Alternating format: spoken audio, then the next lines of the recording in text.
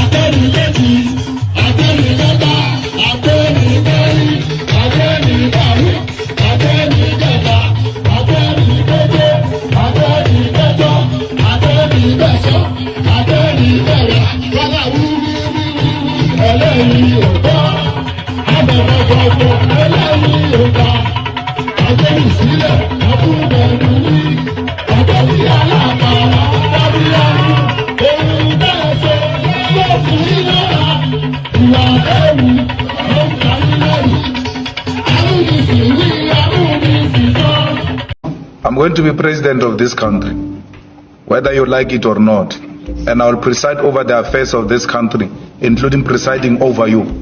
I think you must start adjusting to that reality. The sooner you do that, the less chest pains you'll have when that reality comes.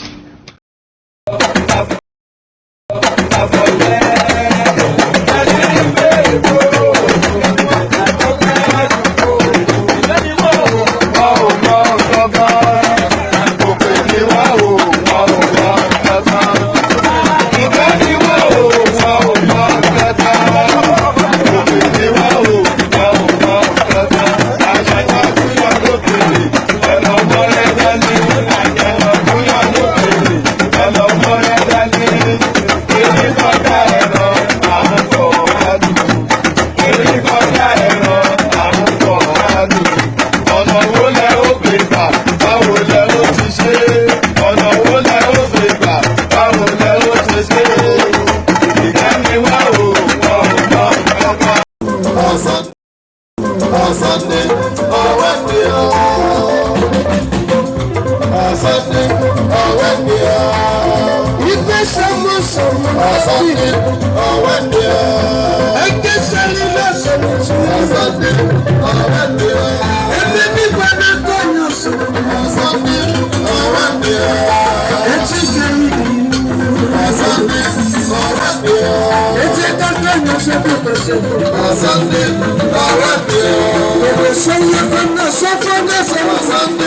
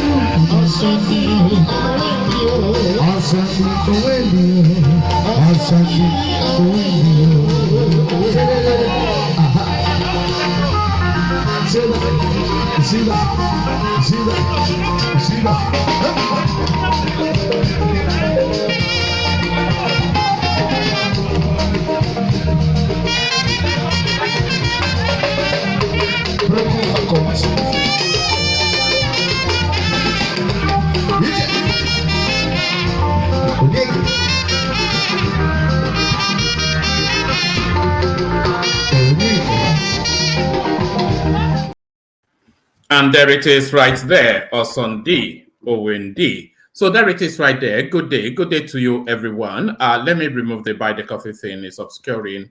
I was going to say it's obscuring my face, but maybe even maybe you want my face obscured. But good day to you, everyone. Good day. Good to have you again. Always a delight in your company. So here we go again. Twice today, actually, we're doing. So there it is. That is a dedication for you. So good day to you. So the usual protocol, click on the like button as you're coming in. Did I even put the questionnaire? I'll put the questionnaire in a moment. Click on the like button as you're coming in. Click on subscribe if you haven't done that already. And then if you want to come join us on the screen, the hyperlink that says StreamYard, you can see it there. This hyperlink right here that says StreamYard. So all of the elegant voices, pardon me, all of the elegant voices that you have been hearing in conversation, all they did was to click on the hyperlink that says StreamYard. So there is no designated seat for anyone. It's first come, first serve, with the exception of Ajanle Koko, of course. If Ajanle Koko turns up, then somebody gets kicked out. But really, it's first come, first serve.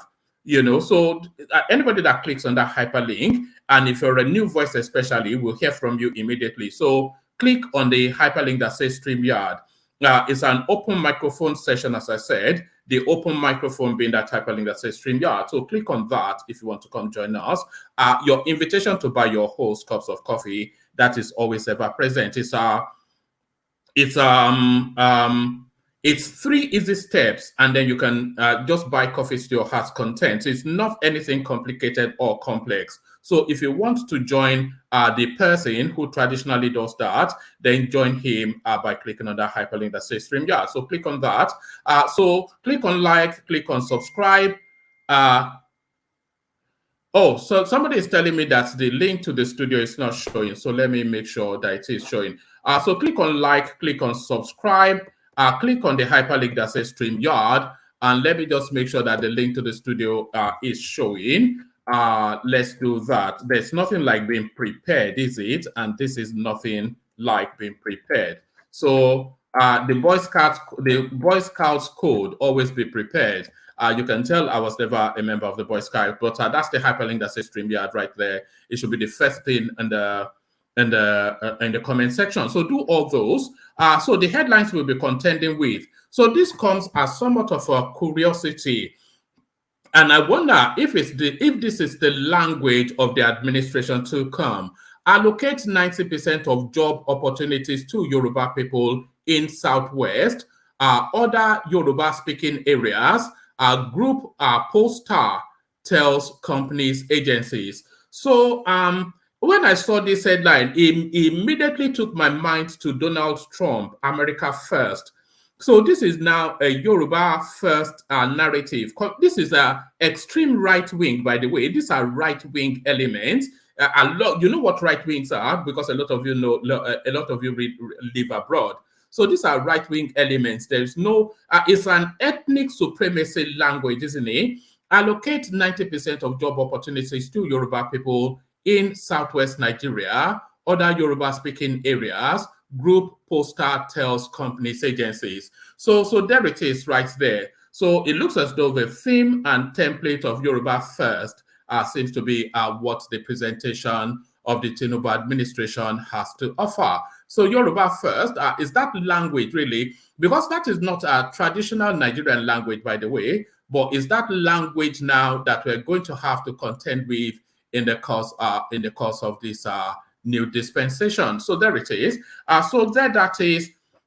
Now, let me bring you the next headline that we will be contending with. So the next headline we will be contending with is, it reads as a stern warning from the Sultan of Sokoto to Abubakar Atiku and Peter Obi that enough of the nonsense and packaging. So that is how I've understood this headline. But tell me how you understand it. Accept outcome of 2023 elections in good faith. Sultan begs aggrieved politicians. So there it is. You may well say, no, he's begging, but the Sultan doesn't really beg, because these are smoke signals now to his adherents that, look, this is fait accompli, and this is how I have accepted it. So that essentially speaks for that region that the North accept. So that's the Sultan of Sokoto then. Accept outcome of 2023 elections in good faith. Sultan begs aggrieved politicians. So quite what the Sultan is saying, we'll find out shortly. Still speaking to all matters elections gone past, because the most acrimonious yet election that we've ever had, and the fallouts of it, Nigeria deeply divided. I am sincerely worried. So this is Atiku Abubakar. But then, of course, a lot of the reasons why Nigeria is divided wrapped around how he has handled that election phase. So that's Atiku playing two sides of his mouth, speaking to both sides, speaking from both sides of his mouth. Nigeria deeply divided. I am sincerely worried. Atiku Abubakar. So quite what the division is and what his concerns are, all of those we'll find out shortly. Where is the next one? So now the goodbye notes are from Buhari. The goodbye notes from Buhari. So he is now saying that let's forget everything and just call it square. This seems to be what our man from Daura seems to be saying. Let's forget everything and just call it square. So the Buhari headline, and by the way, there are spaces on the studio. So of course, if I finish the readout, nobody there, then an early session.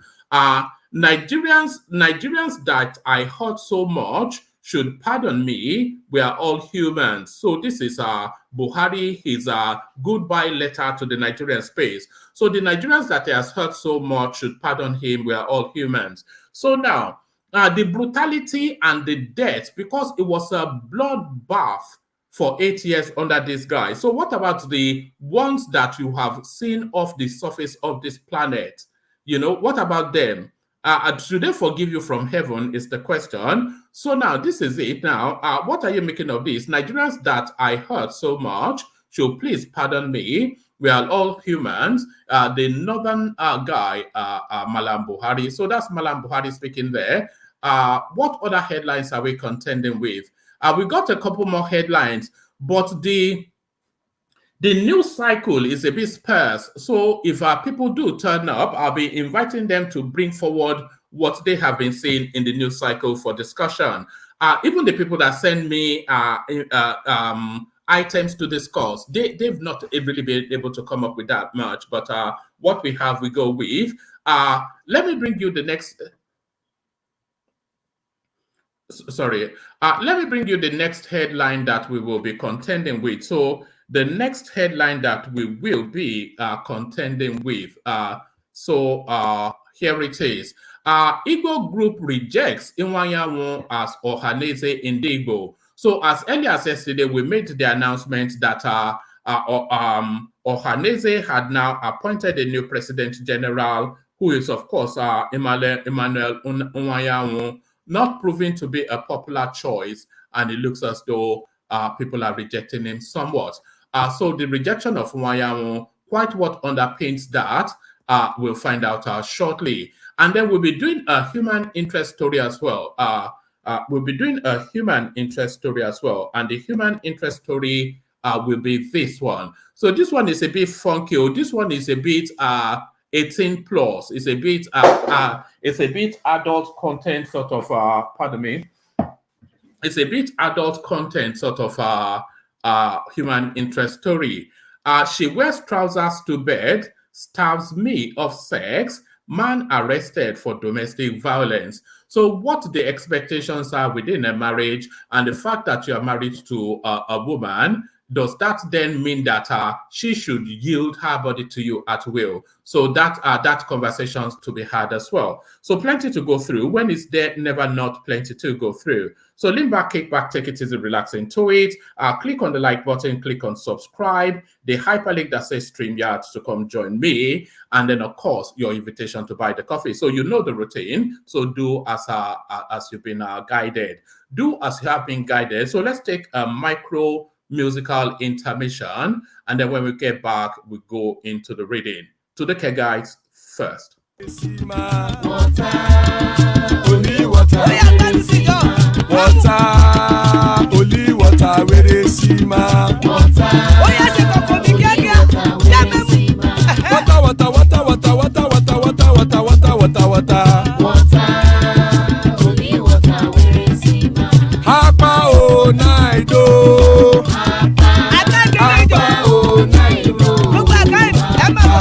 Hapa you don't come oh.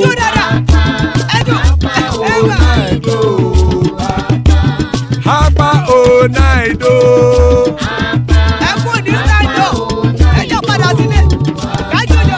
Oro keke elemu ye o. Ide shodi ya keke elemu re o. Bobby master keke elemu re o. Chifu Wailati keke elemu re o. Erukulele elemude. Erukulele egbe elemudodo jare o. Erukulele Ghana ti de everybody ọmọ ẹlẹ́yẹ ẹyẹ o ó dilé o. Odúyẹ̀lá ẹyẹ o ó dilé o. Petrosoname ẹyẹ o ó dilé o. Petrosodunke ẹyẹ rẹ̀ ó dilé o. Ẹlẹ́kọ̀ ọ̀run mú ìní o.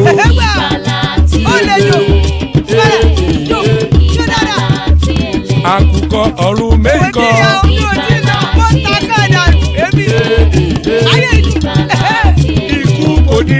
àgbéṣe o.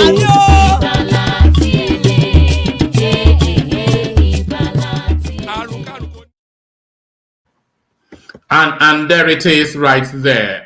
Iku Koneri Wagbeche, powerful, potent prayer by the Kegites. Iku Koneri Wagbeche, that means may death have nothing to do with us. So amen to that on behalf of myself and you, my friends. So Iku Koneri Wagbeche, Aduranla. So let me post the link to the studio again. Still quite a few spots there.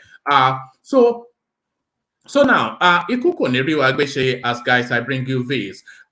Pardon me. Allocate 90% of job opportunities to Yoruba people in Southwest Nigeria, other Yoruba-speaking areas, groups poster tells companies and agencies. So it says with a sense of foreboding, really towards what the Tinubu administration is about to birth.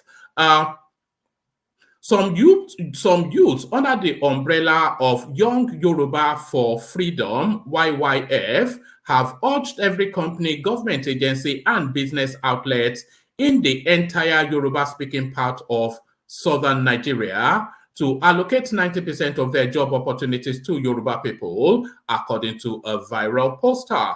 The group stated this on a poster with the caption, Yoruba jobs for Yoruba people. It is called self-preservation. On the poster, which has gone viral on the internet, the group wrote, this is a notice to all companies, government agencies, and businesses in Yoruba land to give 90% of their employment opportunity, to give 90% of their employment to Yoruba people first and foremost. Yoruba land include Lagos, Ogun, Oyo, Osun, Ondo, Ekiti, and the Yoruba-speaking local government areas in Kwara, 12 local government areas, Kogi, 6 local government areas, Delta, 3 Ishekiri local government areas, Akoko, Edo local government area in Edo State. The convener and president of YYF is Ade. Oh God. I never read this ahead though. If I read this ahead, I probably would have disregarded it. So here it is. We all thought he was in prison, of course, but alas, it looks as though it is still up to his mischief. The convener and president of YYF is Adeyinka grandson, who was sentenced to 4.5 years in prison in 2022 for promoting hatred, let's put it that way.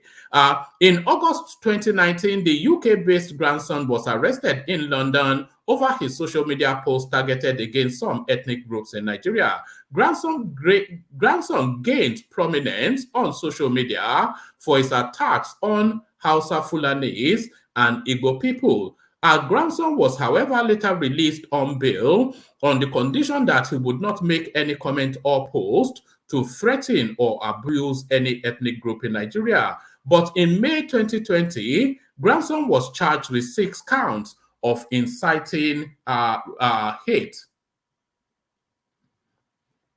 I'm not sure we should be giving any airtime to this guy, actually. I never knew it was him. After he was released on bail, he was said to have further made another offending social media post, which led to his rearrest in October 2020 and the addition of 2 counts to the 6 counts he originally faced. In October 2020, a viral video surfaced in which grandson issued a 48-hour ultimatum to Igbo people to leave Yoruba land.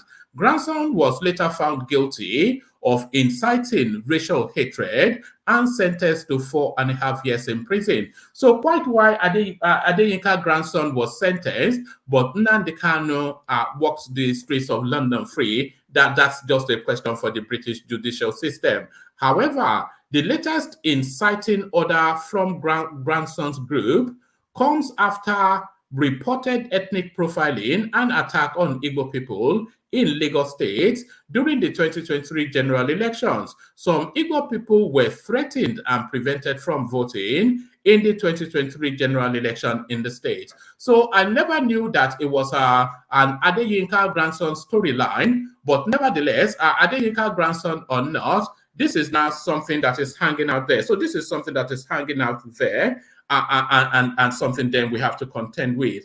Yoruba jobs for Yorubas first is what it's saying. But then how do you even determine that all agencies and all businesses in Yoruba land should employ Yorubas first? But a good 60% of the businesses and agencies in Yoruba land are not Yoruba owned. So how do you even equate that? Only in the warped mind of our Adeyinka grandson. But there it is right there. Adeyinka grandson back in play. So Adeyinka grandson back in play, but a person that has never left play. So a person that has never left play are the Sultan of Sokoto. Accept outcome of 2023 elections in good faith. Sultan begs aggrieved politicians. Sultan of Sokoto and President General, Nigeria Supreme Council for Islamic Affairs, Mohammed Saad Abubakar III, has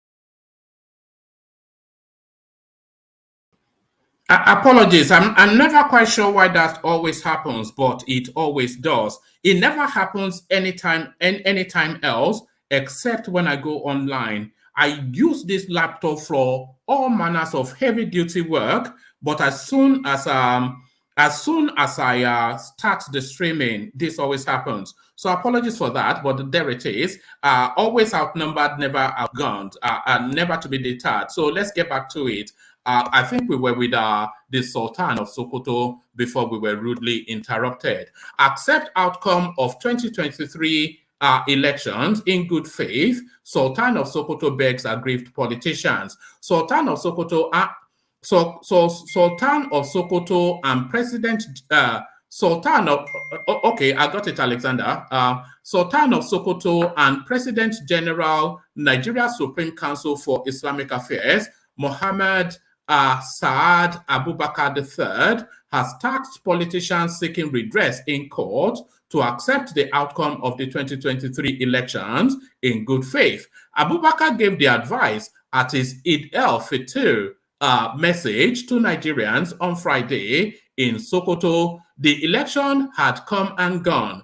People should go ahead with their routine activities peacefully. So there it is right there. So it is quite pertinent because if you are looking for a voice, the one thing I want you to understand is that the Sultan of Sokoto is not just the Sultan of the Sokoto Emirate, is the spiritual leader of the Islamic faith, both for the entirety of Nigeria, but especially for the north, and not just for the northern Nigeria, for the vastness of the Sahel. So his voice is not an ordinary voice, and he doesn't speak he always speaks in soft tone and diplomatic language, but the message clear and unambiguous.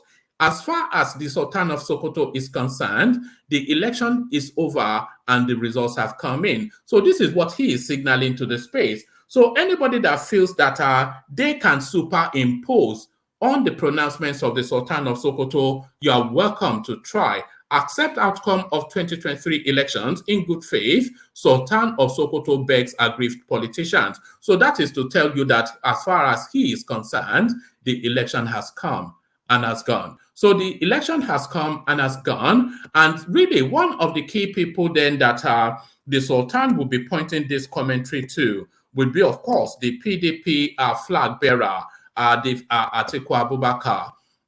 So Nigeria deeply divided. I am sincerely worried. The pot-bellied guy from Adamawa State. Atiku Abubakar, former vice president of Nigeria, said he is sincerely worried about the disunity in the country due to the outcome of the 2023 presidential election. Atiku, in his Eid el-Fitr message, noted that the disunity is being caused by politicians trying to win support by exciting the emotions of ordinary people rather than having good and moral and morally right ideas. So a lot of that.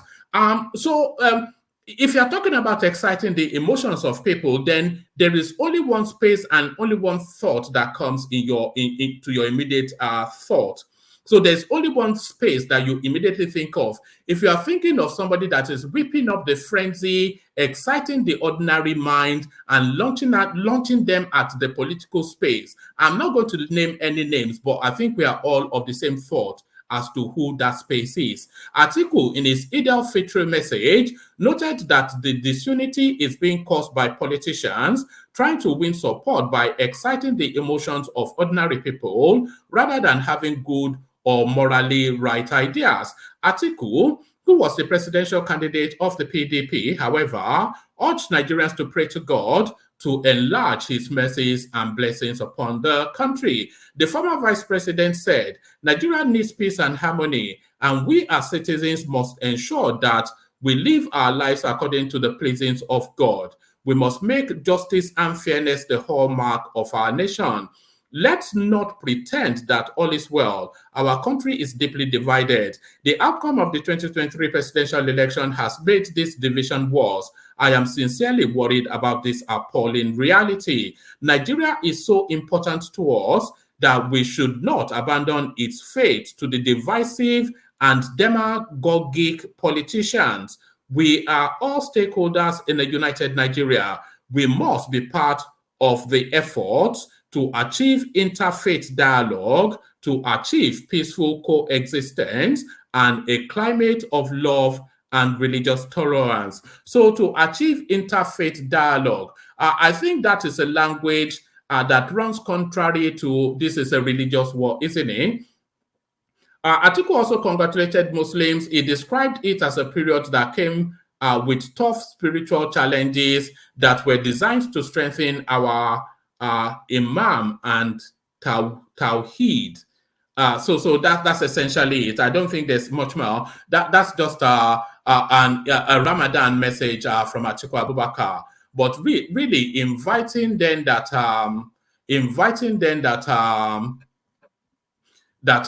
the country is divided. When he sits at the heartland of that division is where that hypocrisy comes in. So the hypocrisy from Adamawa to the hypocrisy from Daura. So this is the hypocrisy now from Daura.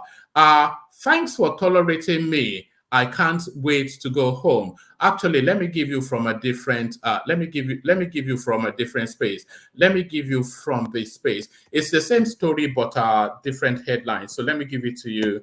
Let me bring it to you from this space. So let's take it from this space. Nigerians that I hurt so much should please pardon me. We are all humans. Malam Buhari. President Muhammad Buhari has asked Nigerians that feel hurt by his actions and policies to pardon him, adding that we are all humans. The president on Friday described himself as a lucky man to have led Nigeria in various capacities as governor, minister, head of state, and crowning it as president. Buhari, who asserted that he was eager to hand over power to the president-elect Bola Tinubu, said that he could not wait to go home after 8 years of being at the helm of affairs in the country, providing governance. The president made this known while speaking at the 9th and final Salah homage which took place Friday at the presidential Villa Abuja. So that's not the last and final Salah homage, of course, to him, yes, but not in the Villa, because, of course, Tinubu is a Muslim as well. And this time next year, he will get his own retinue of, ass lickers. He thanked the residents of the Federal Capital Territory, Abuja, for indulging and tolerating him for the last 7.5 years. He said, "I can't wait to go home. I deliberately arranged to be as far away as possible from you people. I have got what I have asked and will quietly retire to my hometown in Daura. I think this is a very good coincidence for me to say goodbye to you and to thank you for tolerating me for more than 7.5 years now. Having been a governor, minister, and then president twice, I think God has given us an incredible opportunity to serve as your president, and I thank God for that. So please, whoever feels I have done wrong, whoever feels I have done wrong to, we are all human. There is no doubt I hurt some people, and I wish you will pardon me. And those that think I have hurt them so much, please pardon me." Buhari's tenure as Nigerian president ends on the 29th of May, when Tinubu, although besieged with several petitions at the presidential tribunal, is expected to be sworn in as Nigerian president for the next 4 years. So they always put that proviso next to acknowledging that Tinubu will be sworn in. They will be this. So, and what they often do on this particular platform, which is the Omoyele Shore Sahara reporters, they will put president-elect and then they put it in quotation marks as if it wasn't something that was exactly the case. But it is exactly the case. He is the president-elect, and he will govern over you whether you like it or not, just like Julius Malele said in that clip that we play so often. So from that to this, still spaces, just a couple more readouts, still spaces on the studio for whoever wants to join. Igbo group rejects Nwayawu as Ohaneze Indigo president. So that controversial appointment made yesterday, very quickly people pushing back from it. A social political group and affiliate of Ohaneze Indigo Worldwide, Njiko Igbo Forum, says it would not recognize Chief Emmanuel Nwayawu as the President General of Ohaneze Indigo. This was disclosed in a press release signed by the president of Njiko Igbo Forum, Reverend Okechukwu Christopher Obioha, on Friday. Njiko Igbo Forum said it will instead recommend Joe Nwogu, who served as Secretary General and Deputy Secretary General, respectively, for Ohaneze Indigo Worldwide in the future. So, what reasons they are giving for not wanting Nwayawu? The statement reads, as the president...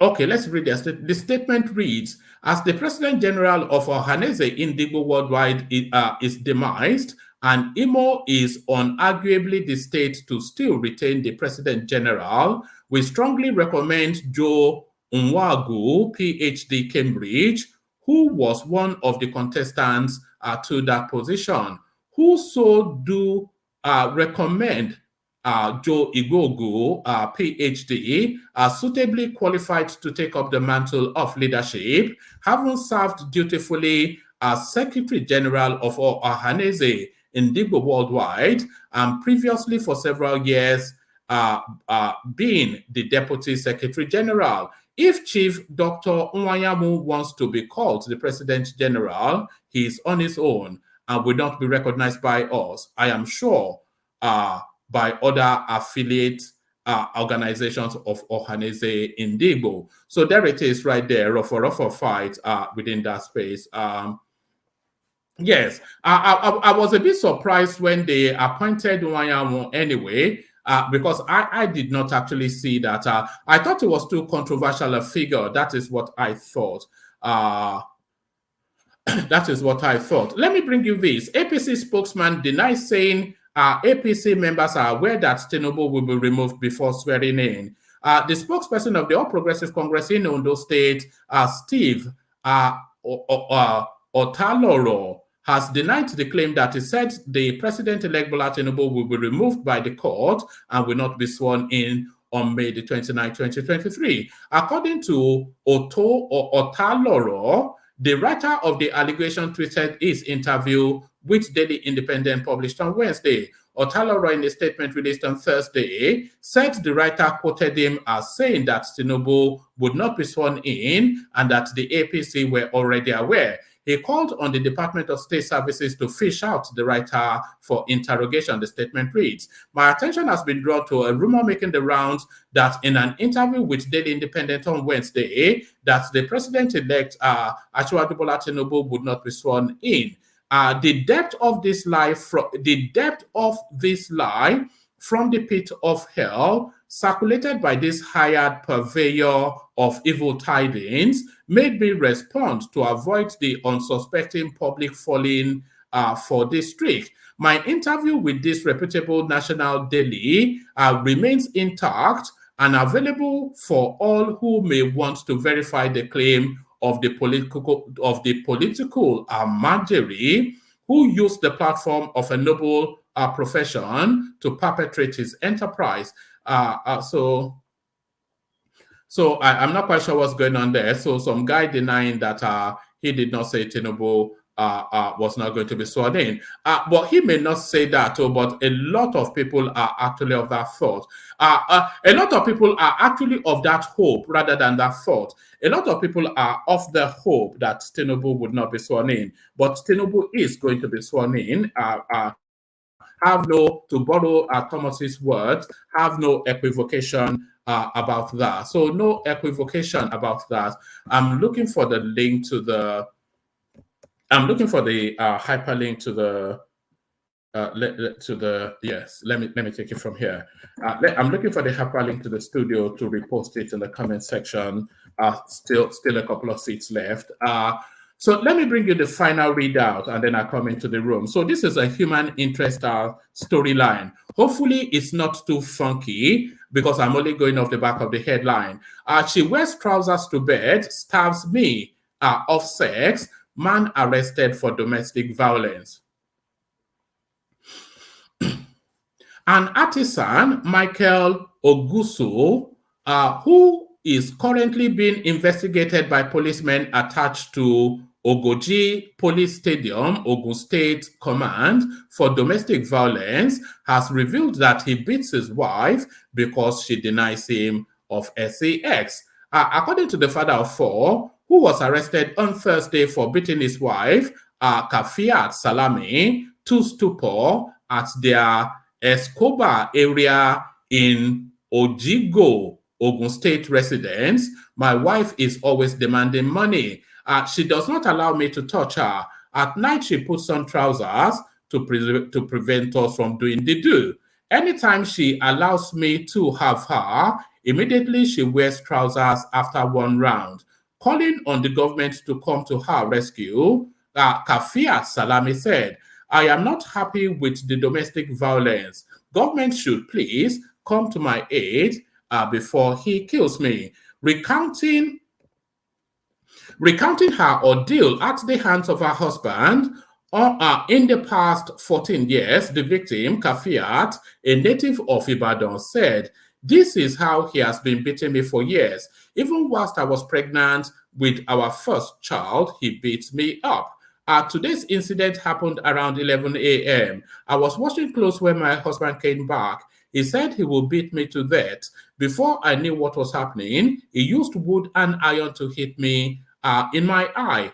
Even when I was bleeding, he kept hitting me." Explaining further, Kafiat said he had not paid my dowry. "We have been together for over 14 years and have 4 children. It is only my grandmother that was aware of our marriage. My parents were not. It was after I gave birth to our first child that I went to see my father. That was before he passed on. My husband is from Cotonou. He works as a carpenter. and works in the Mushin area in Lagos. So there it is right there. So there it is right there. So if he had not properly married her, then that might well, because he doesn't then have anybody to account to. Not excusing that, of course, domestic violence, Nigerian style. So Bishop joins us, as he often does. Good to see you, Bishop. The mighty Akim, known as the Progressive, and Boniki joins us, who is whoever is ready, we kick it off with you. So who's ready? Can anyone hear me? Can anyone hear me? Yeah, we can hear you. Oh, all right, brilliant.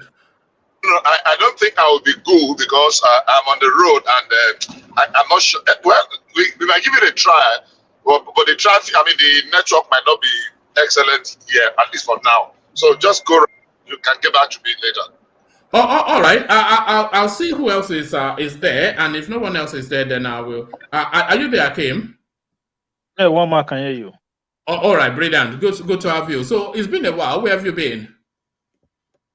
You know, the time is not friendly. Sometimes a lot of people have been complaining about that. Yes. Sometimes I want to join. When I'm in, I just fall asleep. So it's not easy. Yeah. All right, I can even hear the sleep in your voice now.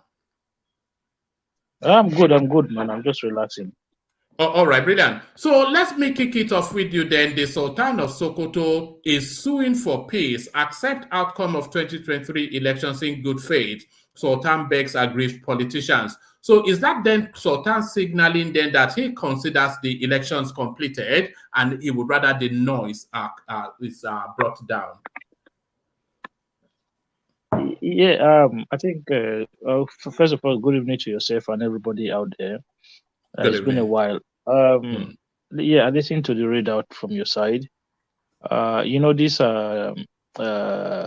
big traditional rulers who have big followers up in the northern side of Nigeria. So I think it's normal for someone like the Sultan to come up with such statement where you know, politicians, right? They definitely try their luck. It's not like these people that it's like they don't know the result of that election. They know the result of that election. If they tell you that in their heart of heart that they don't have the full result of that election, they are not being honest.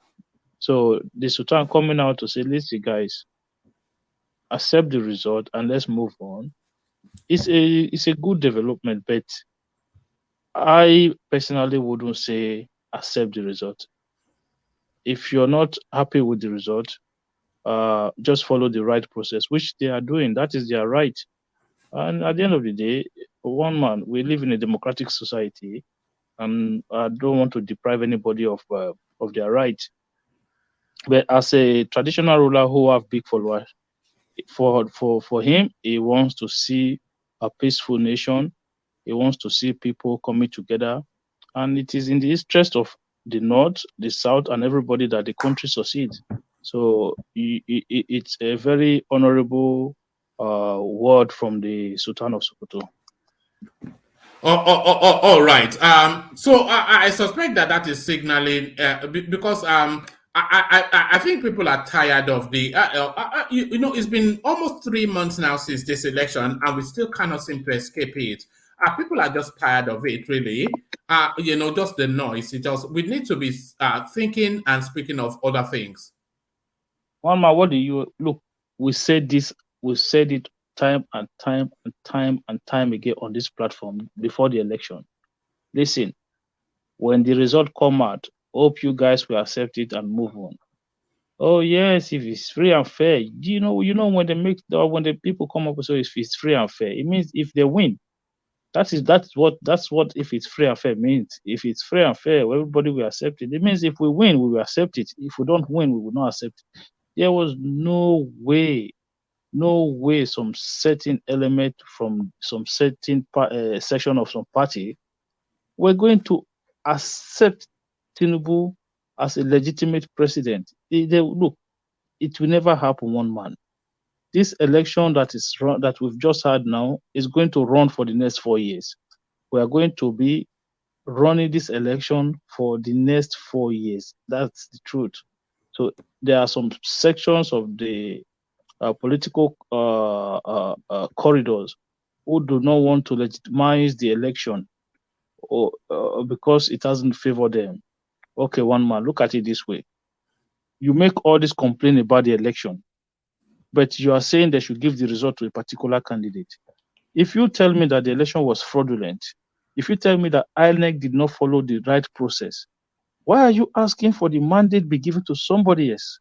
So you want that person to inherit a mandate that was not properly conducted, of an election that was not proper, that in your own word, of an election that you say was not properly conducted. You want that person to be given the mandate of an election that you are saying was fraudulent. So you want to inherit a fraudulent mandate.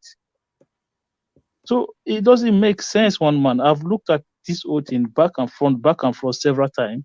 I've come to a conclusion that this election is going to run for the next 4 years in the mind of some people.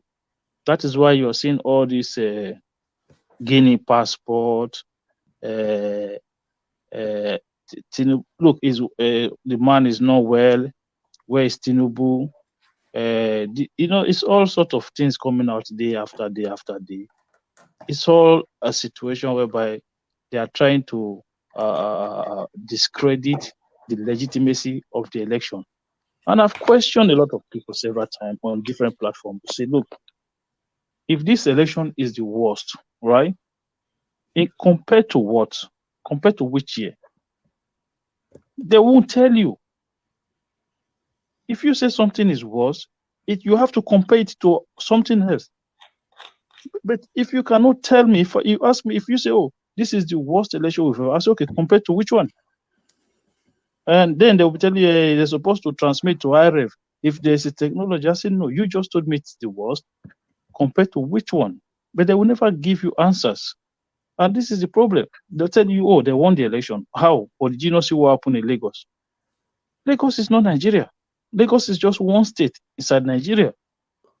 So, one man, it doesn't matter what we do. It doesn't matter how we go. The Tinubu people just need to get on with whatever they are doing and just focus on governance, because at the end of the day, just like Buhari happened, but these people will never accept Tinubu. Let's be honest with ourselves. But the problem we have here, this is why you are seeing this high tension, this level of engagement. Do you know what is going on? Because the people that they are fighting this time are also capable of fighting back. It was not like when they were fighting Buhari and those ones were not able to throw back. But the people you are fighting now, don't forget, when you say the media house, the people who are in APC, these are power, like you see, Bayo Ononuga, he's an experienced journalist, like a long-time journalist. So these are people who know how to fight back when it comes to propaganda. And that is why you see the level of tension you are seeing now, because when you throw one, they will throw two. When you throw one, they will throw two. So it's up to people to say, look, let's come together. It is what it is. Let's wait for what the courts are going to say. Whoever the courts favor, let's ride it. One man, the court took a result. The court took a mandate from a governor-elect a day before he was sworn in Bayelsa. Heaven did not fall. That man, the other man, has been governing for how many years now? He's still there. The court took a mandate away from the APC in Zamfara, gave it to the PDP. Heaven did not fall. The thing is going on well. The thing is still going on there. The man even lost re-election now. So we've seen it up and down the country. Why is this one just different? Give it time. Oh, judiciary, the country is watching. So what do you want them to do? If the country is watching, what do you want them to do? If you go to court and you present the wrong case, so you want the judiciary to still judge in your favor because the country is watching.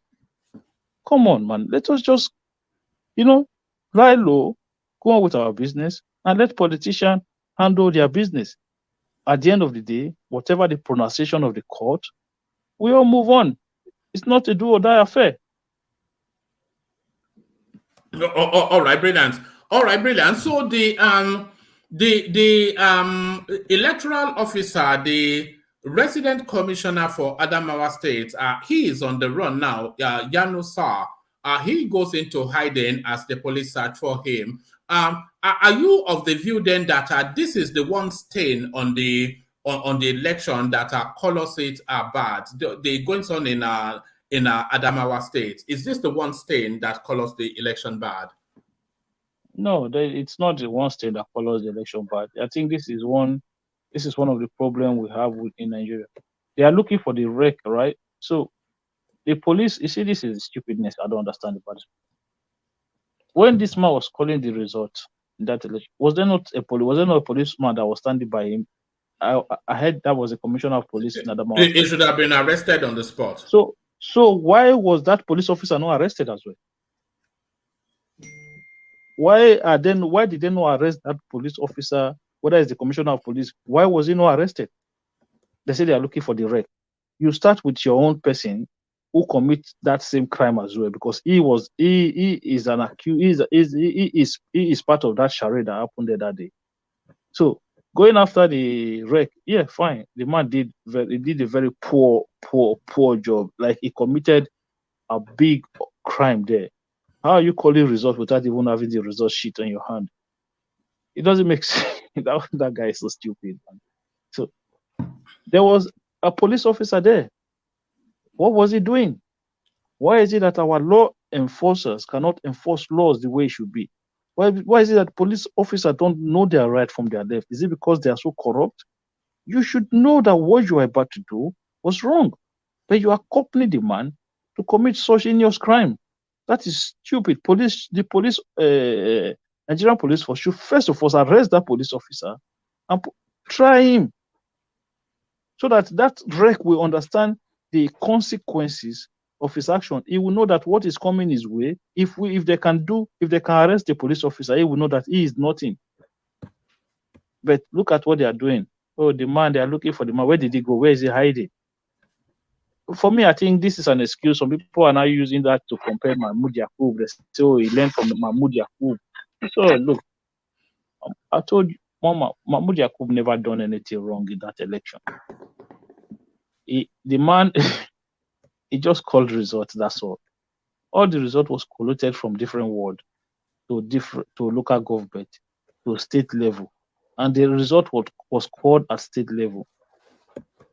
To start comparing what happened in Adamawa to what happened at this federal election. Okay, one man. Was it the same way you have a wreck in Adamawa? Is that not the same way you had that lady in Abia State? Why were they giving that credit to that woman? They were not giving the credit to INEC in Abia State. And when it comes to Adamawa, all the blame goes to INEC. But when it came to time to give credit, the credit went to Mrs. Oti and nothing went to INEC. Was she not representing INEC at that instance?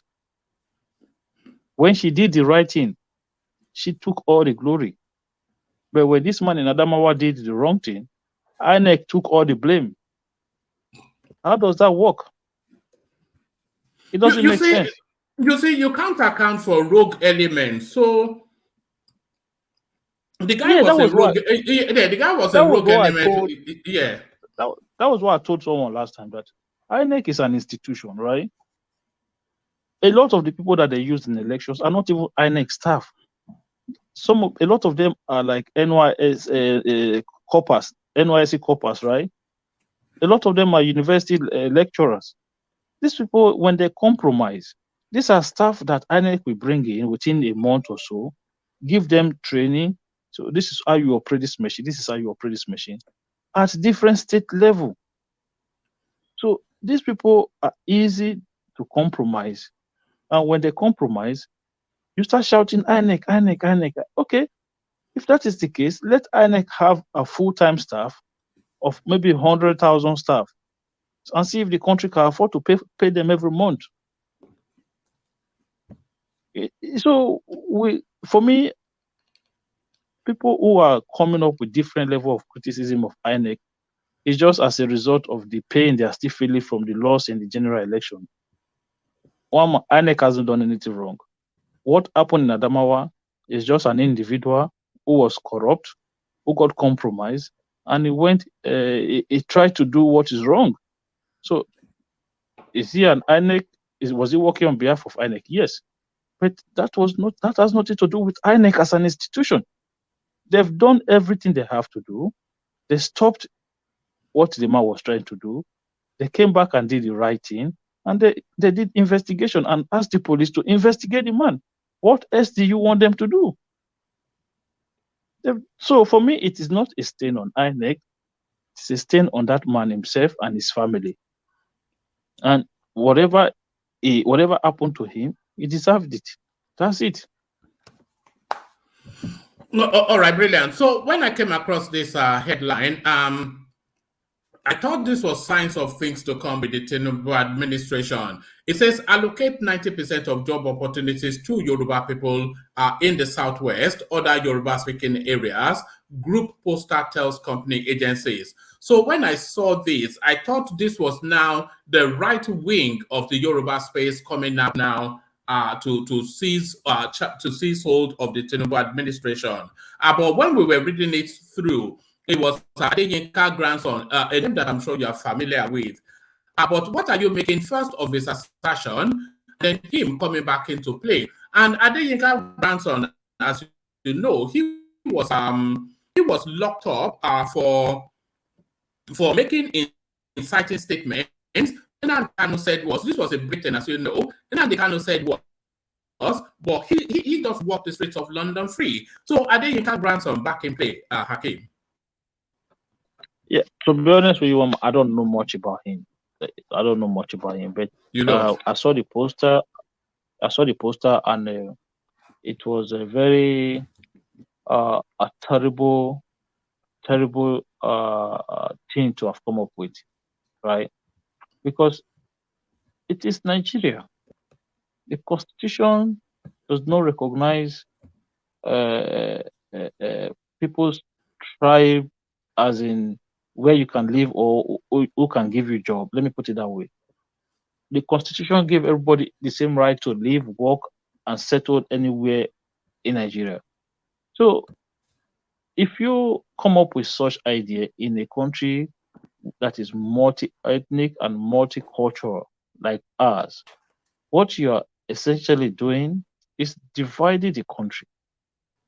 What you're essentially doing is to say they are second-class Nigeria because they are Igbos or they are Hausa or they are Edos or they are Ijos when they are in Lagos or they are in Ogun State. So for me, that you hear me? You say what? Mama, what did you say?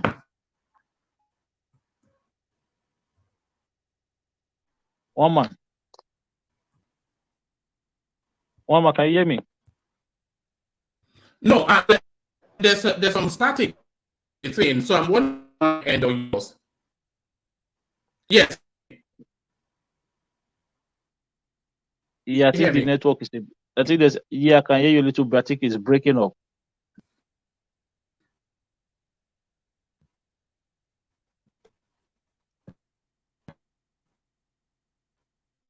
Is there anyone out there that can hear us? Yeah, I can hear you. I'm with you also. So maybe it's one man's network. But I can hear you very well, loud and clear. Yep. Hello, how are you, Kim? Yeah, good. Maybe it's one man's network. Yeah, I think one man's network. What? I don't even know what is going on. I just came back from work now. What are you discussing?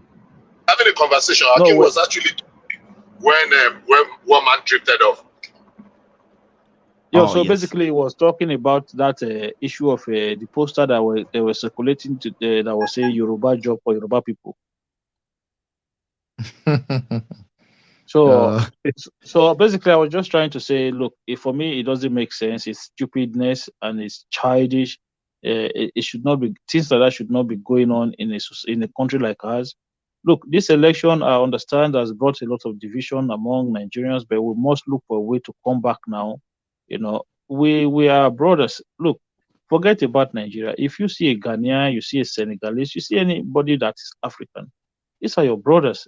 We cannot, let alone those of us within the same country, and then we start to treat ourselves with this level of hatred, this level of division, this level of partisaness among ourselves. For us, it won't take us anywhere. We need to Can be we united. come together? Yeah, Akim? we have to. We have to. We don't have. I don't think our choices uh, are that much. We have to, because look, as long as we live in that same country, we cannot be at each other's neck. It doesn't help anybody. We are all brothers, regardless of what you think. But have you seen us divide like this ever before? No, I've not seen it. I've not seen it, but I'm not surprised, because it's becoming, and it was not tackled. Politicians used it when it was favorable to them.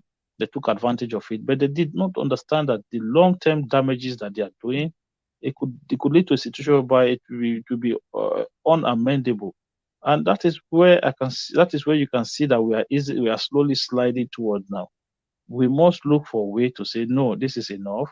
Let those upright people who who who, who are leaders in different communities should come out now and start saying the right thing, not continuously using divisive rhetoric within the community space. Regardless of what part of the country you come from, let us come together. Look, election has come, election is finished. Let politicians continue doing political businesses in the court of law, and whatever the judgment is, everybody will just move on. Simple as that. So But this idea that, yeah, the main lion in the house, Tinubu, Atiku, Peter Obi, they are not showing the example of moving us forward with dirty comments, Tinubu's people's comments, the Halake comments, all of them. They are not showing us that we need to move forward. yeah, but these are politicians playing politics. What has it got to do with me and you? We are just people who went to support one person or the other, and as soon as they call result, we should find a way to carry on with our life. And this is what But we we are are not following doing. them blindly, isn't That is it? the problem. We should not follow them blindly. We should not follow politicians like that. Look, I've supported you. I've done all my best during the election. Whatever the result, I will move on with my life. Simple as that. But people have become so emotional about the whole thing. They become so sentimental about the whole thing. It doesn't have to be like that. I understand that. Look, look. It's just like what some people are trying to do now. It's like a landlord who want to chase his tenant out of the house. First of all, destroy the house so that the tenant will not have a home to stay. But he forgot that. Yeah, he forgot that he is destroying his own home, his own house. When the tenant left, he will still use money to repair the house, isn't it? Exactly. So you think you are clever, but you have cost yourself as well. So that is what some people are just doing now. In a bit thinking that, oh, they are doing the right thing. They just want to first of all destroy the country. So it doesn't need to go to that level. We can easily say, look, election have come. You politician, go and deal with the rest, and let us continue to live our life. There are different ways you can make changes to people's life in a country like Nigeria. There are different ways you can participate in other things. It doesn't mean that somebody who you vote for must be a president before you think that you fulfill all righteousness. What if the person fail? What if the person does not perform to your expectation? So you turn around and say, "Oh, yeah, we'll pursue, we'll pursue, yeah," but that is 4 years gone. 4 years is already gone. The same thing you don't want to do to the other person is the same thing that would have happened to you as well. So people need to find a way within themselves to move on. That's all. Akim, have you experienced this? Friend deleting their friend's number, fighting malice on this election. I don't know, maybe you have experienced it. I've No, heard I've not. many people saying that they are friends for decades because of Tinubu or Peter Obi or Fatiku. They become enemy to each other. I just don't get it. I just don't get it. Let me tell you something. Some people supported Obi, right, out of fear of being bullied by other people around them.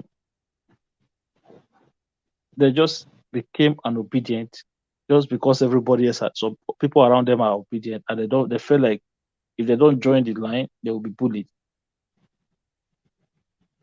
And these are the people who, when you ask them anything, they don't know. So for me, regardless of the circumstances then, regardless of the decision that people made then, election has come and gone. Forget it now. Let's move on. Look, if you don't want to do that, that is, you'll just be hitting yourself up. You'll be eating yourself up. You know?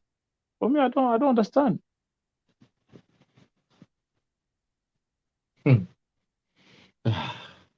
It is well with Nigeria. I hope the next president will make a big. I don't know how it's going to do it. Yeah, The because you know level of why, Thomas, like I said to one man, you know why the thing is like this now, right? You know, there were a lot of propaganda against the Buhari government, right? And that propaganda went unanswered. They went unanswered. So it can easily destroy the image of a person if you are not fighting back. But here is the problem. That is why I told one man just now. The people who they are now fighting are well capable of fighting back. And that is why you see this serious division among us today. Serious division among us. Because the people who you are fighting now can easily match you toe for toe. Whatever information you come up with, they also are very good at propaganda. If you don't mind me, call me for a minute, if you don't mind, before I get Yeah, out go of ahead. come network. in, Bishop. Yeah, come in, Bishop. Good evening once again. Good evening. See, Yeah. what you are saying is very, very, very true. We all need healing, but we need to go back to how it started. Even though there have been signs of this division time immemorial, but it became very pronounced in 2015. And you were very right to say there was no pushback from the Buhari camp. Do you all remember the story of the pedophile that Nnamdi Kanu started, that Buhari is a pedophile? No, don't use that word, please. Use another word. That's a trigger word for you too. Okay, Carry on. Yeah. okay, okay, I'm not going to repeat it, but you remember that story? As she married somebody when she was either 11 or 16. You remember the story of no WAEC, that NEPA certificate? All these are terrible things that were said about an individual that his only offense was that he won an election. And the division, rather than get better, started deepening and deepening and deepening. To be very honest with you, the only reason why I did not support Asiwaju Bola Ahmed before he even traced injury, because for some, you are breaking up again.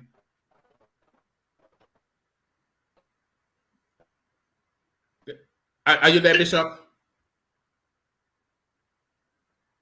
I think his network is he's driving. That's the thing. So when you're driving, you go in and out of a good connection. So so apologies. I'm sure you all know that my system, anytime I just start streaming, something seems to happen. So I'm not going to say I'm being attacked by the obedience, but I'm having my suspicion. But you know these people now. You know they are very hot on the internet. So don't worry. I will always be here. Don't worry. Every single day I will be here. But I don't know where we were. You can never tell because the way these people were so hard on transmission. Yes. What is going on with you and transmission? But do you have a plan for that transmission or something? Yes. Yeah, hello. Can Yes, we can hear you, Pego. yes, I think we the youths, we are the polling of ourselves, because I remember 2015 where APC came and started propaganda against PDP. They say PDP stole money, this one, that one, and during that PDP period, we did not. I did not feel any hardship because if you're in that PDP period, if you are poor, that means there's something wrong with you, because there was money everywhere. Even the banks had money to give loan and all those ones. Money was circulating. If you are poor in that PDP period, that means something's wrong with you. Because I remember that period when I was young. I was going to join. Sorry, hold on. Yeah, rational mind. Your camera was on. Yeah, okay. Yeah, so carry on. I'm ending somewhere. Hello? No, carry on. We're Hello? listening. We're listening. Okay, now. Carry on. Okay, what I'm saying that period, if I go to join, I would do competition in a bar almost every day. But I cannot buy 2 bottles of beer comfortable to my friends. So what I'm saying is, this election, Peter B was deceived. I'm telling you, APC were the one that even financed Labour Party indirectly to destroy PDP, to take over PDP votes. I know, and something that people know. I know some people that was financing Labour Party, and the person is APC. Peter B was highly deceived. That's why they came out. That's why he came out, and at the end, he failed the election. At the end, PDP lost the election. All right, we've had this conversation severally. Is this where we are again? Hello? Carry on, land that point. But what you are saying is a conversation we've had too many times. But land that point, and then we move on. And thank you for stepping in, by the way, Thomas. But land it. Okay, all right. What I was trying to say that Labour Party, Peter B was deceived in this election, just to destroy PDP. That's what I say. Oh, all right, brilliant. So I wasn't stopping you, but this is something that we say almost every day. Everybody knows that the biggest advantage that Tinubu had in this election, the biggest, if you were to narrow Tinubu's victory down to one person, that person will be Peter Obi. If you remove Peter Obi from this election, we'll be talking about Atiku Abubakar as president-elect. Is that not right, Akim? Yeah, that's good. Look, Mama, this was analyzed time and time again. And even if you remember at the time when Kolata was doing his numbers, right? All of those was even showing in Kolata's number. At every time, Kolata will say, look, if Obi and Atiku merge together, they will beat Tinubu silly. And he was saying it. Look at the number. 2 of them combined, it's nearly 13 million votes. That would have been a landslide victory for one side, right? Even if they don't get 13 million, that would have still been a big victory for them. So before the election, it was analyzed on this platform several times, on several occasions. Kolata brought his numbers several times, played with the number several times, and exactly what happened in this election is what Kolata was predicting at the time. So I don't understand why people are finding it difficult. One man, if you want to know, right, that a lot of people who are saying certain things don't understand what is going on. When somebody say they rigged the election, and then you ask simple questions, right? Where did they rig the election? And I said to somebody, one man, I want you to listen to me today. When in 36 states, out of the 36 states where that election was held, including Abuja. There were only three states where you had head-to-head between APC and the Labour Party. That was in Rivers State, Lagos State, and Benue State. Outside of those three states, there were no other states where the battle was between the Labour Party and the APC.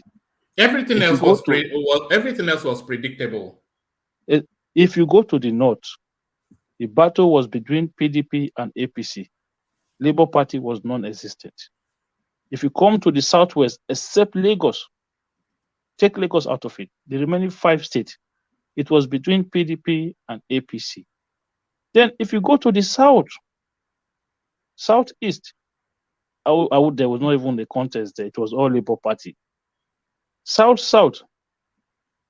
Cross River, Akwa Ibom, Delta, I think Edo, in the state where Labour Party won, they won handsomely.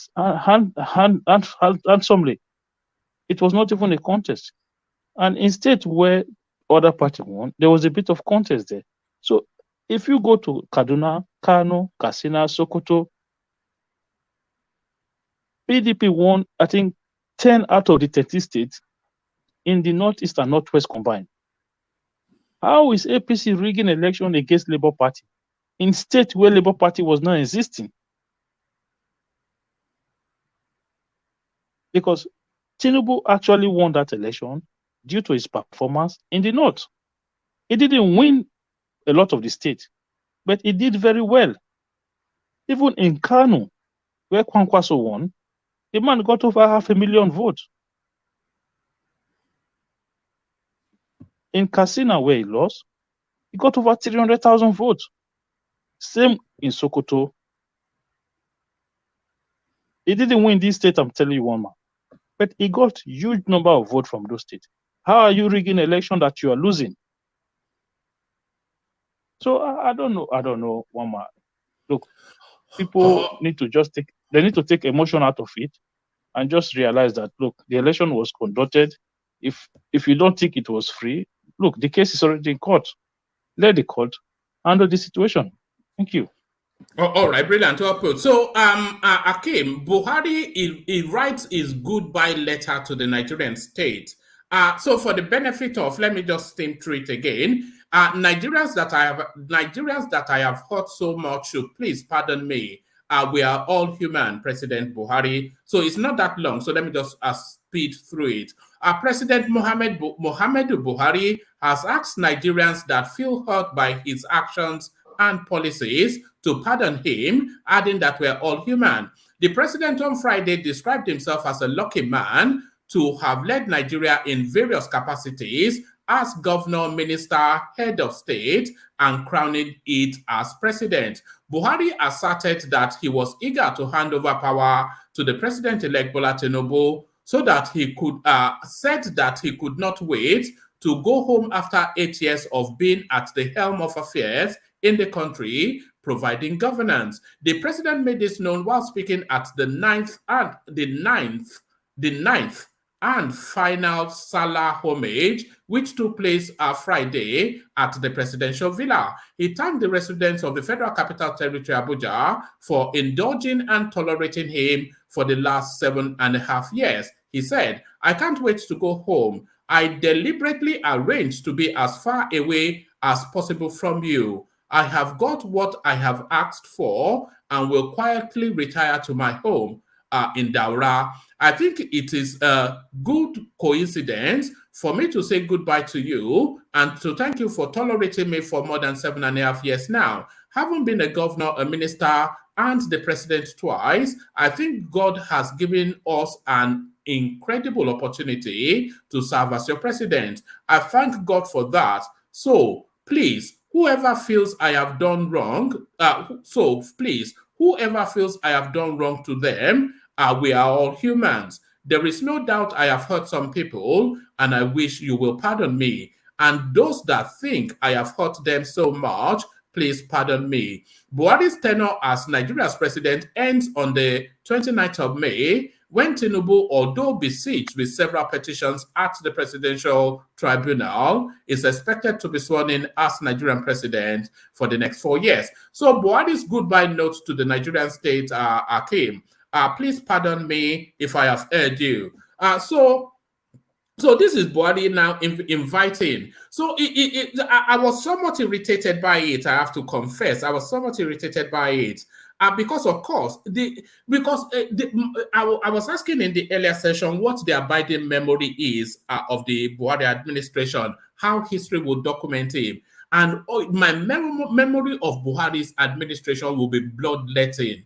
So what are you then making of this goodbye note from the Mala from Daura and his invitation for you to pardon him? Look, I don't know. I don't know if I'm to say it's a good one or not, but I think it is good that he acknowledged that there will be a section of people who feel let down by him, and there will be a section of people who will say, okay, you know what, you gave it your best, but in honesty, I think his intention, Buhari's intention, he has the right intention. He meant well for the country. He wanted to do the right thing by the country, but his leadership skills, he does not have it. Buhari does not possess good leadership quality, so it doesn't. And that was one of the biggest problems of his government. If he attached himself too close to certain people, and leaders don't do that. As a leader, there's nobody you cannot fire, there's nobody you cannot hire. When you get into a situation whereby some people who work with you are unsackable, then you are finished. Everybody that is working under you should not be in a position whereby they cannot lose their job. And in Buhari government, there were people who felt like they were unsackable, and that let his government down. And I think if we look back, but are you excusing? Are you excusing him somewhat? Is he not the decision maker? So these people that let him down, he put them in place, and we all saw that they were. Remember how long it took him to sack Burutai, who was the chief of army staff, and people were being killed all over the country. He did not sack Obama. You're getting it wrong. He did not sack Burutai. Who did this? Who was the? Is Burutai the current one? No. What happened was even extend He did sack Burutai to replace him with. Did he not? No, one man. How can you sack somebody and you make him an ambassador? The man is an ambassador to Benin Republic. I know. No, he did not sack him. He just retired him. The man is retired. He didn't sack him. So yeah. But whether he sacked him or not, the guy was eminently not suited to the job, and he kept him in situation at the expense of human lives for many more years than he should have. So I'm talking about really people letting him down, but then he appointed those people. And when the same thing with Abubakar Malami, who patently was not fit for the job, everybody pointed it out, and he said it goes by something that he calls loyalty. But the loyalty that he has is not to his staff, it's to the country. Yeah, but this is why I'll say to you that his leadership quality was not there. The man has no leadership quality. Look, and I said to you, if you have people in your cabinet that you cannot fire, then you are not supposed to be a leader. Akim, can I interject? Yeah. Yeah. Buhari was not the one that even appointed Buratai. Buratai was appointed by Jonathan. But he left so many people that work with Jonathan. And then when he's supposed to even retire Buratai, he extended his tenure. Yeah. And that one affected a lot of military personnel that are supposed to have gotten to that position. And they retired them even before Buratai is supposed to retire. So he didn't sack Buratai. Actually, he extended his tenure and made him an ambassador. He extended his tenure. Then when the guy retired, he sent him to he made him an ambassador. And then, sorry. He appointed Buratai, not Goodluck Jonathan, because Buratai is the son of his best friend. Yes, yeah. Buratai was appointed July 2015. Yeah, but one man, regardless, he should be able to look. You know, when I looked at Buhari and I said, nah, this man is finished. I told you before, when Buhari sent Mago's name to the Senate for confirmation, the then DSS boss, what's it called, Daura, Daura, they call it or something Daura. This guy wrote a letter to the Senate against President Buhari confirmation. This is a DSS boss under you. He's now writing a letter against the person that you sent to be confirmed by the Senate. The Senate used the letter from the DSS as an excuse not to confirm Magu as an EFCC chairman at the time. So Buhari, Oshibajo, all of them brought Magu's back. They did internal investigation. They said, okay, all is clear. They sent him back there again. The same DSS wrote a letter to the Senate again twice, and Buhari did not sack that man. It was when Buhari was out of the country. That man went to go and try some nonsense in the Senate. Oshiba just sacked him straight away. He did not even give him 2 minutes. He sacked him straight away. And that is how leaders should operate. You do what is wrong. Let me interject here. That information not correct, sir. Can I interject here? Yeah, interject, but we're going to be managing the interjection today because sometimes it goes off, but go on. Yeah, thank you very much, one man. This thing you said now that Osibanjo sacked Buratai and all that, and that is how a leader should act. I want to say something. When you said Buhari mean well for the country, Osibanjo was a very good vice president to Buhari. But every time Osibanjo get the opportunity to help the man to do some work, why is it like that?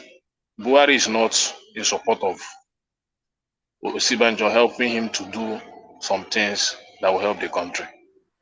Because I know many times Buhari left some time ago. Buhari left the country. Osibanjo did wonderfully well in the economy, especially in the dollar aspect. The thing just came down overnight. Everybody was just happy in the country. But it's just like when Buhari came back, it was just like he's not happy with the thing that Osibanjo did that time and everything. And since that incident happened, Osibanjo was never given an opportunity again. Even whether Buhari is staying 100 days, 200 days away, Osibanjo was not given an opportunity in this government, even up till now. So why didn't he give, when he knows that Osibanjo would have helped him to do the country better? Why didn't he give him that opportunity to help him so much? All right. All right. Thank you. Thank you for that. So back to you, Akim. Back to where you were. Yeah, thank you. So that was why I was trying to say that the man leadership skill is poor. The man, look, his intention was to come and do. All right. Give us a verdict on Buhari then, because we did that in the earlier session. Give us a verdict on Buhari. Is the history books going to see him as a saint or a sinner? Is he going to be remembered for the bloodletting or for the infrastructure? How will history document him? I think you have to split his administration into three: security, economy, and infrastructure. So you have to give him is it 33.5%? So on the job he did on the infrastructure side.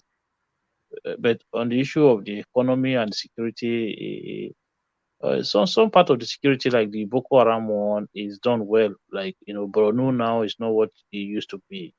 But my God, there've been a lot of insecurity issues that have come back after then. And I think where he just messed things up was the beginning. when they were talking about the confab that was held during the Jonathan administration, right? He should have just said that time and say, okay, we are going to look at the confab, things that we believe will help the country, we will try to push it forward. Guess what they did? If you remember at the time, they came out and said, no, that confab was was a job for the boys. It was just a situation for people to eat, But issue of state police was there. Issue of electricity was there. The same things that we are calling for now. If he had just concentrated on restructuring one man, this man would have been one of the best presidents that we've ever had. If he had just concentrate, do a hard job on restructuring the country, decentralizing power, because these people, as soon as they get into power, they act as if they're going to live there for the rest of their life. No, the most you're going to be there is 8 years. That's all. That's what the Constitution allows you. So why are you acting as if you're going to take the thing with you when you are going? Just do what you have to do. Do the right thing. If you had you see the last 16 bill is signed. If he had done that in his first term, by now, at least you would have had the country would have progressed. The country would have progressed a lot further. Yes, exactly. You would have had at least 10 states would have had 24 hours electricity by now. If he had done that in his first term, at least by now, if Lagos does not have 24, then Sanwo-Olu and all of them, they would have kicked all of them out. Because Lagos should be having 24 hours electricity. If that bill was signed in his first term. But look at how late he left it.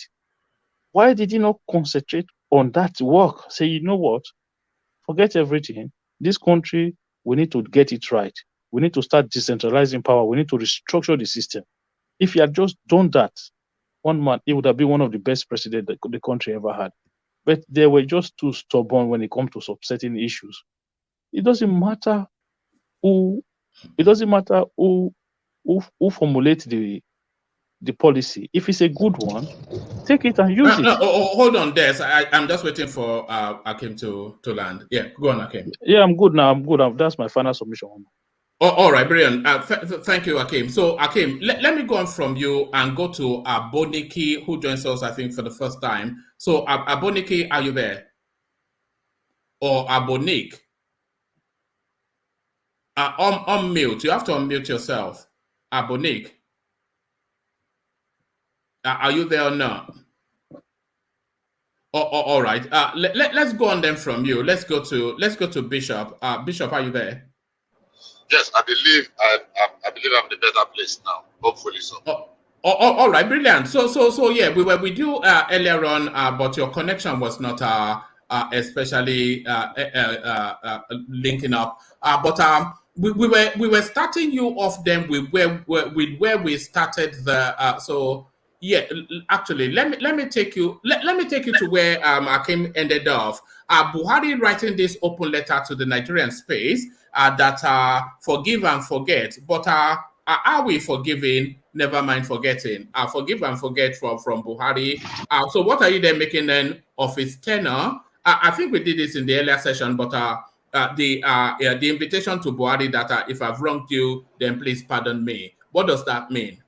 I think that's just I think that's just forgiving. It's a normal thing when you are leaving a post. It's not impossible that you've offended people and people have offended you. So I think it's just kind of a rhetoric, kind of a thing. You know what? Peradventure, in the course of discharging my duties, I've stepped on toes, which is most certain would have happened. So I think it's just a formal way of ending any tenure. Anybody, even a pastor that's leaving a church, some bosses or superior that are leaving, a post, or a mission field, and they always have the last interaction with their staff, in the course of discharging that. So, to me, I believe that's what he largely meant. He did say that he has given his best. Unfortunately, people will always see things very differently. I've come to realize how complex we are as Nigerians. Good money could be interpreted in 1,000 ways, depending on who is doing the interpretation. So, for somebody that when the epithets are written, what they call it now, the final one they write on tombstone.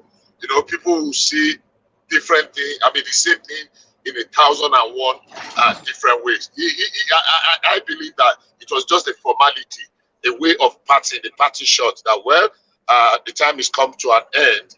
And so if I offended, I remember people that are very vocal now were the ones that were promoting the, at least I've listened to some comments, were the ones that were saying that Buhari was planning an extension of tenure, you know, some 2 years ago, that he did not plan to go and the rest. So, but all that has fallen flat now. So he's done his bit, I believe, in a matter of in years to come, we'll be referencing what he did or what he did not do.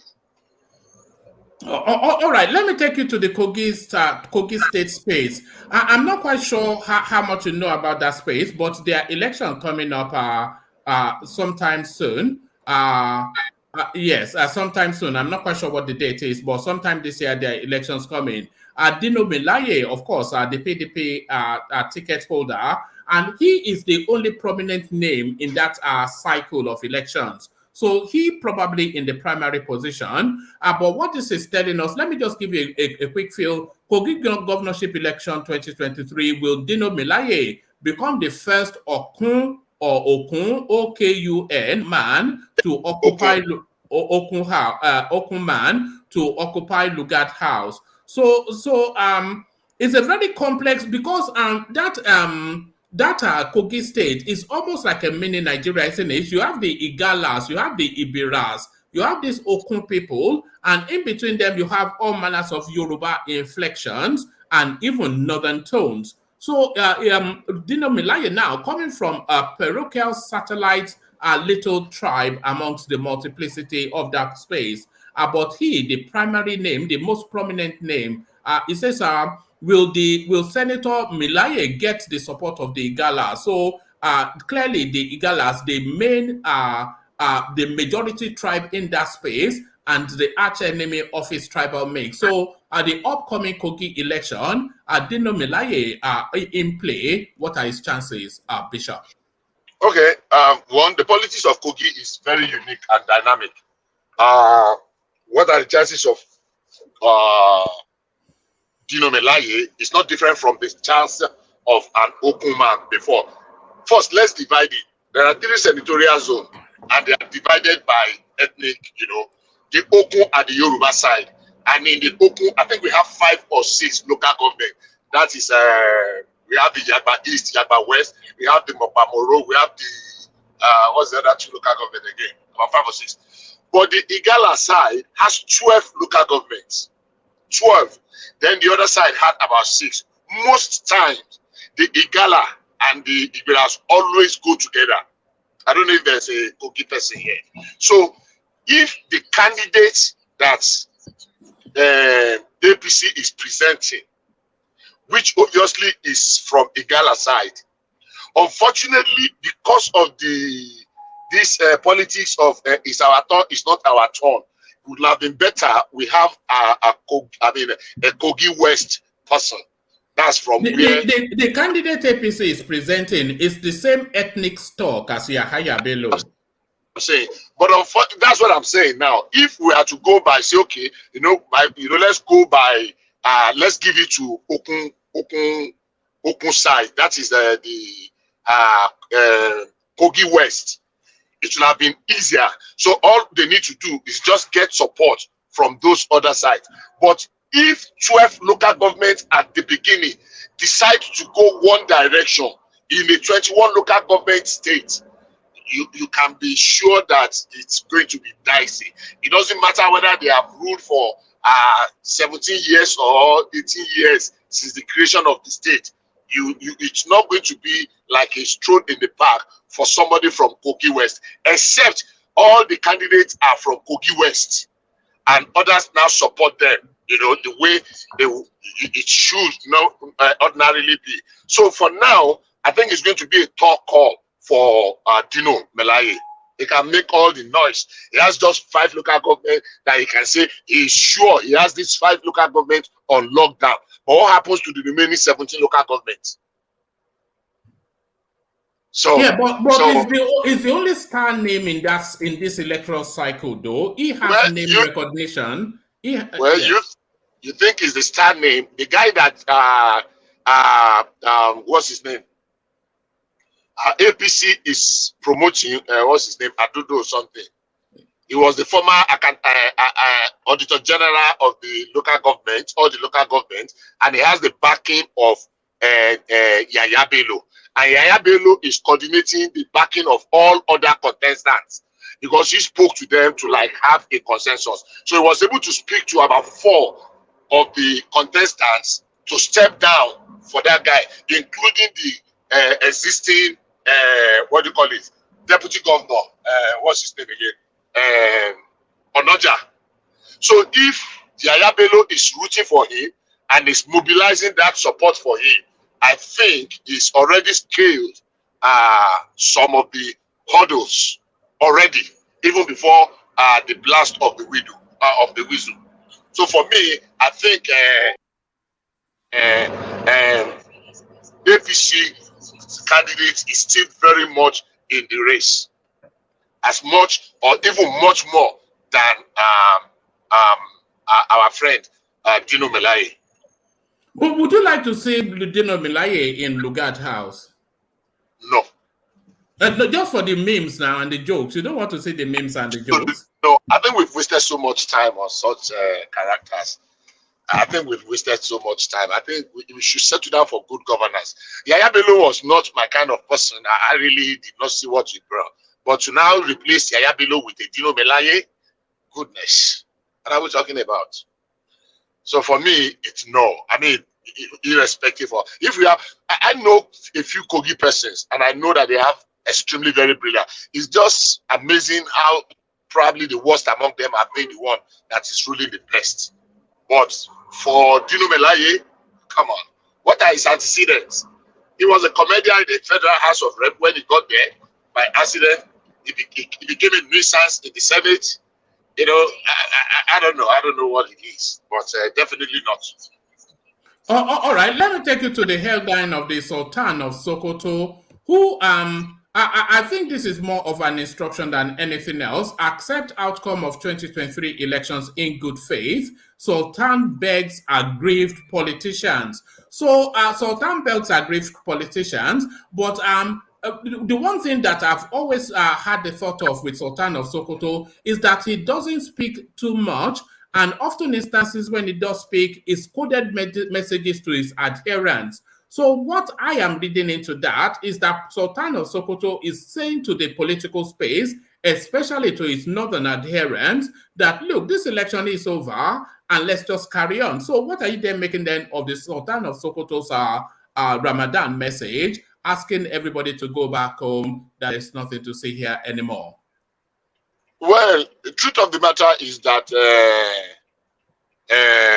the Sultan, what he has said is what the role every elder, I mean, when I mean elder, all elder statesmen in Nigeria, whether it is religious learning or just, statesmen, that's what they should do ordinarily, to be the voice of reason, to call everybody to others that, you know what, the contest is over. Now it is time, let's roll up our sleeves. So he's doing what an elder should do, whether it is traditional, whether it is religion, whether it is just, retired old people that have trod the landscape. He's doing what a reasonable and responsible elder or leader should do.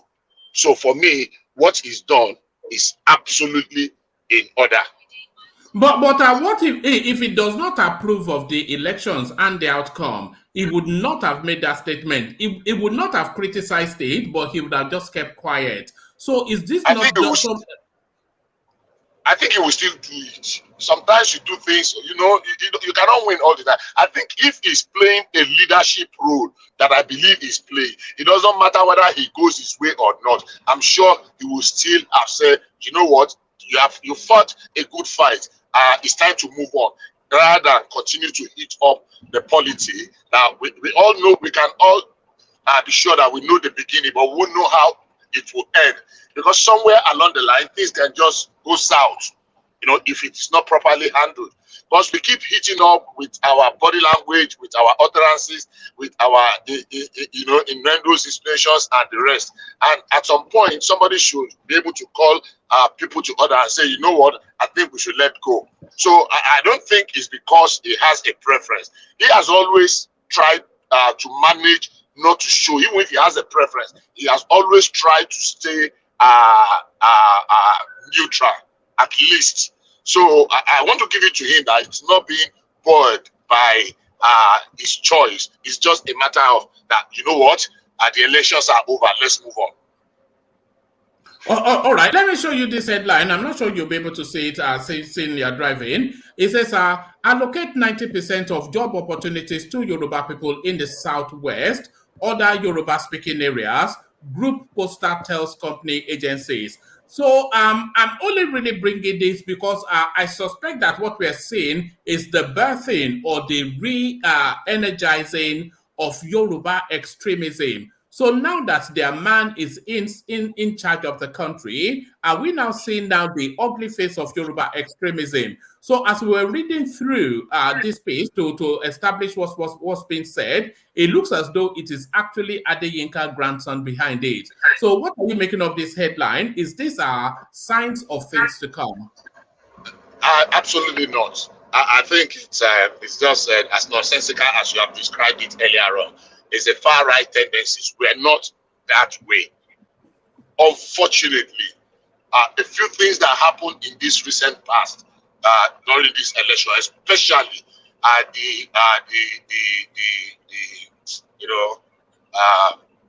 before the gubernatorial election in Lagos, quite a number of things happened that brought out the worst in people.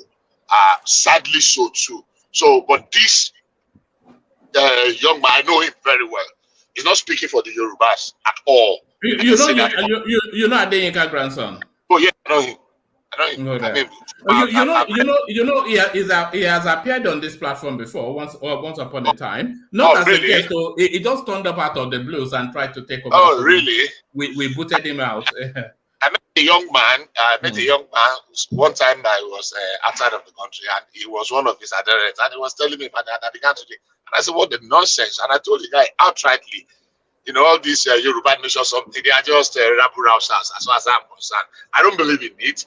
And if they present a logical, if they make a logical presentation to convince me, yes, but what they are saying, there's no substance in whatever he was saying. So if he's one that is coming up with this, I think it's just an area of seeking relevance. But having said that, there are some few things that we actually need to visit. I'll give you one example or two on this matter.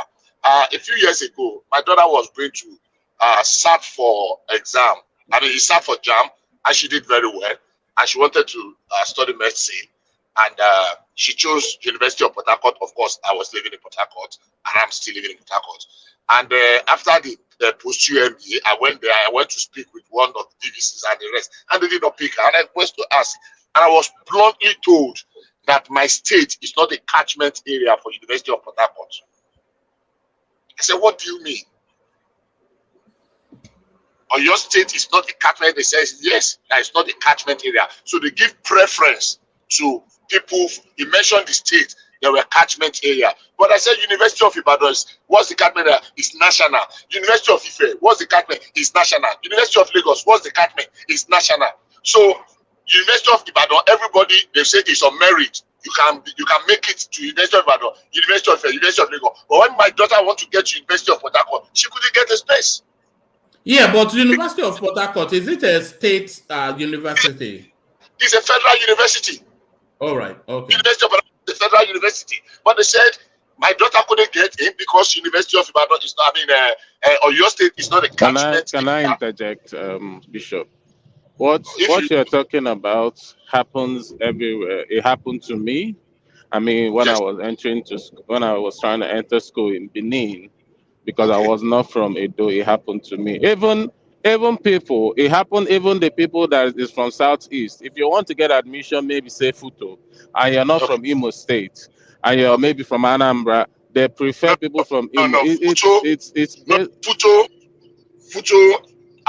is Futo Federal University of Technology. All the southeast states are catchment area for Futo.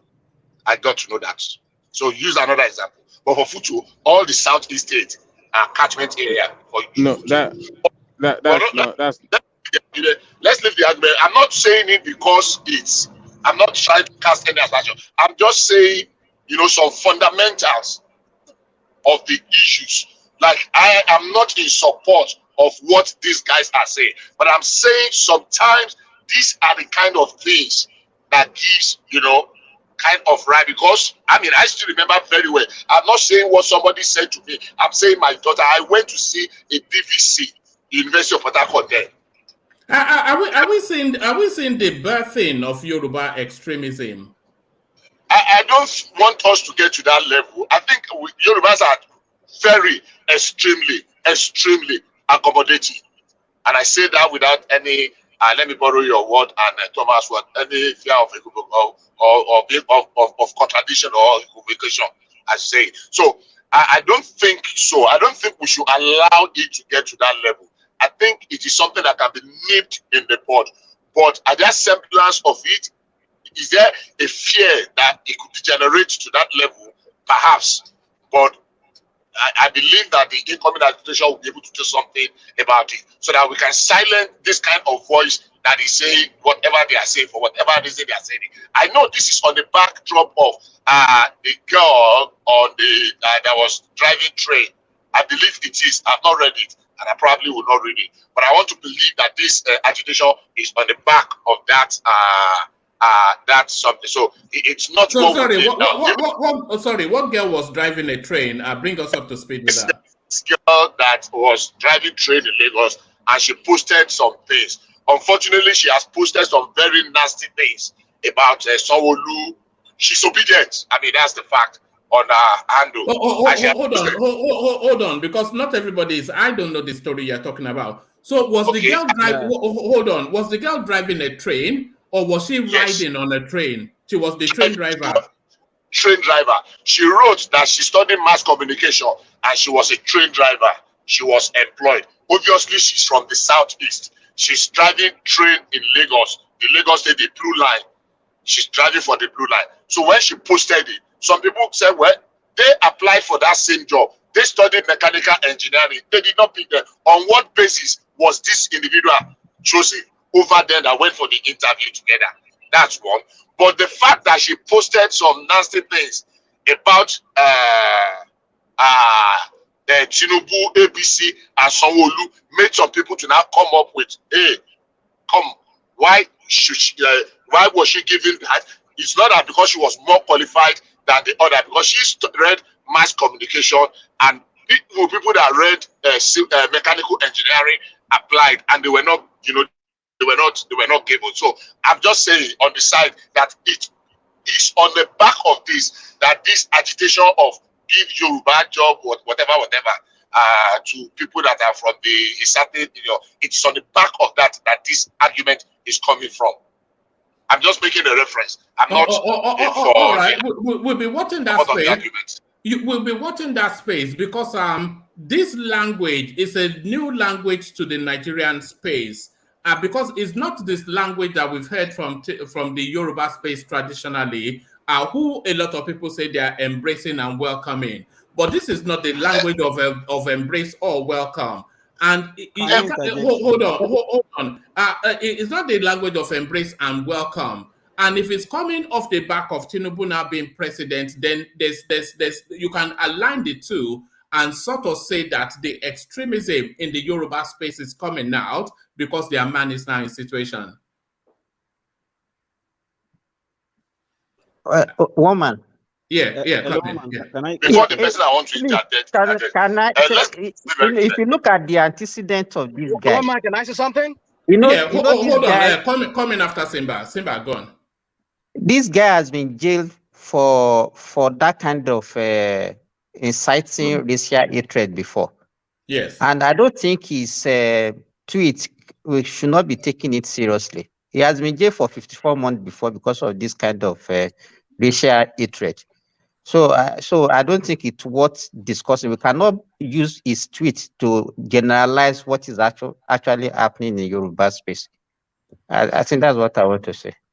No, I'm not using him, but there are little pocket. Okay, go on. Yeah, go. Oh, yes, we have the girl. Yes, go on. Woman, you see, what Bishop said there, I think I even Sorry, tested this on sorry. Hold on. I think Rational Mind wanted to come in first. Let Rational Mind go first. Rational Uh, Mind. Woman, okay. I've been straining my ears to hear. I don't know if it's my device. It's very low.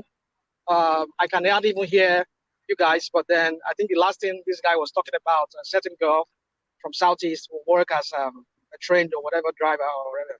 So anyway, you see, I've listened to the other guy that spoke about the girl from Lagos and other people here, the party-fied people. They come here and then they talk about wanting to make peace. And then you talk of peace, like you people really want that peace. And then you see how the Tinubu and his people are going about this whole thing. The people talk about healing. Sometimes I just wonder. I mean, how do we even talk of peace when the people you were even talking about the peace about? Hold on. Hold on, my friend. Let Rational Mind line. Yeah. So I wonder what planet some of us are from. We talk about peace. You are spreading the narrative of these people, and look at how it backfired now. Look at how the country is in a mess, trying to like make a peace with people. Do these people even really want peace? So you see, you're trying to make peace for people or advocate for peace. How do you want that peace? So my point is this, guys, my friends. You see, with some of us, we play too much on the hands of these politicians. We play into the hands of this. That is why, for me, I just decide to for some time now, just decided just to stay off all this thing because my own mental state is more important to me than all these things that I'm seeing. So my point is this, one man. We come here, we deliberate on many things. Like, we want peace. We want after the election. How do you want peace after the election? The people you want peace for, they're not even talking about peace. And you're here advocating for peace. Let's move on. Let's forget about the past. The election is gone. And I mean, like, goodness.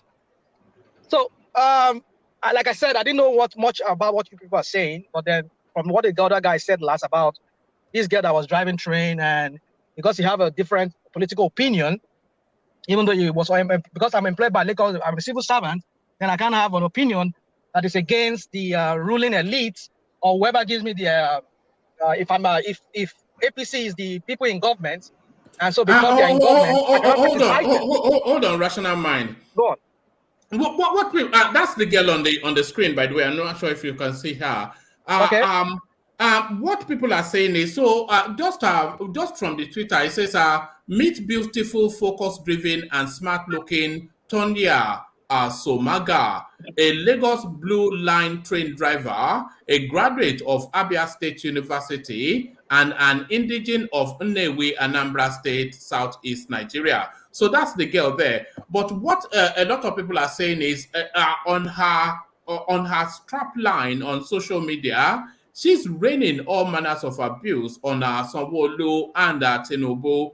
And given the present political climate, especially the chasm that is between the north, not between the north, especially the chasm that is between the southeast and southwest at the moment, they're saying then it's a language suited for the position she occupies, the largesse of Lagos State, and if she feels that Lagos so offends, then they can buy her a ticket back to Nnewi. Okay, woman, let me ask a question before I say anything on that.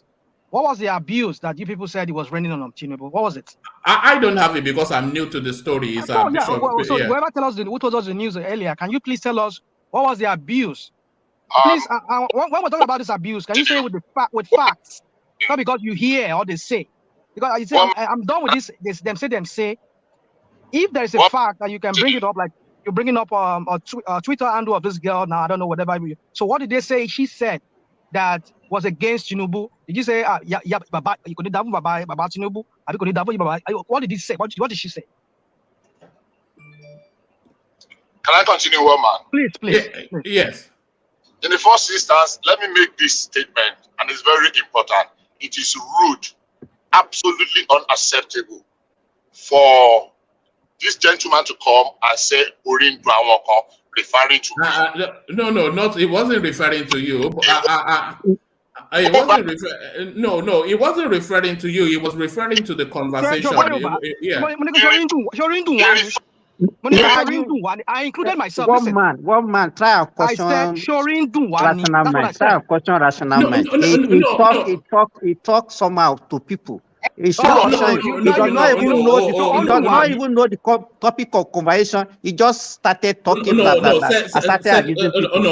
right, Simba, settle down, everybody. If rational mind was to be cautioned, I would have cautioned him. But I think he was speaking to the context of the conversation. He says, let's not debate. Let's not go into that space. Let's just move it on. He's talking as if it's like somebody who's just drunk. Settle down now. Don't use that language. All right. I'm going to mute you, both Bishop and Simba. But leave that space, rational mind, and go to the point that you were making. But somebody has dug up. Can I speak? One man, please. Yeah. Hold on.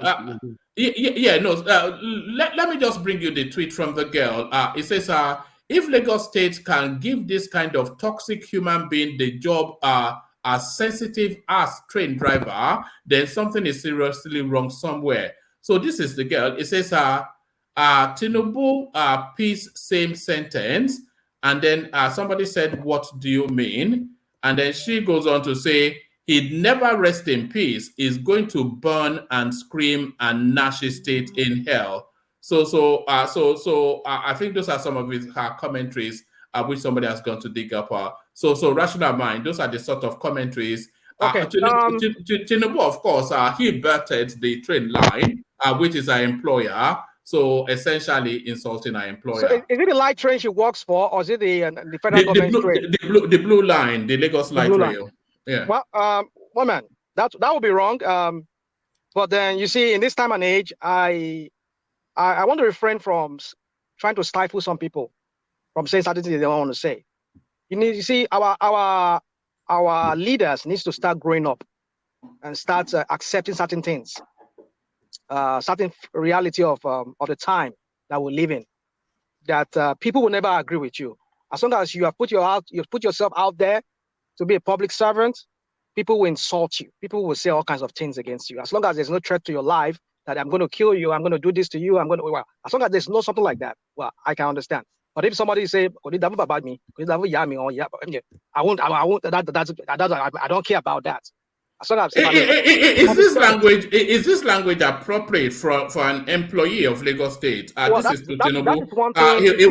It would never rest in peace. It's going to burn and scream and gnash his teeth in hell. Wow, woman. Well, that's well, for me, it's a language that is not befitting of somebody who said he works as a civil servant for a state. The other thing she would have said, I will rebuke her for that.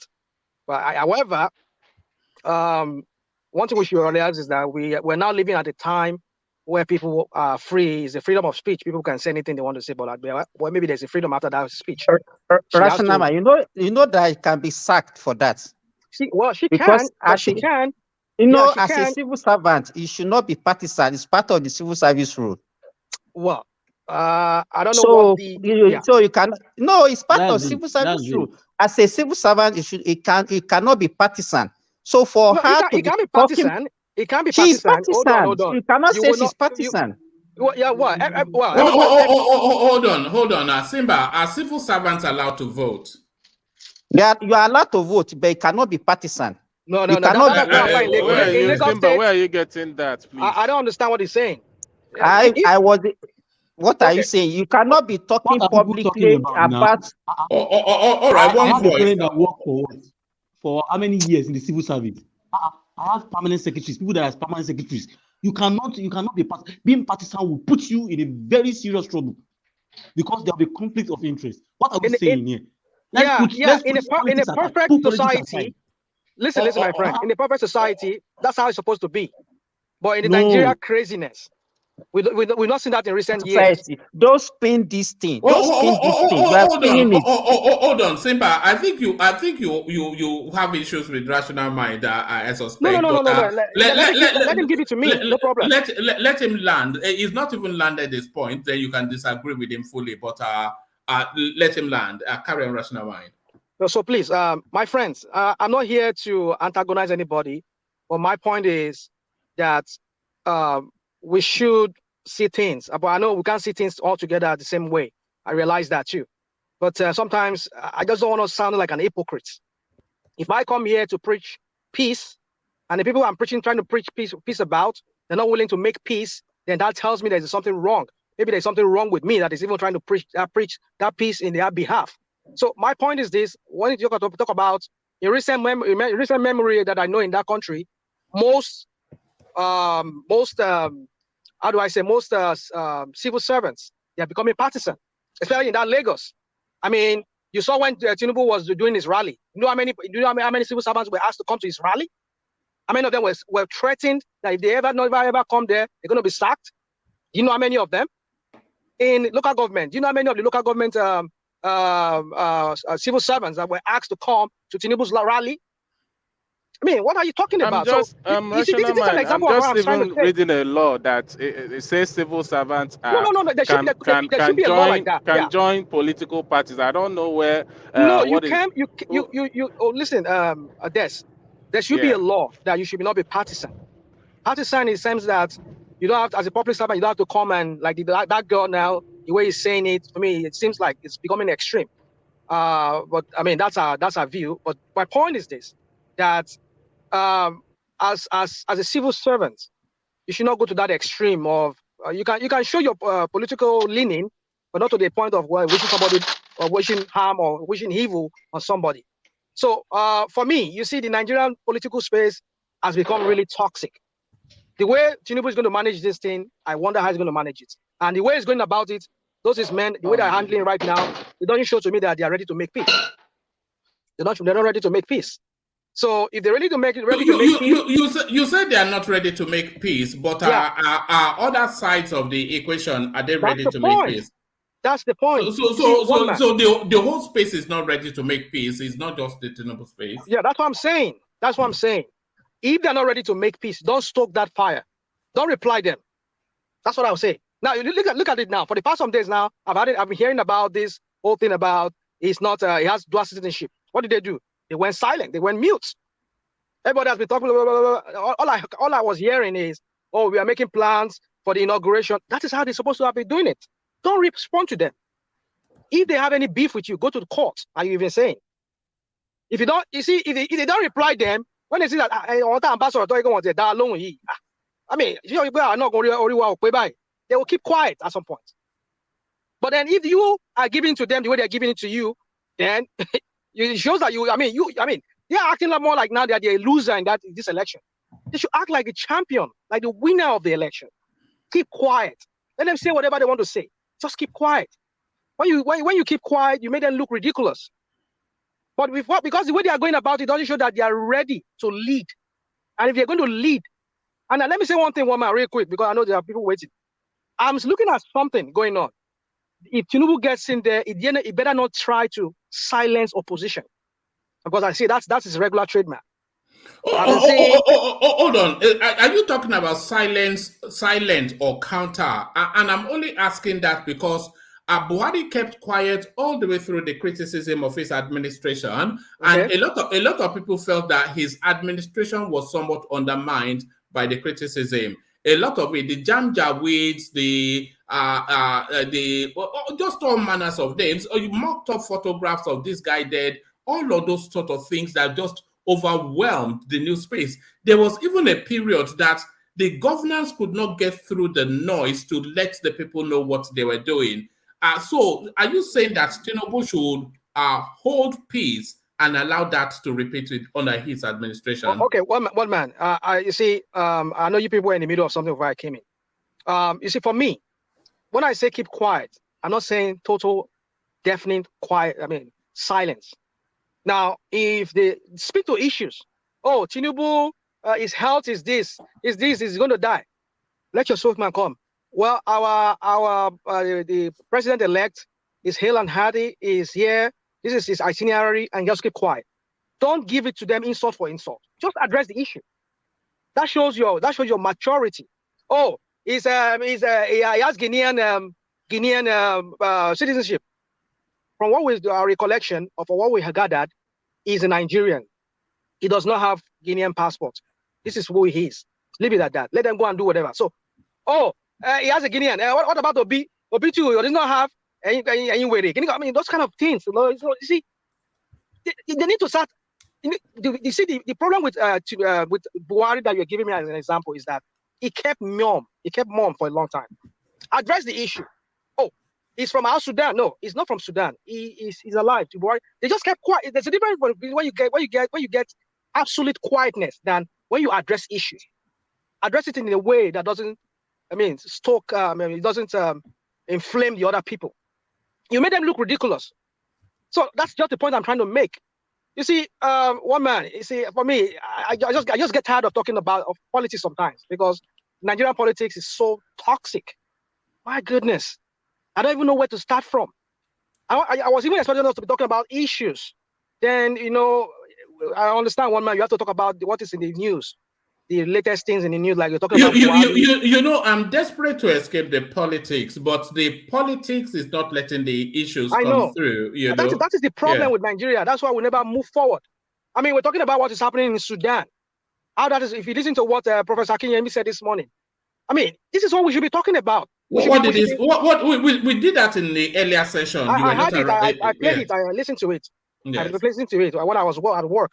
So you see, the thing is, this is what we should be talking about because if we talk about how we can deploy our foreign policy to bring about a better Nigeria that works for everybody, but then they will just bring one thing that doesn't even really into the system, and then we all start talking about it, and then we just deflect from the main issue. So one man, you see, guys, I'm not here to come and antagonize them, but the thing is this: if you are preaching peace, the people you are preaching peace about, are they willing to make peace? That's the question. Rather than if you continue doing that, you start looking like an hypocrite yourself. Because I mean, somebody's saying this and that, and then you two are giving it to him in the same way. That doesn't show maturity on the part of Tinubu. You give them water now. You give them water. You see, you don't have to do water. Sometimes you made them look ridiculous. That's how you are. That's how you handle fools. If you look at them as fools, if you look at the obedience as fools, which I'm not talking about fools, they are opposition. You two, you did the same thing. They decided to do the same thing. If Jonathan has given them water back then, do you think they would have made that? They would have won that election?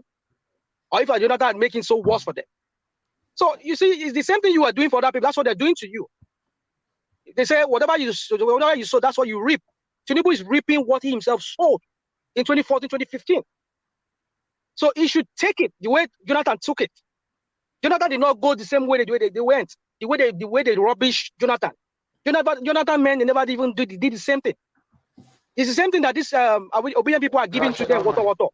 So you to act mature as people want to lead the government.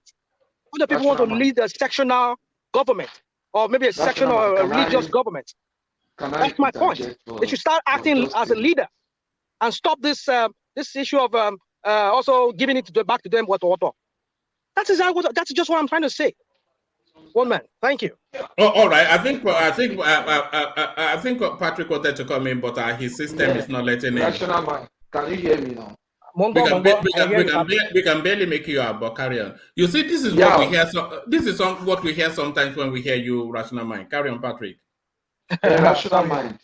Can you hear me? Good.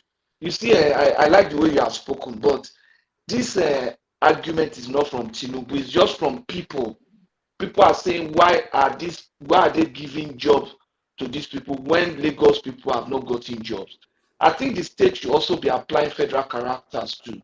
The federal system has character. They make sure that everybody in the local government, every local government should have a quota. If, for example, Blue Line want to employ people, they should give a percentage to people in Ikeja, in Badagry, in Ekpe, in Ikorodu. That's what it should be. Then when you have filled all that, then you can start taking of people from outside Lagos State, people from Osun, people from Anambra, Edo and stuff like that. So it should be priority to Lagosians first. And that's what they're asking, and I don't think they're asking for too much.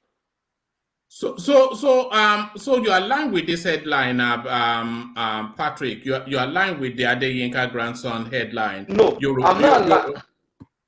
I'm not aligning with the headline. I'm saying that in the nation of this, in the spirit of the nation gives Nigeria primaries. Nigerians are first considered in any job, and in considering that job for Nigerians, they apply federal character. So every state should consider its own people first and apply the federal character system within their states. So that every local government is a let me finish. I'm an interjection. Let me just finish. So every state should also apply the federal character stuffs. Maybe from every local government should have maybe 10 people in LASMA or in, you understand? Now, how they are going to apply that? How they are going to apply that, I don't know. Sorry, Patrick. By the time you've done all that, then what space is left for the non-indigens? No, this is what I'm saying. How you are going to do that, I don't know. Whether you're going to do it as per resident or as per state of origin is what I don't know. If you do it as per resident, it means that everybody living in different locations, because they also pay their tax in the states, you understand? They will get jobs, you understand? Before you consider people outside the state. But if the state is going to start doing that, then the federal government should do it in such a way that the state of origin should be eliminated. So Lagos State, for example, or your state, for example, cannot be employed from Borno, from Benue, and consider them as resident, and they are working in Lagos, in Benue, when a Benue guy cannot be employed in maybe Imo. That would be unfair. Let's be very objective. All right. Yes, have your introduction, and then Bishop round that space, and then we move on. Come in there. Well, I want to also talk before it goes to Bishop. Let's get the facts straight. The only reason why this Mongo Park of a guy is coming out to make this, ethnic. I don't even know how to describe this. I was just say ethnic sentiment is because of Lagos, which has a lot of jobs or job opportunity to give. If it's any other state in Southwest, he wouldn't really be coming out to say this. And let's get this. We're talking about Nigeria as a whole, and the high time we start letting go of this. I'm from here, so I have to get a job here. The better for us. The high time we start doing it, that is when Nigeria is going to move forward. Because we can't see ourselves as Nigerians when we still talk like this. One man, I need to ask you a question. If something happens, and this is for Southwesterners, if something happens, let's say, God forbid, war breaks out in Nigeria, do you think which regions do you think are ready for war? Because to me, Southeasterners are ready, Southerners are ready, Northerners are ready for war. The people that are likely not ready is the Southwesterners. So I don't know why they keep stoking up all these things. They should try and what you're saying is that you can take down the Southwesterners in a fight. No. I'm saying that the way they stoke up all this ethnic whatever, if it starts escalating, and it turns out that everybody for his own, or Southerners for his own, everybody. All right. Let me ask you a question. Will the Yoruba girl be employed as a train driver in Nnewi? I don't. That's why I said. Answer the question first. Would the Yoruba girl be employed as a train driver in Nnewi? I would say it's a no. Yeah. Of course, it's a no. If you Why? said yes, Why is it no? Because they are Why ethnic. Is it no? They are ethnic there now. So I served in Enugu State. I know. Yeah. So sorry, carry on this. I said the high time. I'm not saying just the Yorubas alone. I'm talking about the whole Make your Nigerians. statement universal. Don't say Can make you it hold on? universal. Sorry. Let him just land. Please don't chop him up. Let him land. Sorry. Carry on this. I'm making a statement universal. I said the high time we start seeing ourselves as Nigerians. This is the first statement I make. The better we start building a better Nigerian. And now I went to the Southeast guy that is making that statement. And I asked one man a question. Who do you think is ready when there's a blown out war in Nigeria? To me, I don't think the Southwesterners are. That is what I'm saying. They should stop this and let's find a way to, unite ourselves and start calling ourselves Nigerian, not I'm from here, I'm from here. That's just what I want to say. All right, thank you. So, come in, one man, Darate. please.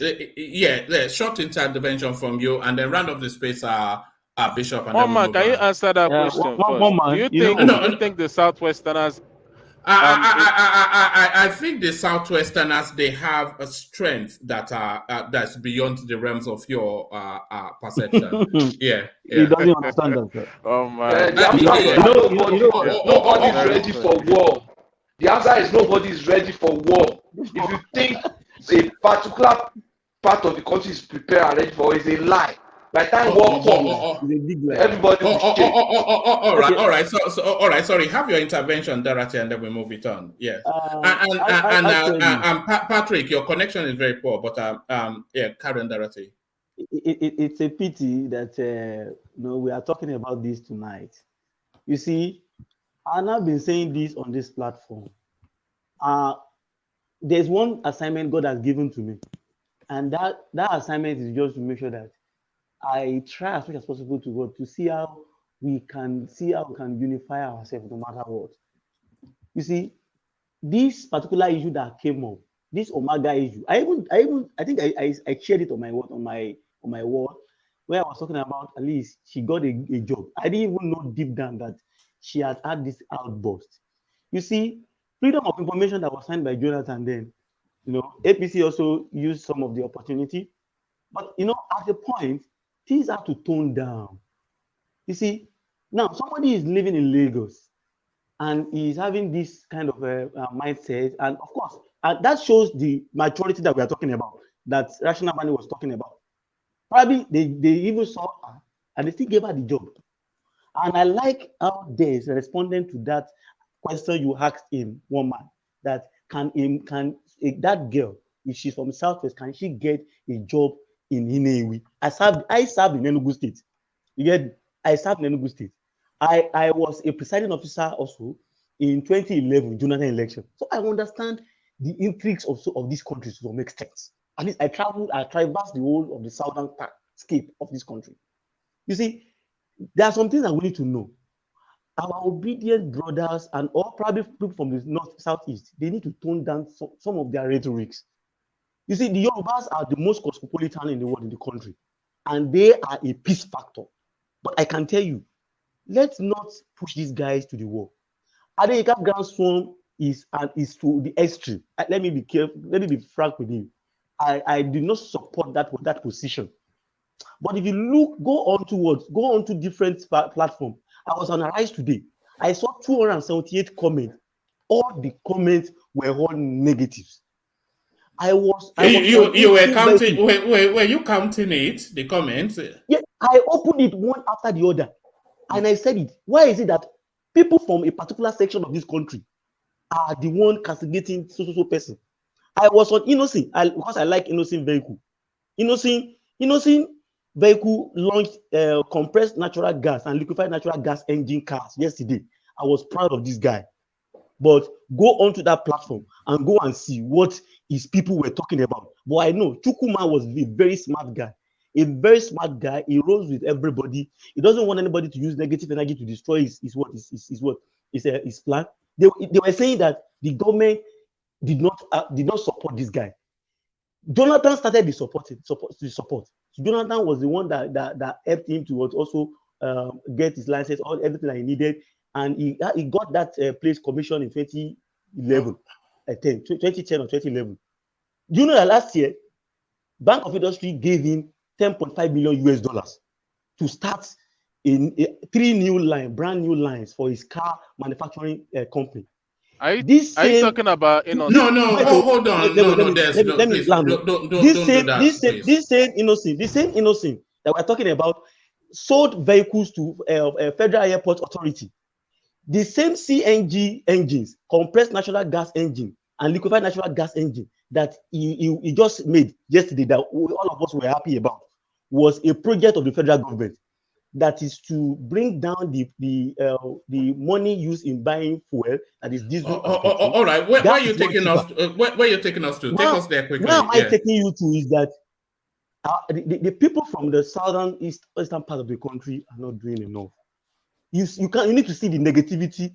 Whereas, Innocent himself acknowledged BOI, that BOI played a critical role in his life. So if we continue this negative energy, we will continue to steer up people, extremists like Adeyinka Godson.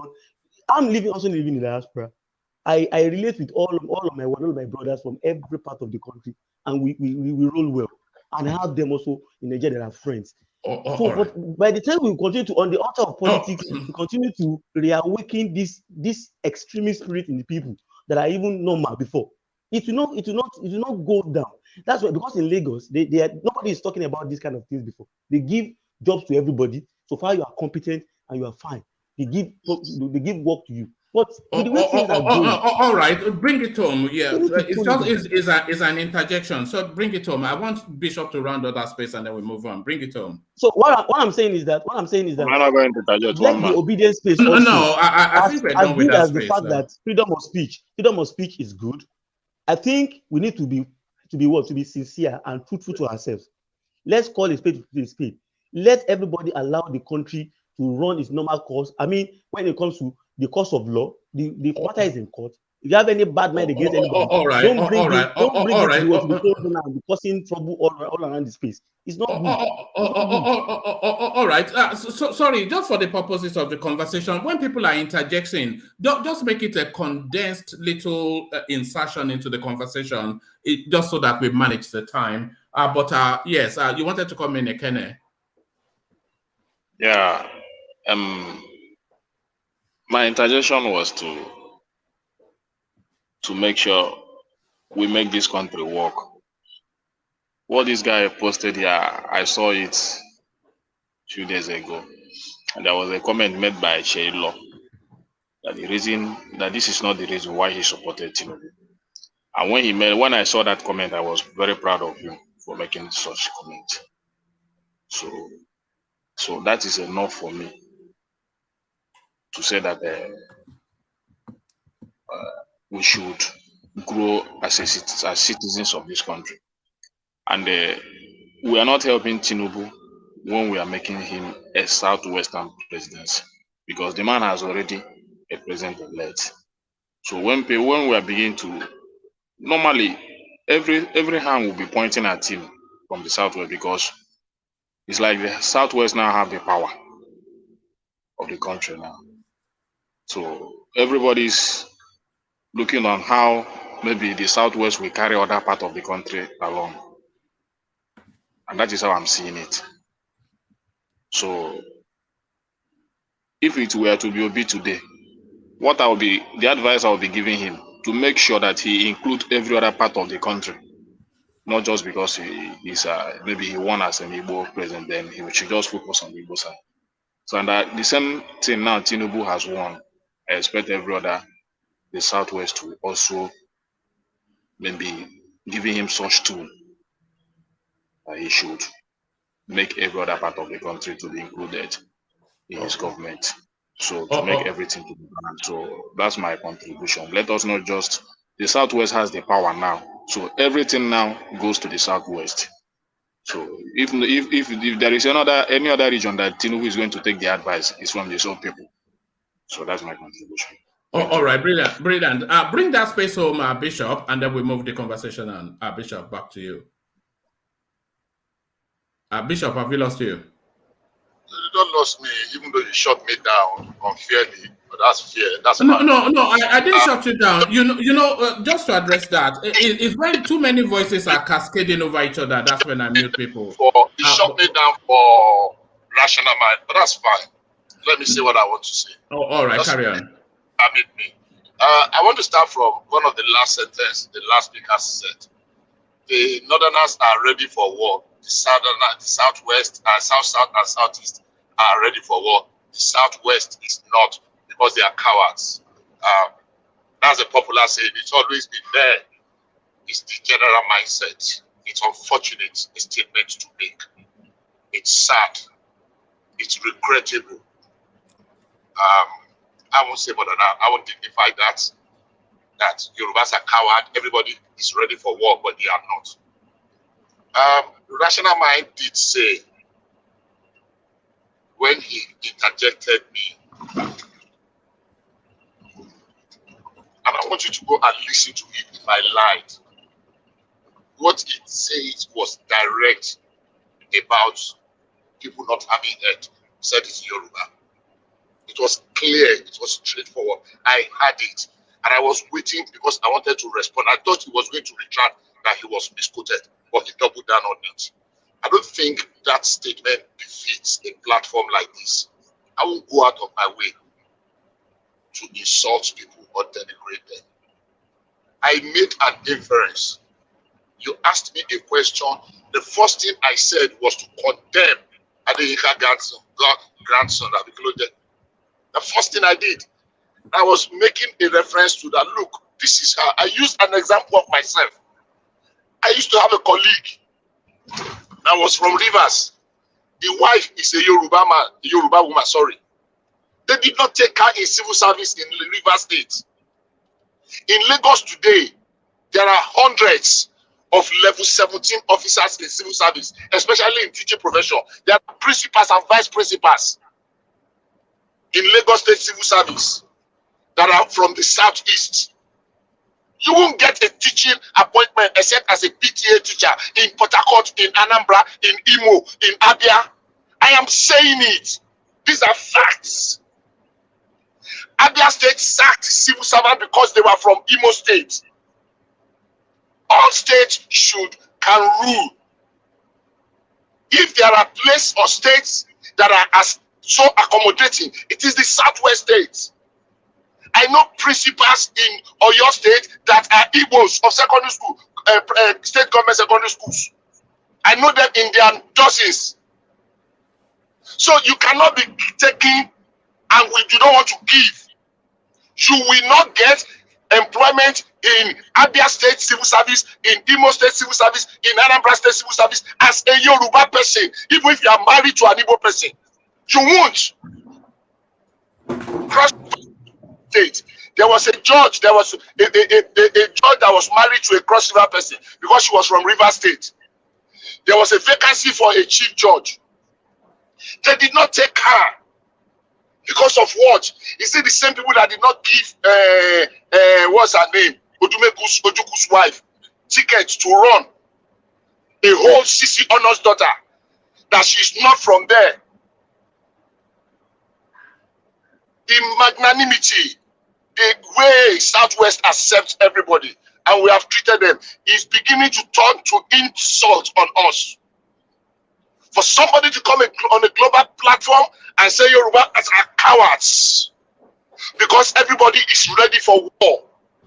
No, but Yorubas no, I'm sorry, let me interject there, please. You're misquoting me. You're misquoting me. You're misquoting me. Bishop, who said that? Who said you're misquoting? You're misquoting me. No, you can't be saying what I'm not saying. You're calling me. Let me finish, please. Let me finish. Please, I insist. Say the right thing, please. You said the South and the Southeast and the North are ready if war breaks out. The Southwest is not ready. Let anybody make of that whatever they want to make. I have made of it what I want to make. I am saying it's a global platform. We are preaching peace, not from the position of cowards. There was no name Nnamdi Kanu that was being held on did not call Yoruba people. No single name under the sun that he did not call them. Nothing they did not call Buhari then. Because a little of a pushback and all these things are, imagine, they are showing up. Look, truth will always be truth. What Lagos State or your state, Ogun State, at least I know civil servants from the southeast that are in those states, what they are giving, Anambra State can never give. Imo State can never, ever give. Abia State, never. So what are we talking? If you are, when you want to come to the quit, you come with clear, how do they call it? How do they say it? So why do you want clean hands? Why do you want me to give you what you cannot give? What are we talking about here? And before we say they are preaching peace, they don't want to preach peace. You are calling us cowards. I'm a Yoruba man and a proud one at that. And I can assure you, we are not cowards. We are just smart. We won't start a war. We won't start a war. We are not 100% sure of winning. And that's tactics. Very tactical. I want to move on. I'm not taking offense. One man, can you give me a minute? To the next point. All right. A short minute to respond, and then I move on. Yeah, go on. Yeah. Just to make it clear, I made that statement not in the sense of calling the Southwesterners cowards. I think that's what you're trying to say. Cowards. I don't know what's cowards. I never called any. Yourself? Can you imagine yourself? You don't know what cowards are? I don't know what cowards are, please. This insult. Can you stop it? I don't speak English. I did not go to university. I don't. So if you don't understand what I say, I'm not shouting. Can you reduce your tone, my brother? All right. All right. Can you speak without poking at anybody? There, carry on.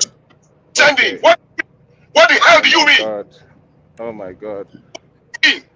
All right, settle down, Bishop. I don't know. I don't know why he's raising his voice. This is practically the first your time. Statement. Sorry, I'm very sorry Let to me say let me let me finish is uncalled first. for in the first place. Let me It's uncalled for, finish. and that is the kind of thing rational mind supposed to. And if it is from other side, rational mind will come with full force and start clapping, blah blah blah blah.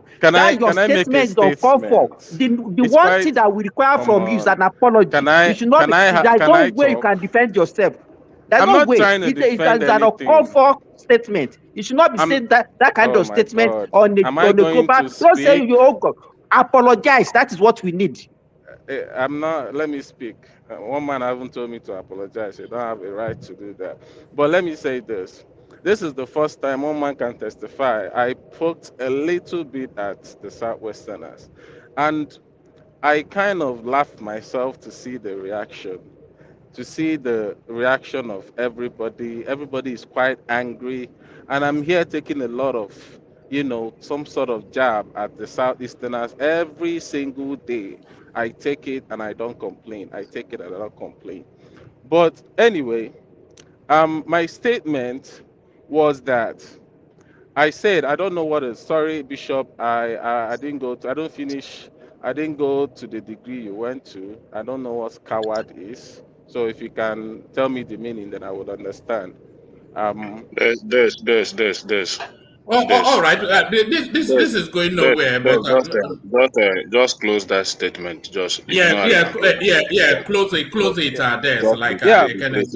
it. Let me just close it, one man. But anyway, what Ekene is saying that the Southeasterners don't.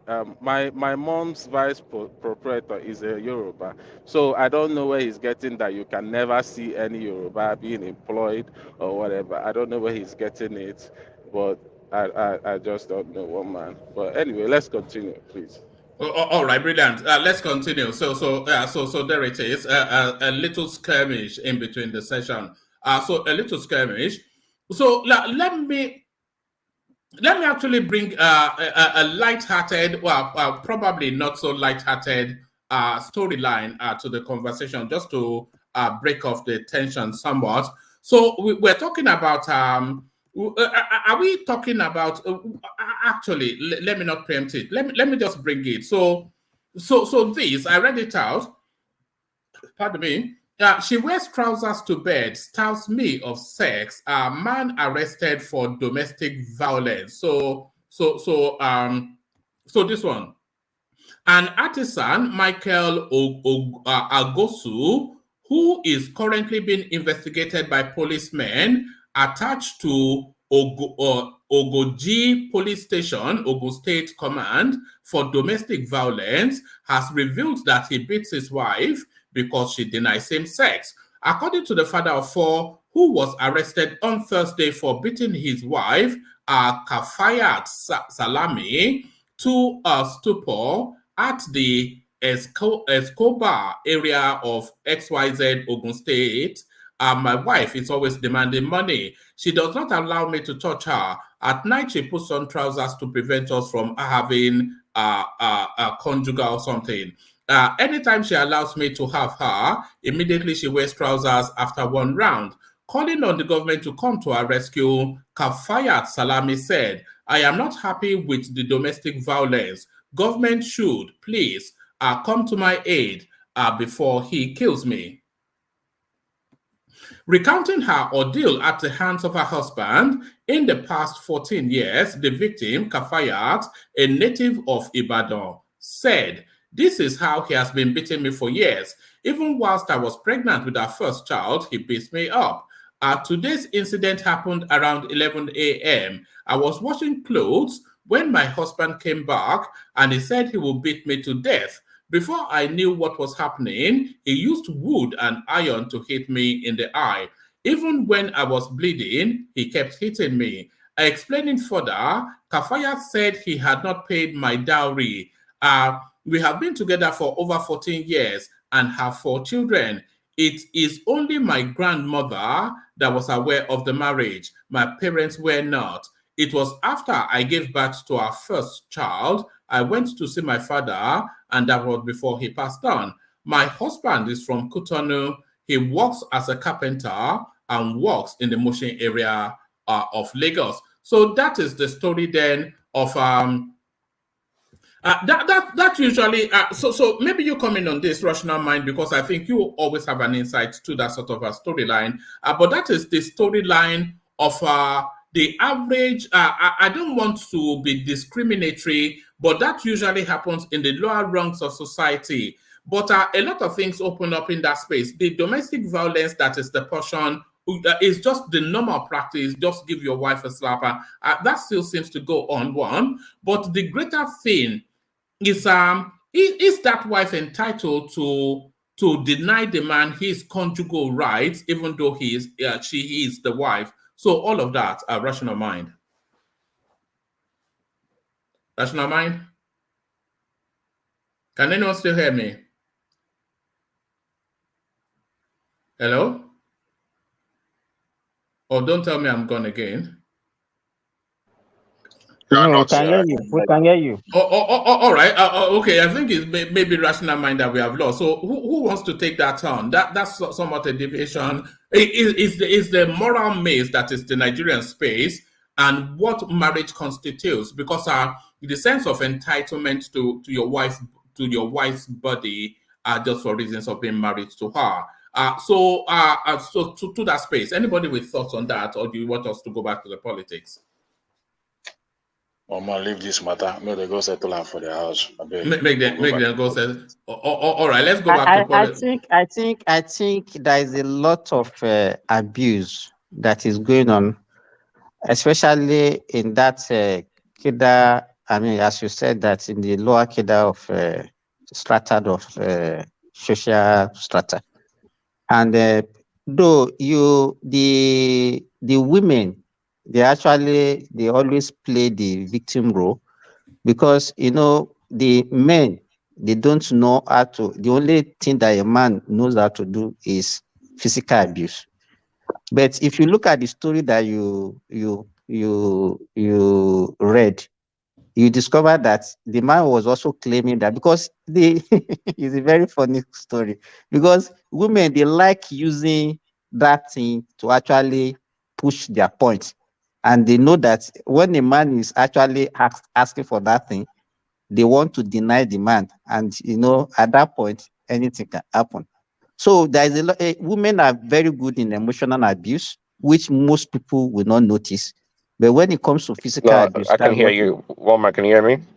Yes, we can. That is what you. So the is on both sides, and there is a lot of abuse is going on in marriages these days.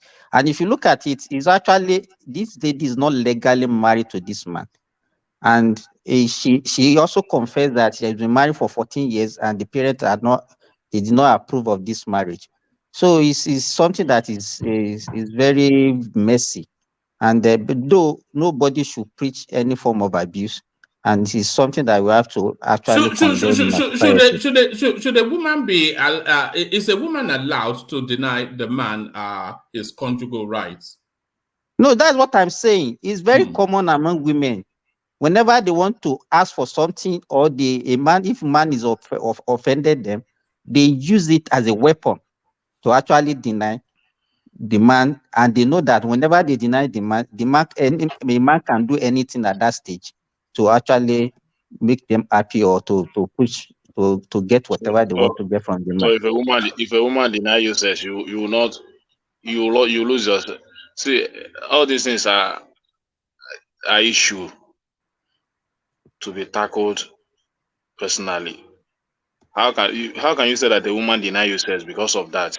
It becomes an abuse. If she denies you sex, then you look for other things to do now. Sex is not a priority. So I don't see it as anything.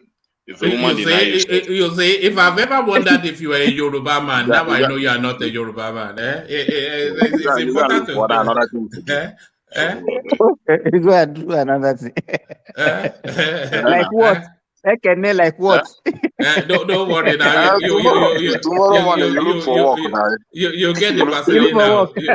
You look for work now. No, you get the Vaseline out now. I got a woman deny you sex, and you bring it to the news. Or you take your key. You take your key and go out, eh? You take your key and go out now. You go to Allen Avenue. Go to Allen Avenue. A woman will say he denied himself. For what now? We go to another place now. Before you come back now, maybe if she did not see you for 1 week or 2 weeks, she'll begin to ask you, okay, where did you go? She will have a brain reset. Come and take this thing. Come and take this thing. I beg, forget this matter. Now men they kill yourself. Yeah. This is I love you matter. I can tell you one man will go back to politics. Yeah, but just before we go back to politics, do you think the man loses any moral authority the moment he starts to beat the wife? Do you think he's lost the argument as soon as he starts to beat the wife? There's no reason why any man should beat a woman. No reason. There's no justification. There's no justification for it. Yes, but as far as it's sex, what is sex? I've told you what to do. If a woman denies you sex, go and look for another thing to do. Forget about her. All right, you heard it from unless you look at yourself and you feel that you cannot meet up. If you know you can meet up, in the process of denying the sex, there are so many discussions that will go with it. I hope you know that. Discussions like what? There will be an argument. I see. You don't need to argue about it. These are matters you handle with strong emotions. As a man, you handle it with strong emotion. No, see, if you allow yourself to be killed by a woman, then you have yourself to be blamed. How can a woman kill you because of sex? All right, let's get back to Bishop. So you heard it from Ikenel. If the woman denies you sex, get the Vaseline out. So get the Vaseline out. Bishop, I'm sure you don't have time for that sort of language. Bishop, back to you. I'm here with you. Yeah, sorry. I just wanted to give you a moment because it was getting a bit heated there. So round off your thoughts on where you were. You were on the Adeyinka grandson space, and then from there we moved the conversation either to Rational Mind or Simba. I I think we close down. I think we should close down on that. It's unfortunate, but like I said, there are quite a number of things that needed to be revisited. And I've had comments about what Tinubu can do or cannot do. Tinubu is a federal, is a president of the Federal Republic. Now, it's not the governor of Lagos State. Lagos State, Ogun State, Oyo State are sub-nationals that will run their own affairs. They will employ whosoever they want to employ. But I think it's beginning to get to it now that states should begin to protect their own interests too. Our own cannot be for all of us, and other people own belong to them. The young man said that somebody was assistant proprietor of a school. That's a private school. I'm not talking of the private school. I'm talking of state civil service. If there is any state that has foreigners as civil servants in their state more than Yoruba land, Southwest, let anybody come and point his finger in my nose. Bishop, can I ask you a question? Can I ask you a question real quick? Because I'll be busy very soon. Yeah, the question I want to ask you is that do you factor the diversity of Lagos State into all this thing you're talking about? Because if you're talking about other states, you're talking about states that are not like if you talk traditional states like Oyo, Ondo, but Lagos State. Do you factor Lagos State's how do I say the diversity in Lagos? That it's not all totally Yorubas. That there are other people too that are almost, if not almost equal to the Yoruba population. Which other people? I mean, like Igbos and other tribes in Lagos. There's no place as a melting pot as Lagos. Listen, it is not a melting point. It's a what? What is it? It is a Yoruba land. Lagos is a Yoruba land. We understand. Nobody's disputing that. But what we're saying is, do you understand why the civil service there should not be one monolithic? Do you understand that? No, it is because of the acceptability. It is because of the what's the right word now? Of the people. It is their orientation. No. You're not saying it. Okay, let me just let you continue. It's okay. Let's go on. But there are some jobs that you cannot just focus on indigenes alone to do it. Like there are some professional jobs because like in this Lagos now, there are places I know that Yorubas are mostly occupied. You hardly find Igbo working in those areas.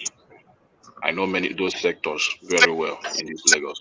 But there are some aspects that you cannot just say it's an indigent thing.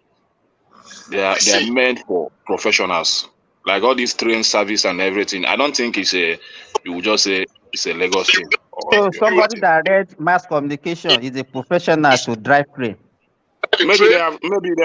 I don't know, but I'm just saying my mind, or maybe they have tested her or something like that. A journalist now is a train driver, so he's a professional there. All right. Let's get back to Bishop. Hold on. So sorry. Let Bishop round out that space. So we'll move on. Feel that people cannot feel in the Southwest.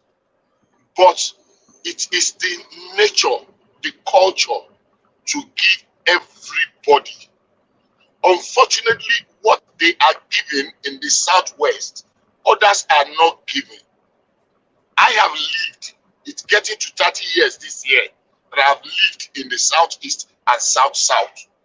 At a stretch, I did not live for the first 25 or 20-something years. I did not live at all. I did not live outside except when I travel, sometimes 2 weeks, 3 weeks, 1 month at the most, and come back. Either it is within the country or outside the country. I lived stretch in the South and Southeast. So there are a few things that if I tell you, it carries some weight.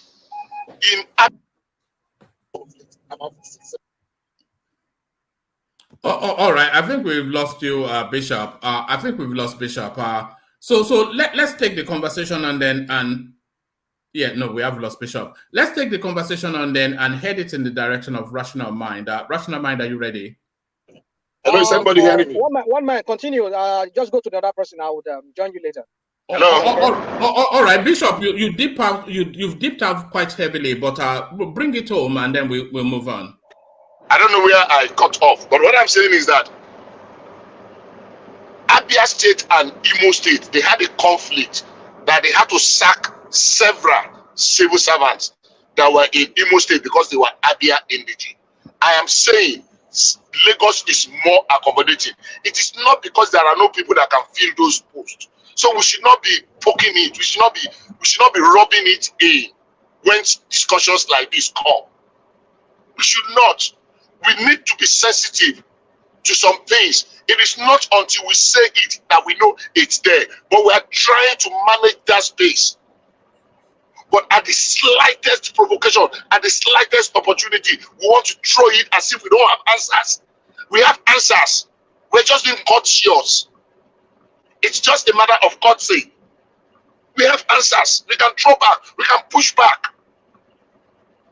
I know quite a number. I know people that have been PTA teachers in River State. They did not absorb them. It's been more than 8-9 years.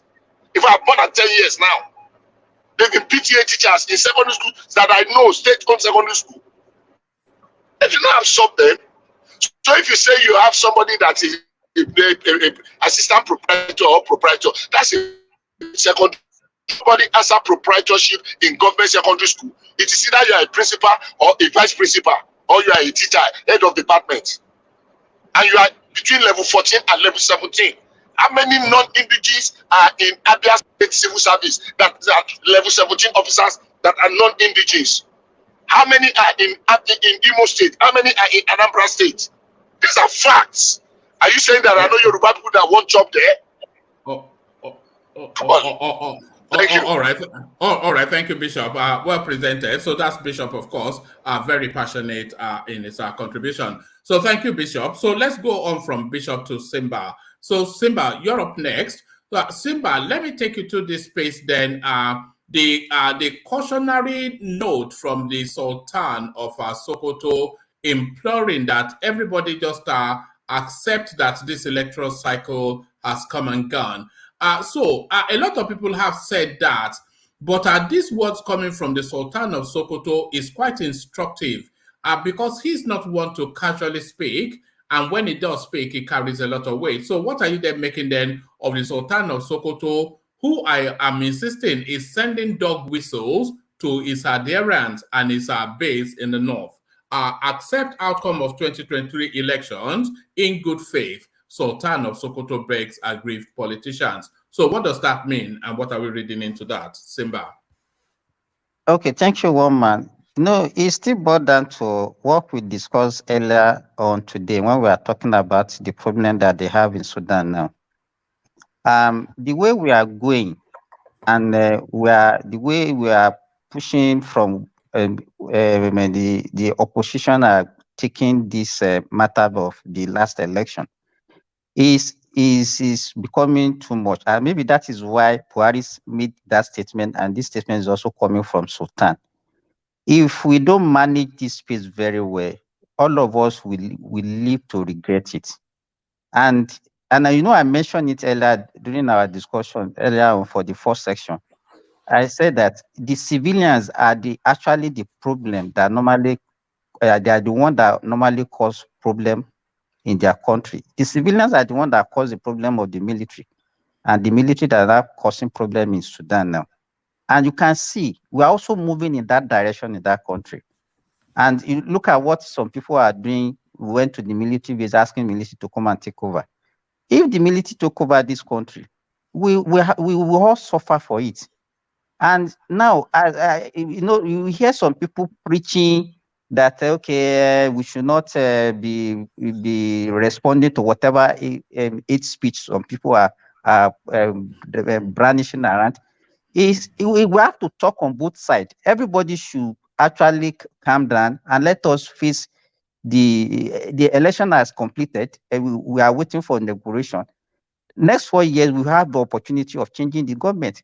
And so we can't continue this issue of if it's not from my tribe, then he should not be, we should not wish him well, he should not be there, and all those things. We have to be very careful, because if there's a war in Nigeria now, look at what Des is saying the other time. If there is a war, nobody, you only know the beginning, you don't know the end. So it's not something that we're supposed to even be talking about at all. The worst of civilian is better than the best of military. And so everybody should just calm down. The election has completed. The case is in court. Whoever wins in the court, let us go on and think of how we can move our country forward. So I think do you see this pronouncement from the Sultan as an endorsement of Tinubu's mandate? Exactly. I told you earlier when you asked me that question about what Buhari said, that you say, okay, he want to use as a legacy. I said, no, it's actually, they are making this, there's some underground movement, the underground things that some people are doing to make sure that this May 29 does not come to pass. And that is why you see some eminent people now coming out to make the assertion, and that there's nothing anybody can do. Come May 29, they are handing over to a new president in this country. So it's just what is they are responding to what some people are doing underground, and that is why you are getting this response. More will still come. Bet it. That's my own take on that. All right, brilliant. Well put. So brilliant, well put. So let me take you to this space then. So you've spoken on the allocate 90% of job opportunities to Yoruba people. I don't know if you want to expand on that. Let me take you to this space. No, what I want to say, there are some things that we should not. Is not everything that we see in the media space that we're supposed to be responding to. This guy you cannot take the work of this Adeyinka as what is actually coming from the Yorubas. We should not make generalization of that. The guy is just a charlatan. That just I mentioned he has been jailed for this racial hatred before. So it's not something that we should even be discussing, and it's not something that we should actually generalize as being coming from the Yorubas. He's just a charlatan that is just talking rubbish on his own. So you don't see the green shoots of right-wing extremism coming out of the Yoruba space, the green shoots of extremism? Well, whatever is coming out is actually is a fallout of the reaction from the other hand also. And if somebody is talking about the Yorubas, let me tell you, the Yorubas are the one that is actually believe in the one entity of that country. Yoruba are the unifier in Nigeria. If leave it to the northerners and the easterners, the Nigeria will have been disintegrated. It's Yoruba that is actually unifying Nigeria, and that is why, as Bishop said, our magnanimity is actually what they are now rubbing on our face, and it's unfortunate that we are getting this kind of reaction. But to me, I am a Yoruba man. I have a lot of friends from all over Nigeria, and I don't what how will I put it now? I welcome everybody, and we are very good friends. So we should not actually use this charlatans to be as if the Yorubas are asking for 100% thing from Tinubu government. No, and even if you look at the antecedent of Tinubu, I don't think there's any politician that actually is a pan-Nigerian more than Tinubu. Even when he was the governor of Lagos State, he actually gave a lot of position to even the southeasterners, commissioners, advisors, and so many things. So we should not be looking at, but anybody that is looking at Tinubu as a tribalistic person is not being fair to him. So and I'm very sure that by the time he is inaugurated, he will make an inclusive government and every part of the Nigeria will benefit from his government. I think that's what I want to say. All right, brilliant, well put. So brilliant, well put. So put this brilliantly. Hey, one man, real quick. Can I? Yeah. Come in, Prince. Yeah, come in, Prince. We've not heard your voice yet. Yeah. Yes, maybe a quick question to Simba. It sounds to me this past election seems to be like perhaps the first time the Northerners did not agitate in any way because in the north it seems that they're so calm after the election. Can we attribute that to Tinubu priming the northerners, the leaders before the election? That makes it more acceptable to them, the final result of the election. Tinubu, as I said, Tinubu has reached out to every nook and cranny of Nigeria, and he got that acceptance, especially from the north. And that's why he got that kind of the amount of vote that he actually got from the north. So I'm not surprised that he was getting this kind of acceptance from the northerners. And if you look at it, even the northerners have been quiet, very quiet, even after the election. The jive is just between the southeasterners and the southwesterners, and so.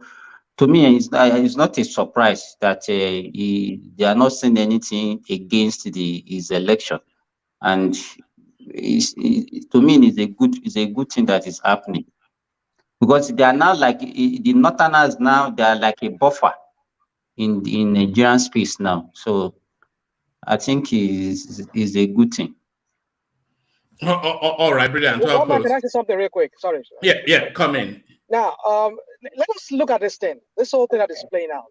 If we're to look at it from this lens of what happened between Yorubas and Jonathan, we were all making noise back then. Oh, Yorubas were marginalized; they were not given more position. And if you look at it, the election that brought in Jonathan, how many of the Yorubas voted for Jonathan? And they were making noise back then. And is it the same thing? Is it the same politics we want to replay again? So you see, when some of us come on platforms like this, we come with the persona or this facade of let's make peace, and then we're talking this rhetorics of Yorubas have been.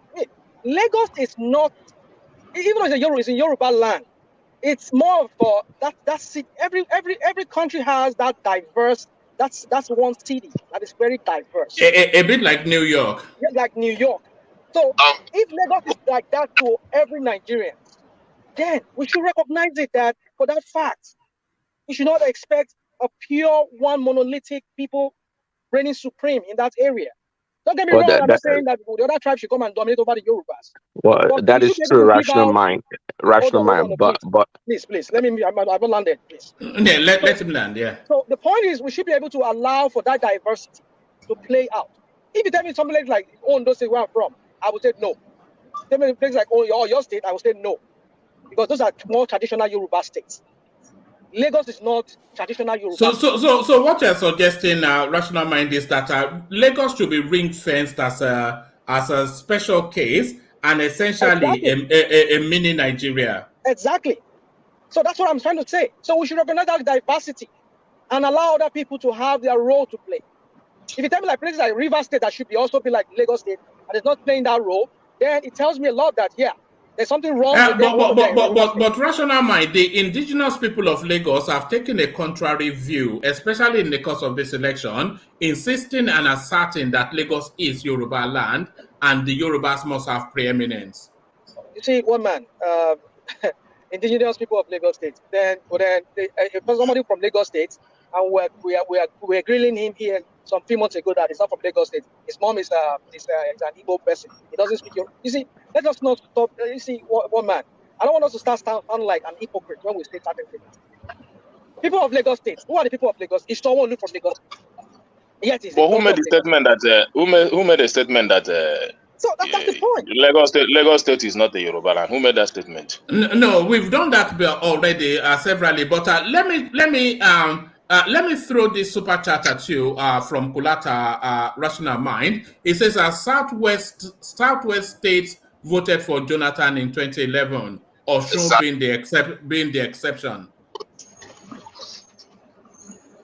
Okay, quickly, let me make a quick point. Yeah, no, that was Kulata pointing at you. Yes. Okay, but let Prince come in before you go. Prince, because we've not heard enough from Prince. Yeah, I just a couple more seconds. In regards to New York being a replica of Lagos or vice versa, that is no man's land. so to speak. Well, that is not true, because I guarantee that no one is going to go to Bronx or Queens and claim that it's a no man's land. I guarantee you that. You're not going to go to Manhattan or Long Island where they have the Irish or the Jews and say it's no man's land. It doesn't work that way. Even though everybody comes to New York and hang out and do their business, they still recognize and respect the New Yorkers. You're not going to go anywhere in New York and say it's just crazy. I mean, you're not going to do that. Go to a black neighborhood and tell them, oh, it's no man's land.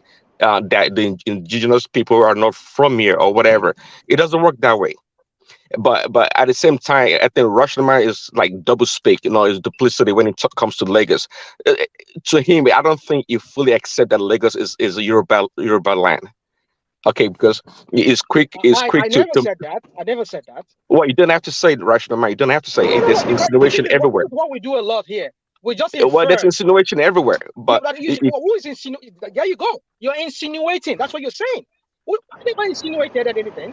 I'm recognizing the diversity within Lagos. when you say Ondo, where you come from, is a no. It is a no go area. But Lagos, okay, the indigenous people of Lagos can be displaced because everybody wants to come to Lagos. Therefore, it should be no man's land.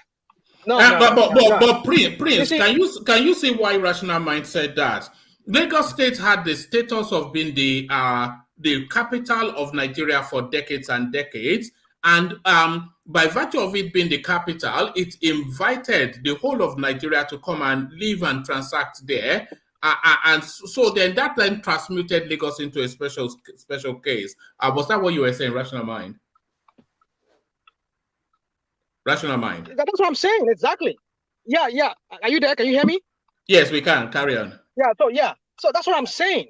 It has had that status. In fact, back in the 60s and early 50s, you hear of a co-federal. There's a co-federal, and there's a co that is not part of federal. Like you see those Ikoyi area to Lagos Island to Victoria Island. Those are areas that are usually referred to as a co-federal back then. So it's under the federal government. That's why I honestly, I get that. But you have to separate quickly. You have to separate every time. It being a country or a nation or whatever. I've hardly thrown a word in before you just. Let him land. You have to let people land. Yeah, carry on. Yeah. Lagos has this federal status before, and you need to understand that even back then, this co-federal back then, it's not even controlled by the Yorubas. It was controlled by the Northerners. Initially, it was controlled by the Igbos, then the Northerners. You see them being commissioners. You see them being, because that was a seat of power. So you need to recognize it, just like how Abuja is.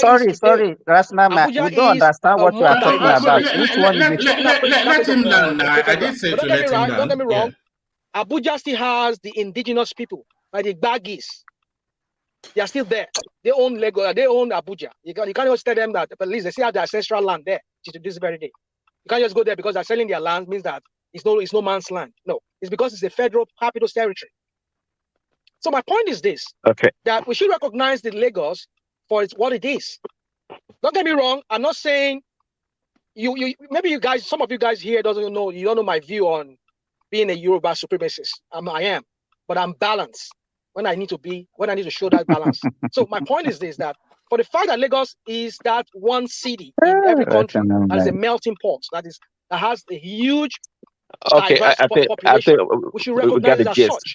So if Tinubu back then were able to give a slot out to some commissioners that are from non-Yorubas, I think it's justified. So, but then when you now like the headline that one man is reading to us, and some of us here saying that it should all be all Lagosian, all Yorubas, for goodness sake. That doesn't show what Lagos State is.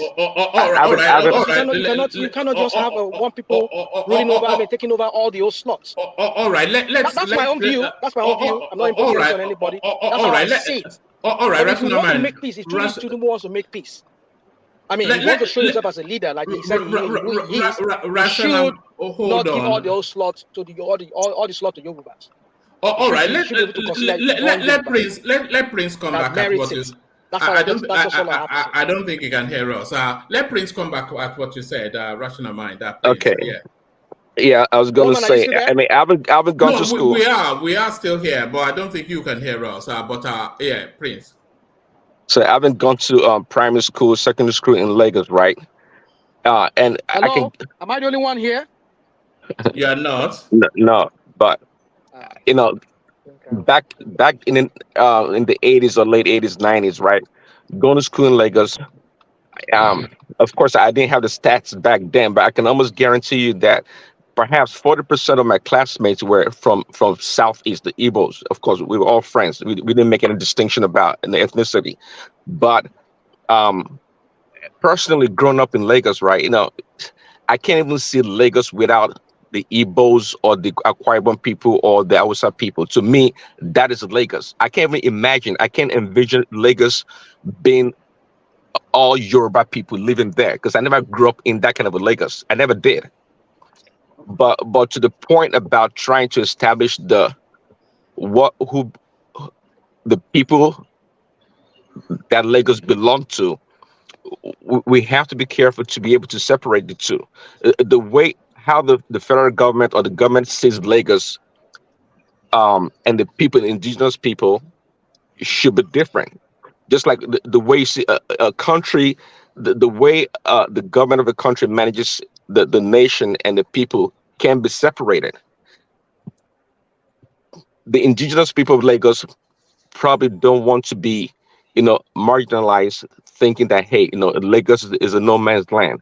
They don't want to hear that. They don't. I don't. But the perception is different from reality. Okay, so making the Abuja as an example. Well, if you can give credit to the people, the indigenous people of Abuja, I think the same thing can apply to Lagos. And it doesn't really matter. I mean, I don't think we should have Lagos whereby only Yoruba people are employed in all sector of the economy. I don't think it makes sense, especially when we have millions of people. And perhaps actually, who knows what the census says? That there are probably more non-Yoruba people that live in Lagos than Yoruba people. So we have to make room. Absolutely, we have to make room for other people, Igbos, I would say, and other people. We have to. It just makes sense. But there has to be that respect there and recognition that, hey, this is the land that belongs to a certain group of people, and they are Yorubas. Because I don't think people should go to other people's space and try to dominate them or control their space for their own selfish interest. Can I quickly interject? Oh, all right, Yeah. come in, Bishop. Good. Kolata has responded to the first response I wanted to give. Southwest completely voted Jonathan in 2011, except Osun State, and that was what made Jonathan win that election. Having said that, Abuja was designated as a federal capital, and that area that was designated, the original indigenes were actually resettled and compensated. They were resettled. It's not the same thing as Lagos. For example, people do make the mistake of thinking it is the entirety of Lagos that is the federal capital. It is not. It is just that. Ikeja. No, not Ikeja. That place in Ireland where what they call it, Bonny Camp. No, not Bonny Camp. Marina. That Marina house is just about 1,200 and something square. About one something miles. That is the federal capital. It's not the entire of Lagos. That was the seat of the federal government. The rest of Lagos were part of the western region. It's just that small place. If you go there, it's something you can cover in 10 minutes. It is not the entirety of Lagos. Now, has Lagos ever been hostile to settlers or visitors? No. Lagos has been so very accommodating, and have treated everybody as equal because it gives opportunity. But things are beginning to play out now, that if they don't resist what is happening now, in another 50, 100 years, there will be no young man in Lagos again. All right, hold on. What form should that resistance take? Say that again. What form should that resistance take? Simply because what belongs to all of us belong to all of us. But what belongs to me? Hold on. Hear the question. You said there should be resistance to it. So I'm saying what form? FORM should this resistance take? Yeah. I will spell it out. The narrative is going on now that is being pushed, whether it is being said on this platform, but it's not just here alone. It's the general narrative that is going on now, and it borders on this idea of Lagos is a no man land. Apart from the fact that it is insulting, it is disheartening to hear that people, after settling and prospering, and you have made the place a home, you are disrespecting indigenous owners of the land and calling the place a no man's land. It is offensive to every sensibility. It is. I don't know how you feel it. I've lived in other people's space, other people's land.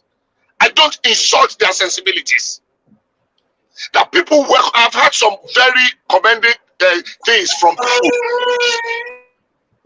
that have lived in Lagos over the years. These things, we shouldn't even be discussing this idea that who wants to occupy the space. No, Lagos is a live and let live. But when these narratives continue to fester, it continue to gain ground. But I still maintain the fact that nobody called Lagos a no man's land. Who did that? I still maintain that fact that nobody called Lagos a no man's land. You haven't made a point when you have not been able to call out somebody that said Lagos is a no man's land. So that is my point. So nobody is dragging Lagos with the Yorubas. Lagos belongs to Yorubas. I never had anybody say that Lagos is a no man's land. If you had anybody that said that, call out the person. Let's see. That is my point. So let's stop. Can we move forward? Yes, we can move forward. Okay, land it, Bishop, and then we move on. It is the narrative. If you want to deny it, it's good. It's a good thing. But it is the narrative. It's not just on this platform alone. We have had it over and over and over and over again. And it's becoming very sickening. And what it's likely to do is that it will bring the worst out of a normally very accommodating people. Let me tell you. I still maintain the fact. Everybody is living peacefully here in Lagos. I still maintain that fact. Everybody is living peacefully here in Lagos. So nobody. That is why I used to ask, who said that Lagos is a no man's land? Who says so? I'm living in Lagos. I'm still in Lagos. I associate with Lagosians. I associate with non-Lagosians, and we are living peacefully. But we come out here and say people say Lagos is a no man's land. People say Lagos is a no man's. I continue to ask, who says so? Where did they say so? All right. It's a question that will continue to agitate the space. I think. But let's just move the conversation on and go back to Simba and Buhari's. I don't know if it's a goodbye note or an apology letter, inviting that people should allow bygones be bygones. And what's going on? Everybody's dropping off. So are you still there, Simba? So Buhari's invitation for people to allow bygones be bygones and apologizing, then pardon me if I've offended you. So what are you making of Buhari's attempt at a goodbye note? And so take it from there, Simba. Hello? Yeah. Hello. Yeah. Yes, as a leader, you call me, you do whatever you can do during the process of doing your work. You step on toe, you offend some people, you became friends with some people.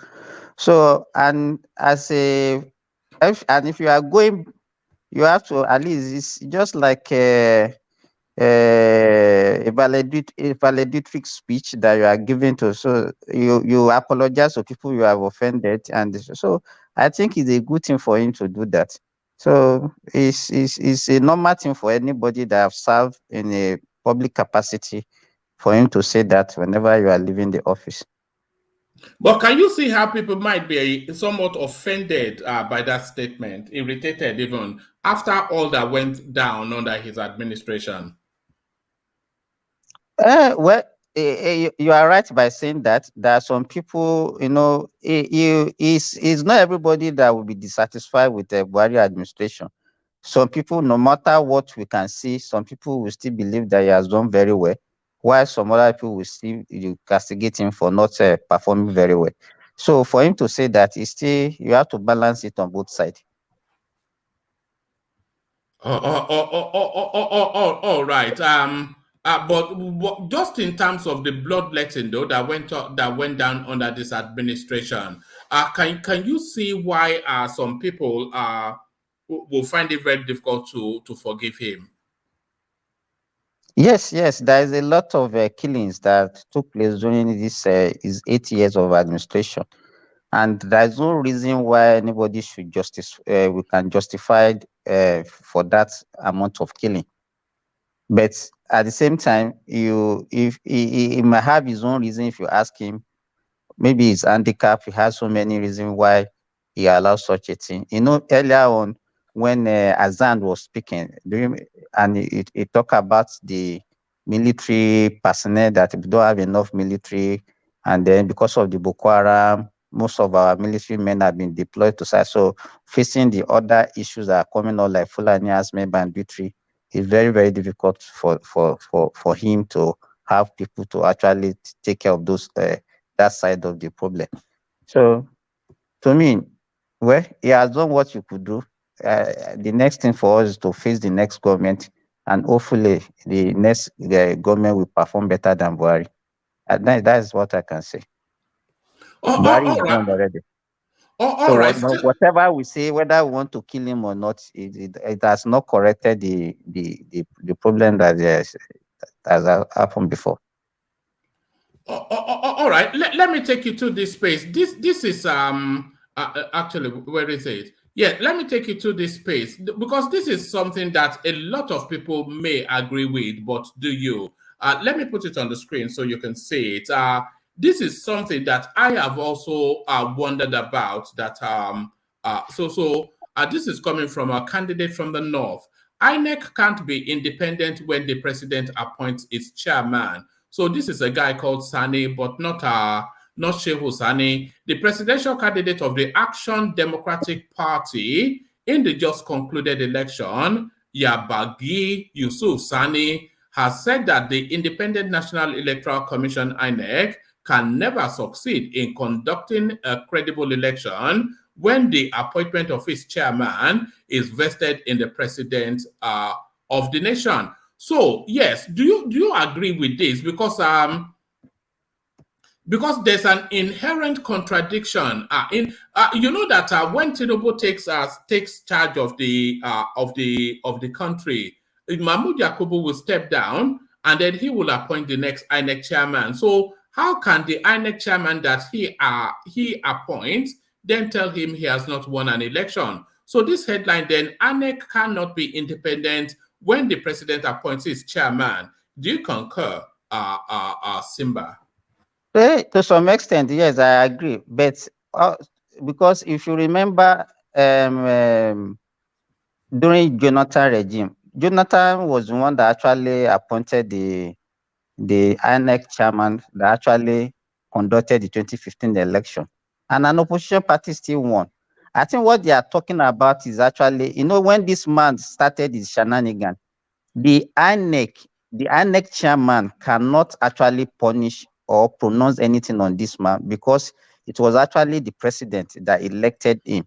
So what people are clamoring for is the total independence of the INEC in terms of finance, and in terms of who work in INEC, so that whenever there is any problem, then the INEC will be able to punish such an offender. Because in this case now, there is nothing INEC can do to this man. They cannot remove him until the president remove him or sanction him. So, and I think that is the aspect that this man is trying to address, that we need a totally independent INEC, not the one that the president will be the one. Who makes the appointment under that independent INEC system? How is the chairman appointed?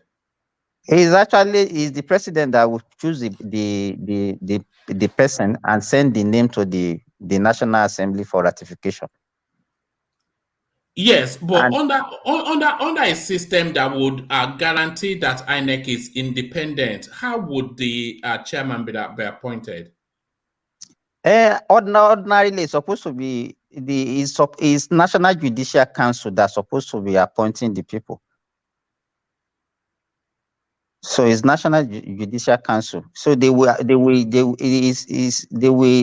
give him the names, and then the National Judicial Council will do the screening, and they will be the one that will not choose the people that the person that will become either the resident electoral commissioner or the INEC chairman. But now it's actually the president that is actually choosing them. The only thing they will do is just to send the name to the National Assembly and then for ratification. That's all. All right. Let me take you to this space, Simba. This is Atiku Abubakar, pretty much speaking the language. I think this is off the back of the fasting. So everybody making public pronouncements after the fasting. And what he's saying, where is he again? What he's saying is, he says, Nigeria deeply divided. I am sincerely worried, Atiku Abubakar. So I think just off the back of the conversations that we've even had in the short time that we have been here together, it highlights that division more. But do you think these elections, it has highlighted the fault lines of Nigeria, one? And do you think a lot of the things that has been said and done in the course of this election has set the country on a trajectory that it cannot reverse from? Do you think there can be a healing after what's gone down? Atiku deeply worried, the country divided. Actually, if you look at it, this thing is it has been there right from time immemorial, even pre-independence. But it's like maybe it's now getting worse right from 2015, and then this 2023 actually made it equally worse. It depends on the next president if he can actually unify the country and make an all-inclusive government, and then douse the tension a little, and with good governance, I think maybe it can be reversed a little. But it's not something that can be reversed in the next 4 or 8 years.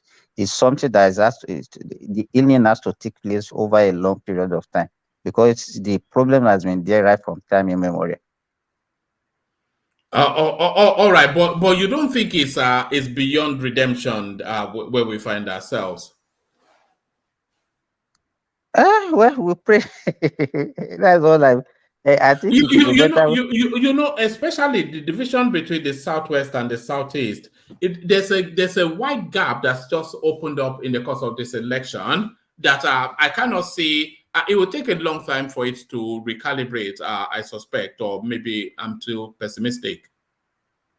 Actually, if you look at pre-election, it was not like this, because even pre-election, you see a lot of Yorubas that are actually supporting the southeastern candidate.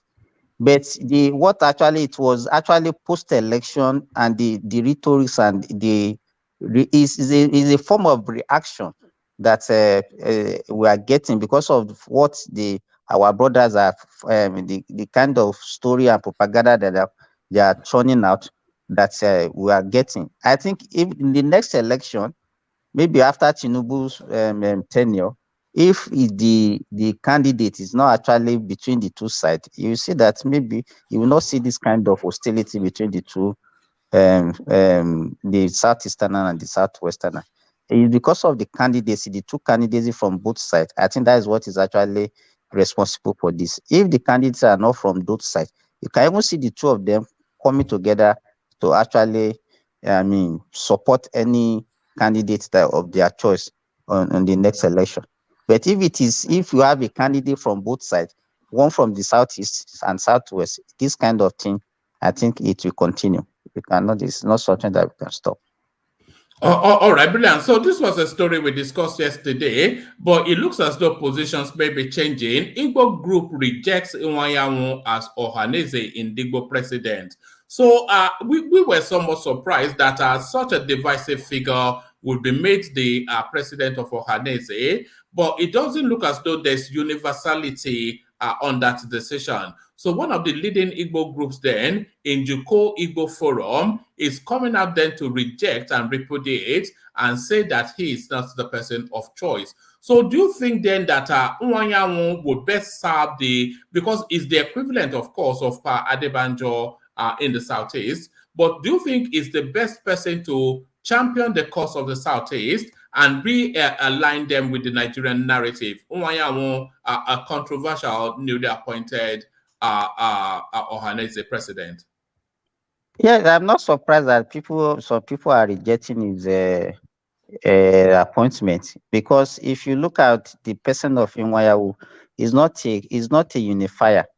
And because if you look at the statement he made during the 1 year Soludo whatever in Anambra, is a kind of person that if you have it as a leader, if you have him as a leader of the Southeasterners, I think it will, as the question you asked earlier, we don't need such people. We need people that can unify the country. And so a person of Nwanyanwu cannot be a good candidate for that position. All right. It's too ethnic, is what you're saying. Yes. All right, brilliant. Let me take you to one final headline, and we're going to Kogi State with this one, Simba. So Dino Milaye in play, just one step from Lugard House, which is something that he has coveted for a long time. He wanted to actually contend against Yahaya Bello in the last cycle, but could not quite get the ticket. Kogi governorship election, will Dino Milaye be the first Okun man to occupy Lugard House? So, just the ethnic split of actually, let me just speed through it just to bring it to everybody's. It says, on Sunday, April the 16th, Senator Dino Milaye emerged as the People's Democratic Party PDP candidate for the November 11 governorship election in Kogi State. He secured XYZ to defeat other aspirants, including his closest challenger, Odoko, something or the other, who got XYZ. The 49-year-old politician is on the verge of history if he emerges as the governor of the North Central State in November. Kogi 2023, the major tribes and the political landscape.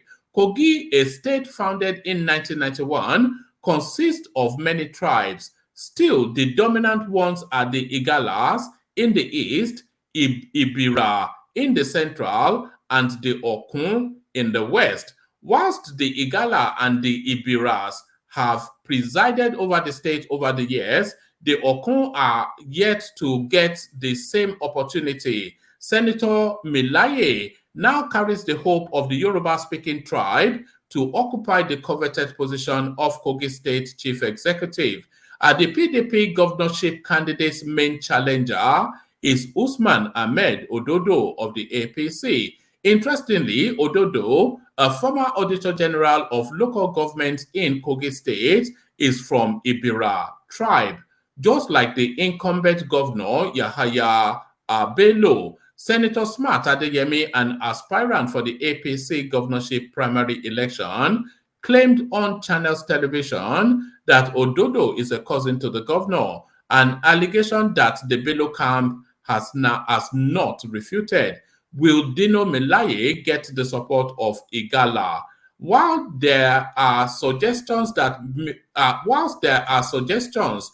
Milaye might not get the support of the majority tribe, the Igala, his media aide, Sam Noni, says people from the area will queue behind his boss. 100%, he said, when correspondents asked him if Senator Milaye will get the support of Kogi East people. He continued, the Igalas know that after 8 years of an Ibira governor, it is only fair for power to move to Kogi West. Also, they know that if power remains in Kogi Central, where Ahmed Ododo is from, power will take another 16 years to return to Kogi East. To maintain peace and unity in the state, we should adopt power rotation, and this time it is the turn of Kogi West.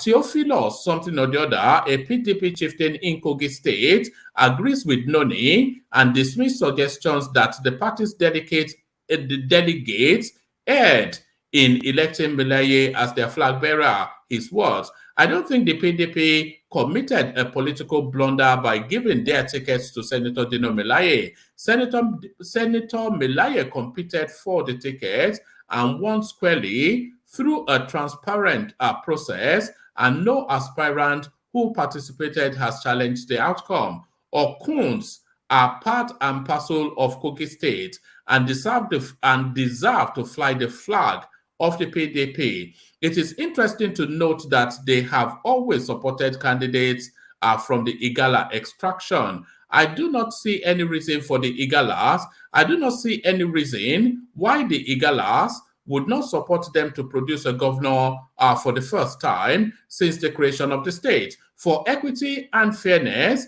Igalas have done 16 years and Ibiras have done 8 years. It is time for an Okon person to also govern. Kogi Guba, former House of Reps, something or the other, wants APC. On his part, a former member of the House of Representatives, Honorable Meseko, warned his party, the APC, that not zoning the ticket to Kogi West may have serious electoral consequences for the party in the forthcoming polls.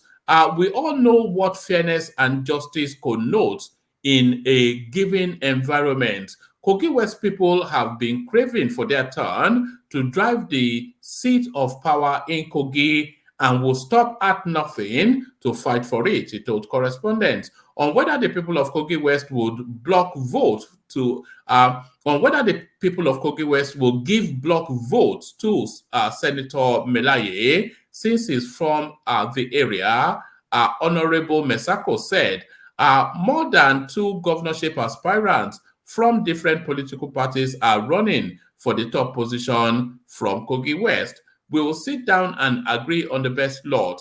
There is no automatic ticket for Okunland. Meanwhile, the battle ahead is not lost on Dino Milaye. Since his emergence, he has been on the fence-mending mission to get his fellow contestants to rally around him for the forthcoming election. He has also visited key PDP leaders in the state, including former governors Alhaji Ibrahim Idris and Idris Wada. Agada says the PDP governorship candidate is on the right path, noting all Milaye needs to do is close ranks with his opponents in the primaries and rally round stakeholders in Kogi East, and he will be victorious at the end of the day. Whether this strategy will work for Senator Milaye and catapult him into government house, Lokoja, remains to be seen. 5 reasons Dino Milaye emerged. So it goes on. So there it is. Interesting going on within Kogi State. But before you give us a can I go? Can I take a go before? Yes, before you take a go at that, let Dino Milaye give us just his intake on it. So let's hear from Dino himself. Country people, make una come here tori o. Say Dino carry money, give talk. Say make you go buy gun to Piakwa. They say Dino carry money, give talk, carry gun, give talk. Say make dem go dey prepare for 2019. Ọlọ́run má jẹ́. They say meet them for airport road. Alakiaye. My brothers, the venom of a viper cannot do anything to the back of a tortoise. I don't waka. But make I tell you now, Yaya Bello, do you know Yaya Bello máa ṣẹ̀wọ̀n lẹ́yìn ìjọba? I know Yaya Bello máa ṣẹ̀wọ̀n lẹ́yìn ìjọba. Do you know GYB máa ṣẹ̀wọ̀n lẹ́yìn ìjọba? We know GYB máa ṣẹ̀wọ̀n lẹ́yìn ìjọba. Ìwọ Yaya, you Yaya, kí ló tún kù tí ó sọ? Kí ló tún kù tí ó sọ? Ẹni tí mo bẹ́ lórí tó ń sẹ̀nu wúyẹ́ kí ló tún kù tí ó sọ àti ẹkún ìyá ni ó jẹ yẹ́yẹ́ bẹ̀rẹ̀ àti ẹkún ìyá ni ó jẹ.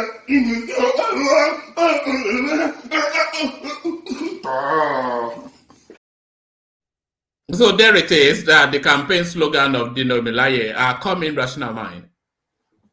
Yeah, woman, thank you.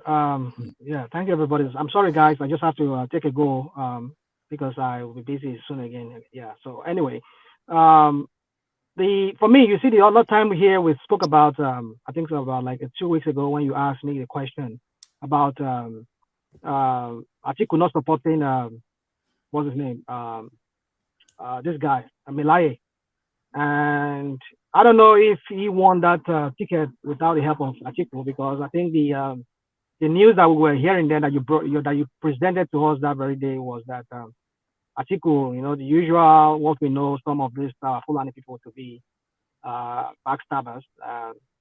They will pay you back, even though if you work for them, they will just do you dirty at the end of the day. So, but then it turns out that he won the ticket. How can you paint an entire tribe like that? I mean, I say some of, you see this I'm saying. You see, you are quick to fire resistance. Let me get at you. Listen, you want to listen.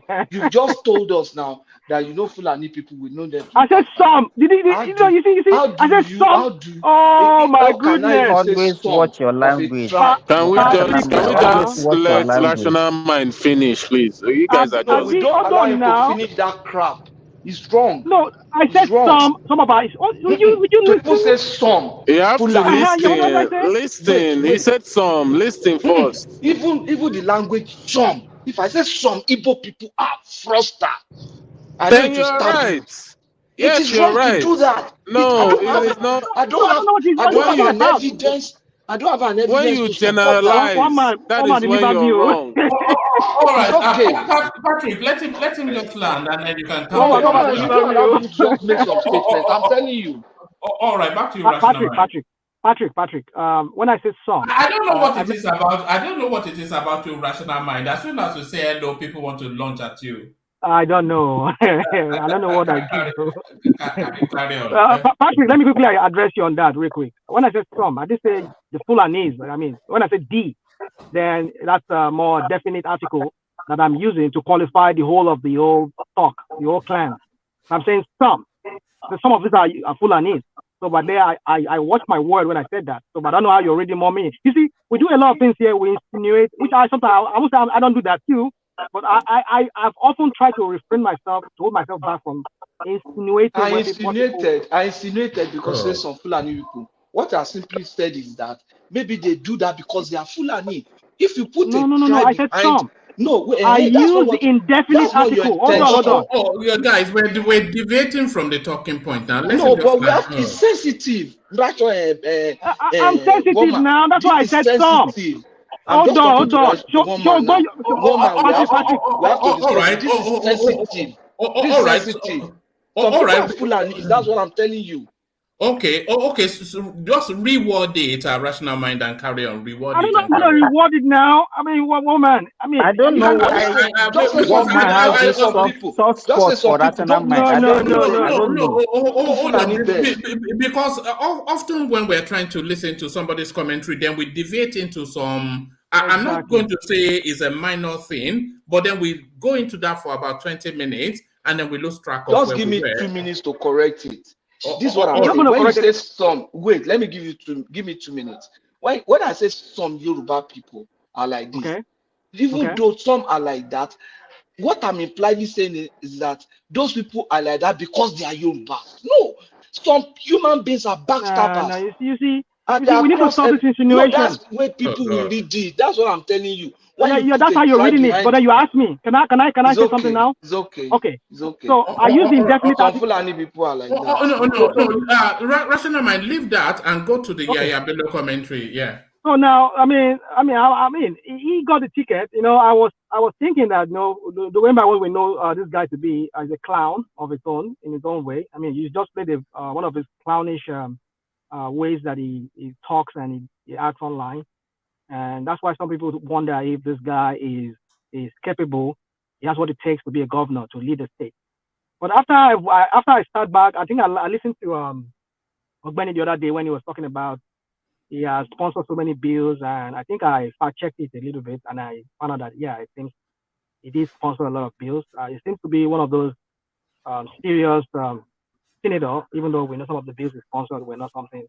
I don't know what Ogbeni was talking about that very day, but but then some of the bills, I think among all his contemporaries in the Senate, he did a lot. So I looked at it that apart from his clownishness and his acting clownish, I think the guy has something upstairs. So, but then why I want to come from this angle, because initially I object to his he being the governor, but I want to rat for him. Number one reason is like Ogbeni said, which I fact checked to some extent, and I found out that it was to be true, that he did sponsor some bills, and he was active in the Senate. But then I look at what is playing out in Kogi State. I think even before I can't remember ever coming on this platform. On this platform saying that, but I think I watched was it maybe Dino Melayo or one of those people that were contesting. Maybe it was Smart Adeyemi. He said that this guy is playing the template that Wike used in River State. What was that template? That was even before this guy won the ticket, before the APC guy, that Attorney General, the Accountant General for the local government won that election. He said already, I think it was Dino, maybe Dino or Smart Adeyemi. He said that Wike has already told Yara Bello to let his Accountant General, because like Dino is saying, he will homage money. He will go to jail. Already the wife has already been, they declared the wife wanted. I don't know why the EFCC or whoever is looking for him, they've not arrested her. But then we don't see, this lady appeared on so many numerous occasions with the husband. They never arrested her. So we're yet to see whether he's going to go to jail. Except if Dino becomes that governor, we were able to open all the things, all the corruption that Yaya Bello got involved in. If that's the only way I feel he can go to jail, perhaps. But if somebody else, like a Sakata General, wins the election, which is the same template that Wike is playing in River State, where River State is the person who won the election, and supposedly, according to INEC, is the Accountant General of under Wike now, and won, so that he can cover up for him, so that they won't be able to put beam any searchlight on whatever corruption that he must have done to cover him up. So that's the same template that this guy is using in Kogi State. Now, having seen all those things playing out, I would want this guy, not because I feel like he's competent as such, but I feel like this guy needs to be taught a lesson. Dino has no antecedents as an administrator. It does not. It does not. That's one. You see, one man. This is the same. You see, this is the same narrative we played on. It was Gbadebo. Remember that was his, yeah. So, but then let's stop this. I've always said that let's stop it, because it's up to anybody who wants to stop it, who doesn't want to say it. But then for me, I just feel we should stop it. People that are more confident. You don't think somebody that wants to govern? It's almost like a president, a mini president, because it doesn't. You start from the top. Do you start from the top? No. Well, you see, most of the people that today that are, some of them. What besides? You see, let's not go into this woman. I don't want to go into all this trying to start using excuses on it. Akere Dolu, besides being a lawyer, what Rational man, how are you? Good evening. I'm here. One man, but he has been a senator before. Is he not competent to be a governor? Yeah, that's not an administrator. No. Yeah. Tinubu, who was he before he became governor? Why are you going to Tinubu again now? Are we going to Tinubu again? I will go to Tinubu now. You know me very well now. It was the chief auditor of Deloitte besides that, what did he manage? What did he manage? He managed an oil company. He did not manage an oil company. He did not manage it. You see, let's not do this woman. Before that, he was in Deloitte and Touche. No, before that, he was in Chicago doing money laundering for the druggies, and then he came back to Nigeria. He worked for ExxonMobil. So I don't know what you're talking about the Deloitte you're talking about. So he worked for ExxonMobil. I was accountant general, whatever it was in Mobil. So I don't know. Apart from that, then he got into governance. He became a senator, and so what again? It's almost similar to what Dino has.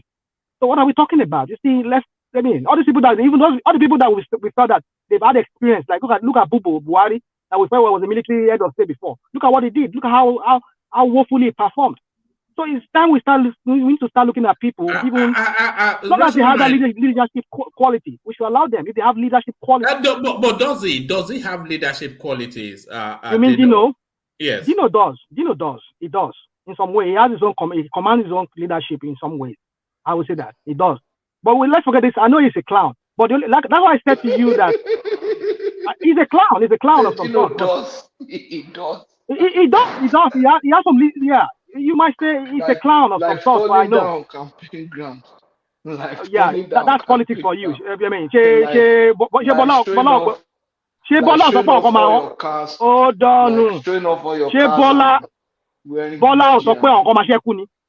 Bola not say it? Did Bola not say on labor?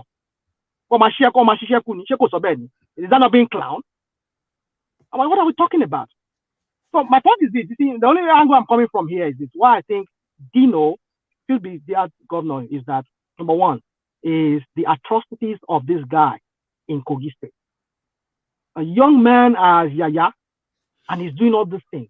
It is becoming he's a despot of some sort. Look at what he did to Natasha. Look at what he did to every opposition. Look at how the PDP lady that was killed all because he wants to become a governor. So this guy needs. I think it's a day of reckoning should come for him. Now he wants to cover his track using the wicked template. One thing is and again, this guy happens to be his cousin, and I think he's from the same tribe, the same what's it called, Igbira, the same Igbira. I mean, what are you talking about? Now, Rational Mind, let me ask you a question. How much of your championing of Dino Melaye, how much of it has to do with the fact that he's is of Yoruba stock and he's going to be the first Yoruba indigene to be the governor of that state? Are you colored by that? Not much. I won't say much of that. I mean, yeah, well, there's a bit of it there, but not much of that. My only thing is the revenge. That's what I'm looking for. What I mean revenge, against yeah, revenge. Yeah, that's what I mean. Revenge is that so people should be taught lesson that power is transient. Power is transient. You are there today does not mean you'll be there forever. Wicked will also make his own reckoning. I mean, maybe he didn't play that one too. There was a place where he was talking about Wicked too. He was thinking about Wicked. They will make a cloth for Wicked and one Asher and one Wicked. They will embroidery. I mean, they will do an embroidery on it for him. You know, it's that Wicked and Yaya Bello, they will be in jail together. I mean, these guys, if they are found to be guilty of whatever, you see, one man, I'm an advocate of law and order. However that law and order comes, as long as there's law and order, there's people are brought to account for their corruption or for their whatever thing they've done. They should be brought to account for that. Maybe that would teach other people lessons, so that from there people will start. But Rational Mind, if Dino wins the governorship of Kogi State, it'll be very difficult for him. Which I also doubt. But it will be very difficult for him to go after Yahaya Bello under an APC administration. That's another angle to it. Yeah, that's another angle to it because the means to prosecution is in the hands of the federal government. See, this is what we're talking about. You see, when you have an attorney general of a state, it's just like a toothless bulldog. He can't even do anything. He can't, because the people that will prosecute that case will be the federal police or the federal agency, law enforcement agency, which is the EFCC, which is under the control. But if the state has their own kind of police, they could prosecute it, and the police will lock the person up for whatever infraction. So that's what we're talking about here. But then if he would be the one on the, like I said, himself being a very immoral person that I don't think he should never be the leader of that country. But I mean, it's so sad that he's going to be. But let's see how far that's going to take it. So my point is this: that everybody should be brought to an account if they've been found wanting in any way. I believe Yaya Bello, because already EFCC is looking for the wife for embezzlement and corruption. But the immunity that covers him, which does not cover his wife, but I know he's playing some games underground. They're not able to arrest his wife. But when he gets out of there, that is where we want to see the real See, when we start bringing people to account for whatever infraction or whatever past fraud or whatever crime they've done in the past, that will start making people to speak up. Power is transient. You are there today does not mean you always be there forever. So if power changes hands, it will tell people to speak up. It will make them understand that, yeah, when you are there today, do good when you are there. Because tomorrow you might not be there. You might not be your own person that will be there to cover you up. There's another person that will differ, that will be there next tomorrow. So you see, that's the only angle I'm coming from. That's the only reason why. And like he said he will send Yaya Bello to jail. And I want him to send Yaya Bello. If really Yaya Bello is guilty of those crimes, that they will find out after he's gone. But when somebody else who is his own party gets there, how do you expect it to be open? It won't be open. They will cover up for them, like they've been doing in Lagos State. Tell me, who in Lagos State have you seen? What councillor have you had that EFCC arrested in Lagos State? They've been covering themselves there. Cover Tinubu, cover everybody, cover Mbode, cover Fashola, cover everybody. Is that how clean they are? That they don't even have one record of one person that is guilty of one. But you're clean and forget it. They are doing party government, like Fela was saying. So for me, that's just my angle where I'm coming from. If Dino can win it, which I doubt. The reason why I'm saying I doubt Dino can win that election is because the means that rigging that election will be in the power, it will be in the hands of Tinubu. Forget all this one that Tinubu is talking about, the Adamawa when he was releasing press statement that the police should investigate, will not investigate. It's not the same template that he used. But I would suggest that Dino is actually in the lead in this election because he is the only star name in the field. It's a known quantity, and the rest of them they are just abstract names. The name that it doesn't work in. It doesn't work in Kogi. If you look at the elections that has played out, I can tell you that APC did not win Kogi State. Look at what the idiot did, the governor. They conducted the primaries. They did not conduct primaries they just brought. Look at this. The guy that won it, they said the guy won 72 or 78,000 votes. Anybody, who are the people that voted? Who are the people? Figure. They just went somewhere and write the figure and just gave a smart 300, gave that one 400. I mean, look at what they even throw smart. They even throw smart. He's the last. He got the last. A senator who won how many thousand votes during the election that brought him in into the Senate. And look at what they gave to him. They allocated to him. That guy's a clown of his own. He just went and write. Not just smart at the enemy that is talking about how he wrote that election, the result of that election. Other candidates, everybody say, they have some of them on Arise and other on channels. They said no election took place. People were waiting. Those APC members were waiting in their various local governments, waiting for them to bring ballot papers. The next thing they just had that they said that this guy had 78 or 72 million, 72,000 votes. From where? Who are the people who voted? This is the same template that this idiot used, Yaya Bello used in this last election, the presidential election. He made sure that he stifled everything. Nobody can vote. The same style that Wike played out in Rivers State. Who are the people that voted? I'm even waiting for this election tribunal to start, and I want to see the true result of that. Look at we saw images of a chairman of a local government in Kogi State who was destroying ballot papers, and there were military men and police, even his own police orderly that was with him was there standing. He could not even arrest him. This is how corrupt Nigeria is. The video is there online, and people are even talking that they should prosecute that chairman. Well, I don't even know whether that case has gone to. So what man, you see,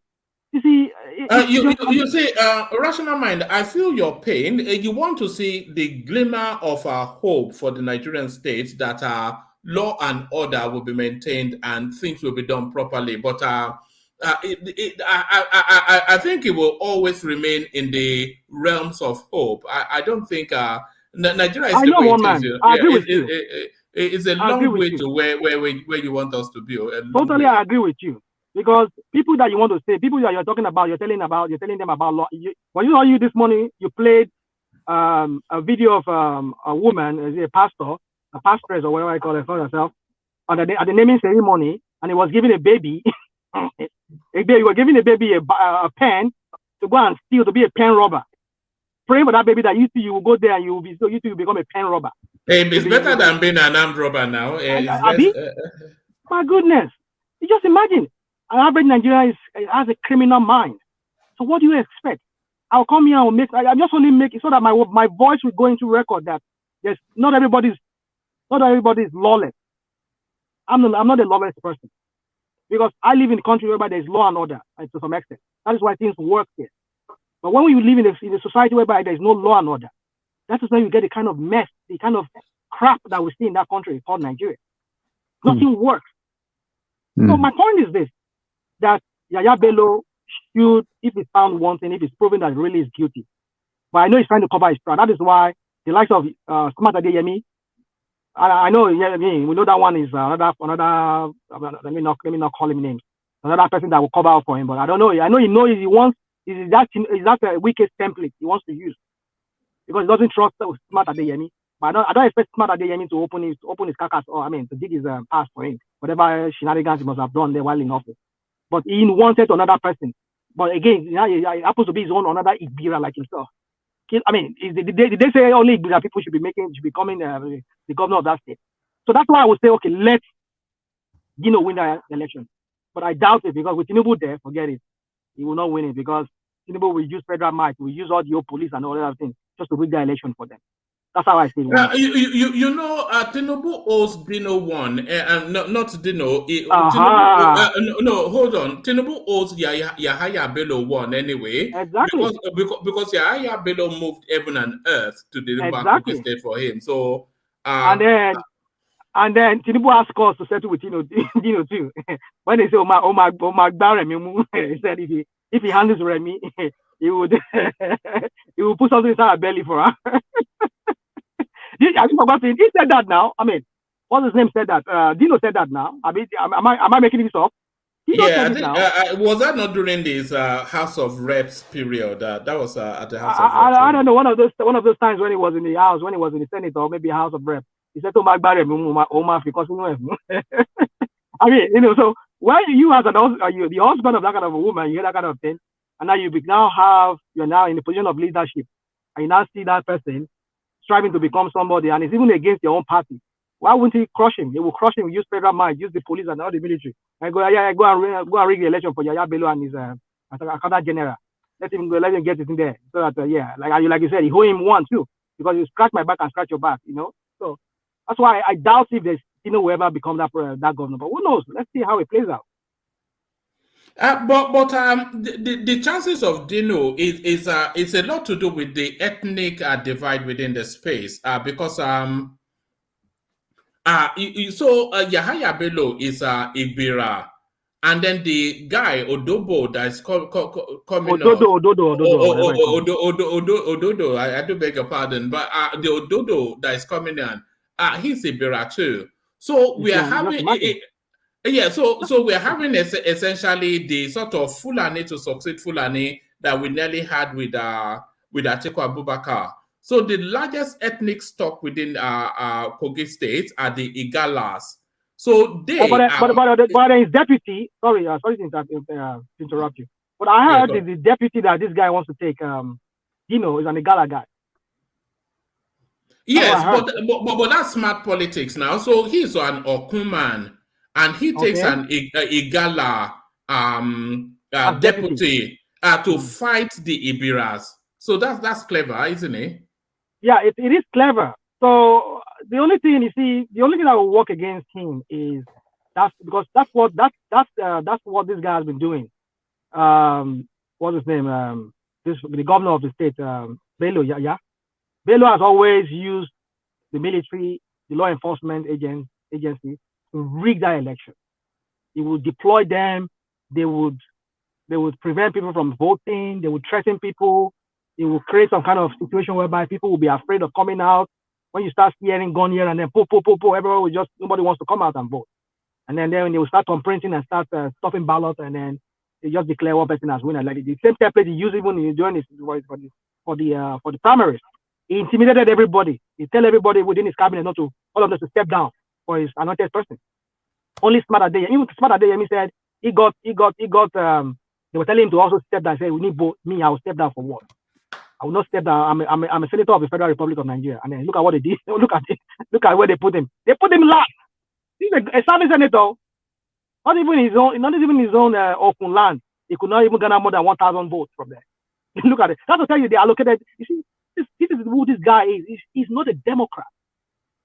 How can we have despots like that having control over his space? He should be locked up. That is why I will be for anybody, even that person is against my view or what I stand for. But as long as he will do justice in some ways, I will support that person. That's who I am. I know I can't get it all in one person. I can't say, oh, this person has it all. He's a saint. Even though I know Dino is not a saint or in his own way. But as long as he would make justice in that sense of somebody who is from By justice, you mean vengeance, right? Your own vengeance. Well, let me not use the word vengeance. Let me not say vengeance. Maybe I should but you said vengeance before now. Yeah, I'm taking it back now because when I say vengeance, but that is what it actually means. Doesn't mean justice. That's what you actually mean. It's vengeance. Don't change it. You are just you are not thinking of someone who can prepare, who can deliver for the people of Kogi, who can solve their because I don't know why you are promoting Dino. You say you want a better Nigeria. But you say Dino is corrupt. Dino is a saint now. Let me say something. I didn't say the same. Go on. Is there actually? Let's get it straight. Dino is a clown, and I don't see him making Kogi okay or whatever. And I don't really see anything that is gonna come out from Yaya Bello that would make Kogi State better too. So I think both of them is just a clown. And if Kogi people know what is best for them, they should choose other options. Yeah, Bello is not in play. His run is 2 times. No, I know, but he's the one that presented the clown, so I don't see anything good coming out from what the Bello is presenting. For if you're looking at his antecedent since over 8 years, a man like that will not give you anything good. All right. Rational Mind, Fatai has a question for you. Fatai. Okay, please, I'm listening, please.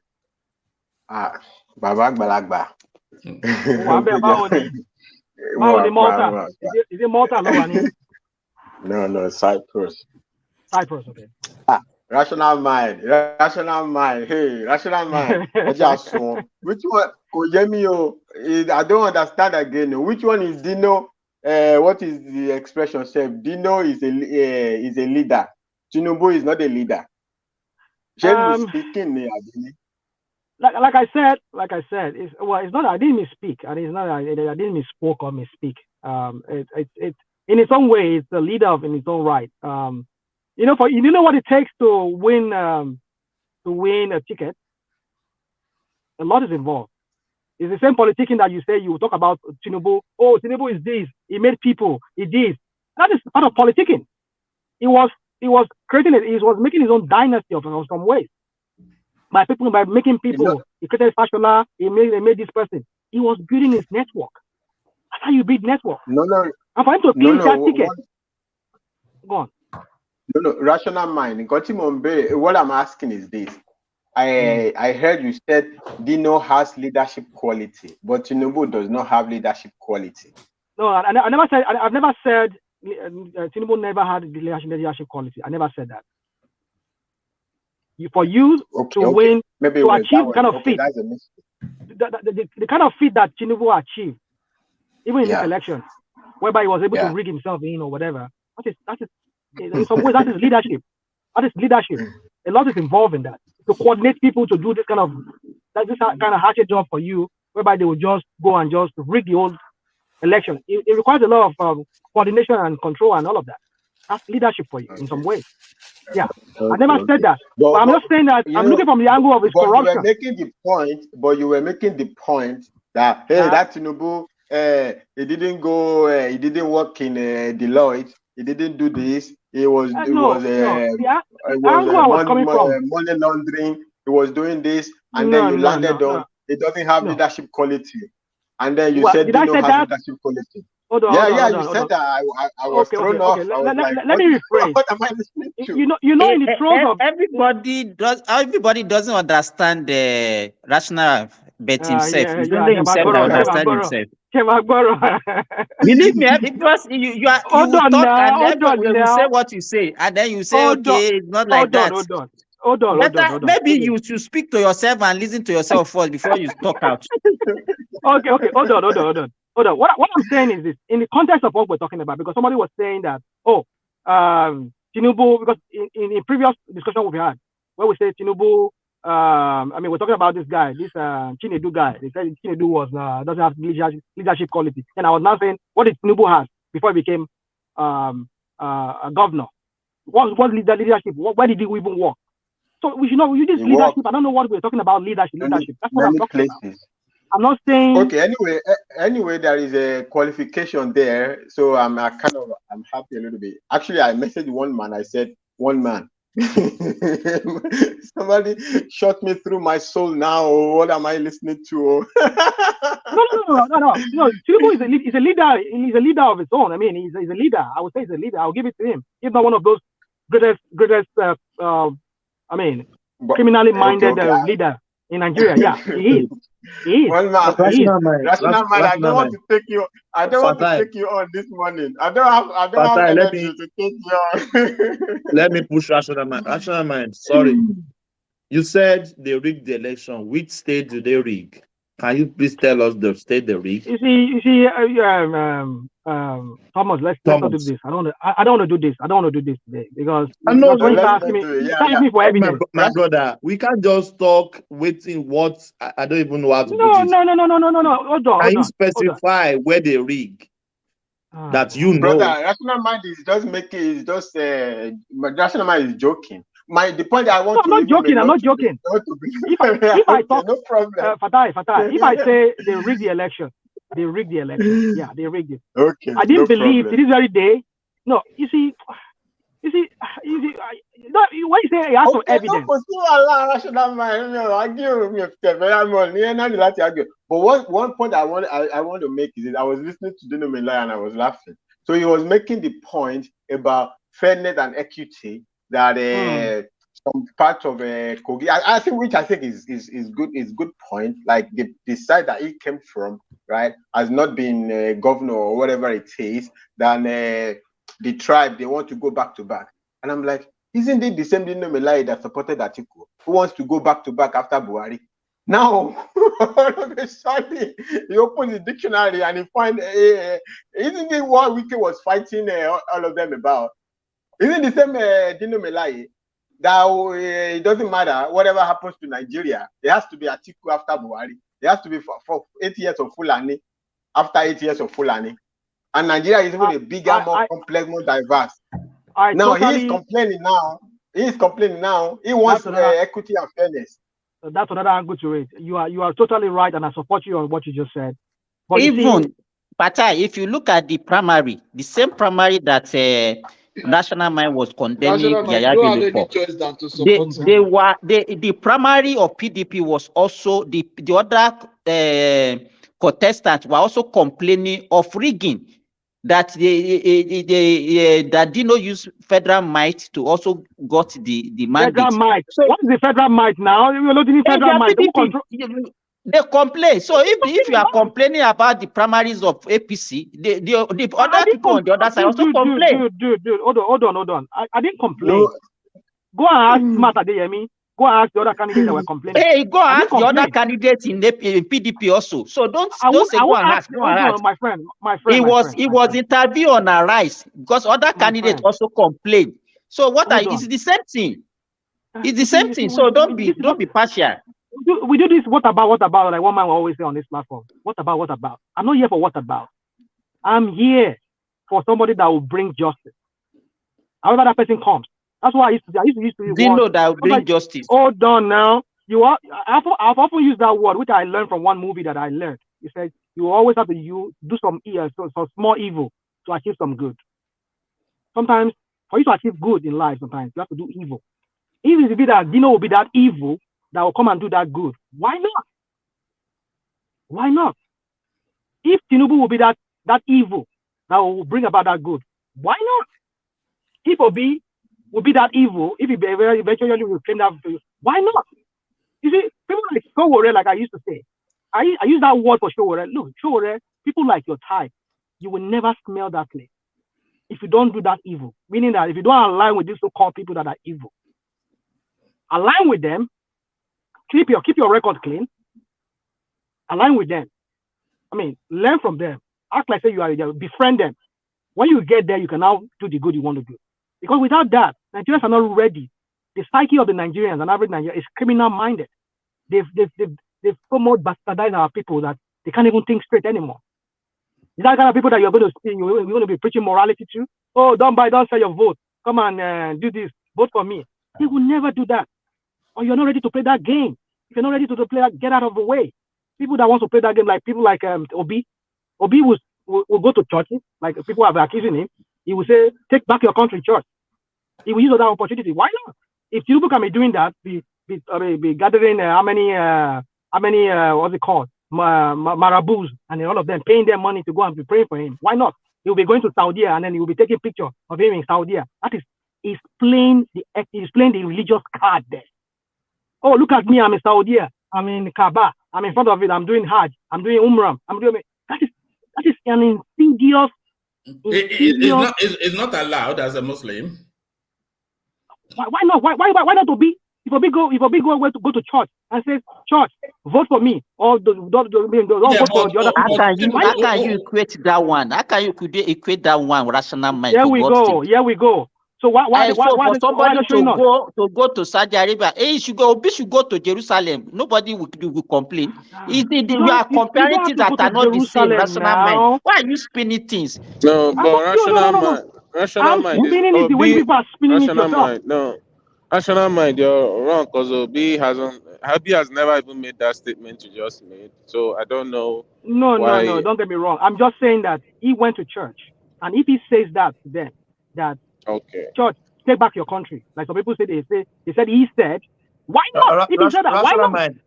Rational mind, please. Let's listen to this. Tense. It must be by capacity and commitment. This is a job that requires physical and mental energy. And we must get it right. And that is what we're asking. The church must be at the forefront. Our children cannot continue like this. There's no offense. They're committed by being Nigerians. Nigerians are the best you can get in the world. And we have the energy to change this world. All we lack is that we have criminals who have hijacked this country, stealing everything away, and we are keeping quiet. Please, the church, wake up. Take back your country. God bless you. There you go. So, continue. No, Thomas, he never said vote for me. That's the problem. Take back your country is a different contest. I mean, you can go to North and say North should take back their. It's more like saying that the youth should take back their country. What are you even talking about? What are you even It's more like one man. It's more like listen now. Are you talking to baby? You think you have a gun where you are talking to 3 years old baby? I'm not trying to spin. I'm not trying to spin. You are lying to them and telling them lies. Let me say something. You will never convince them. So that is why I come from that angle of what I just said. Hold on, rational mind. Hold on. Okay. You said he would never. Hold on, Ajale Koko. You said he would never convince them.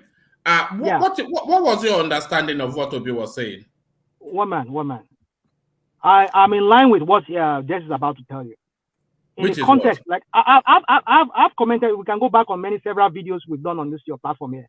I've commented on that in the context of what he said, even that audio, that fake audio that they made with AI, whatever, that he was saying that yes daddy, or whatever. This is religious war. In the context of what he was saying, he's justified. We've had many people, many mullahs. Let's just move forward.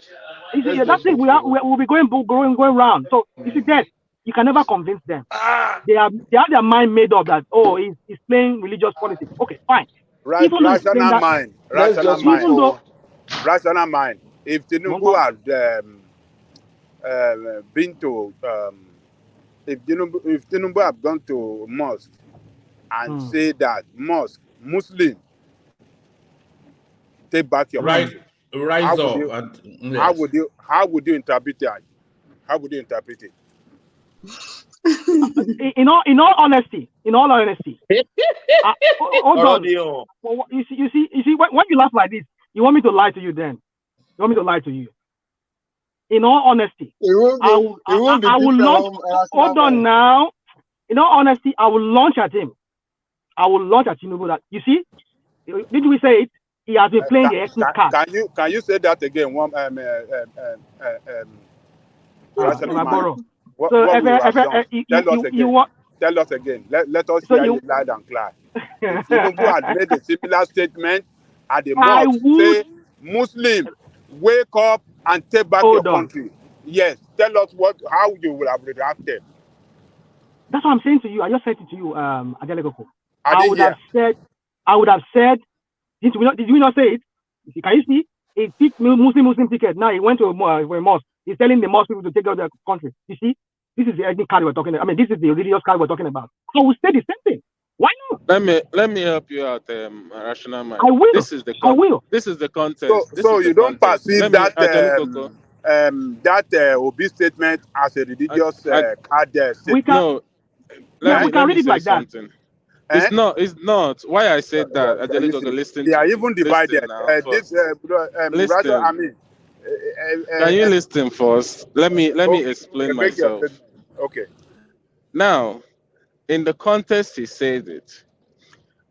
This guy, before he said it in the church, he has gone to the north and make the same statement. It is time for you guys to take back your country. And you can't tell me it's just Christians that are in that ground.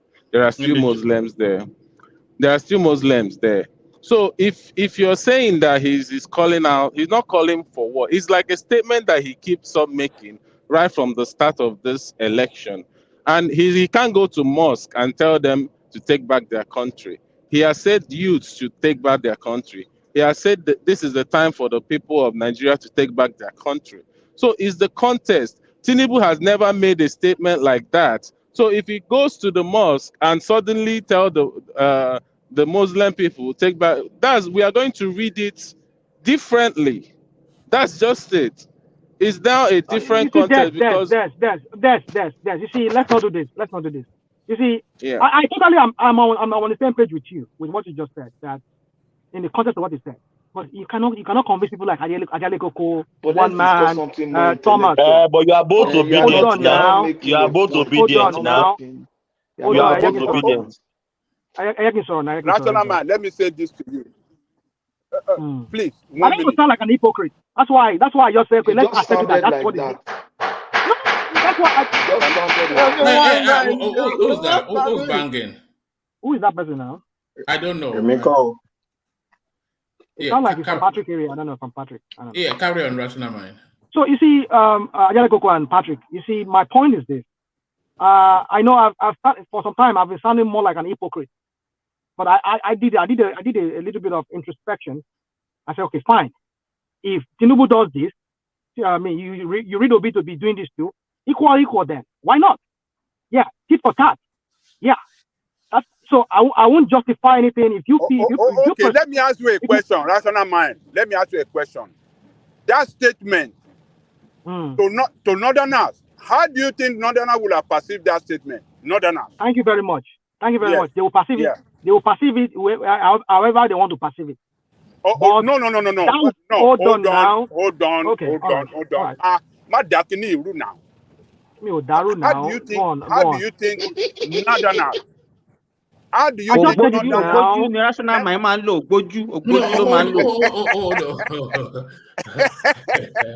Go on now. Go on. Ask your question. You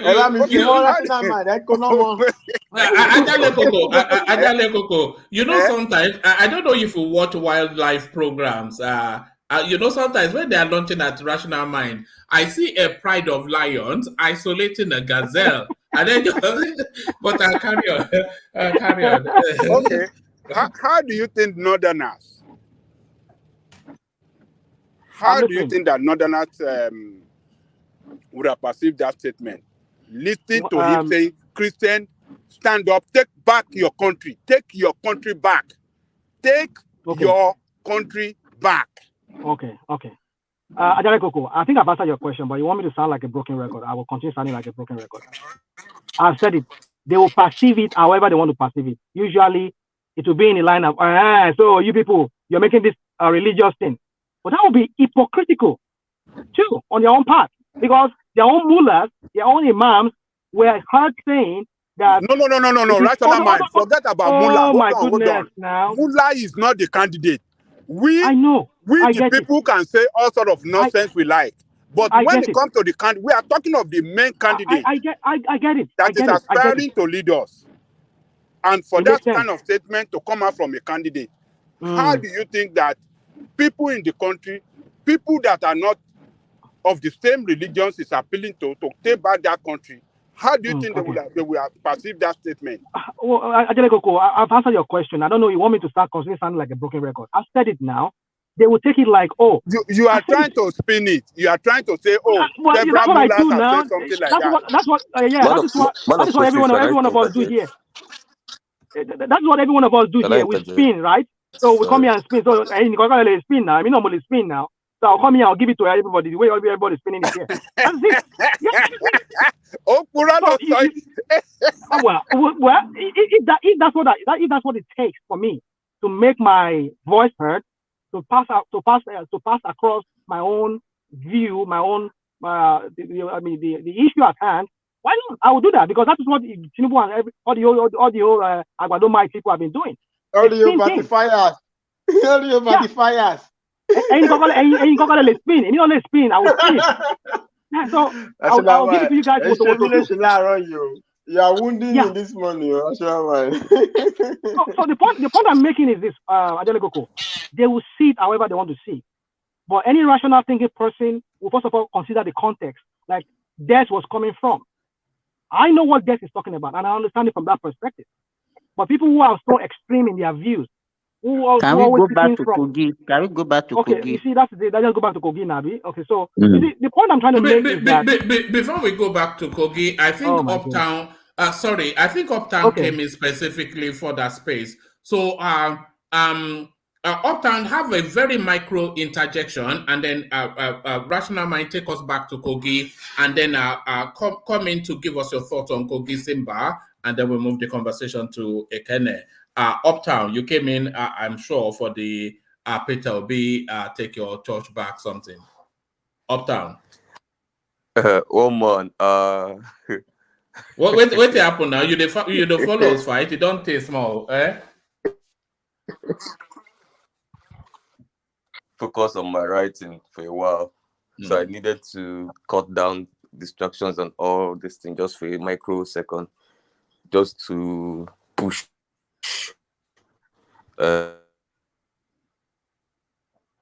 All right, we can't hear you.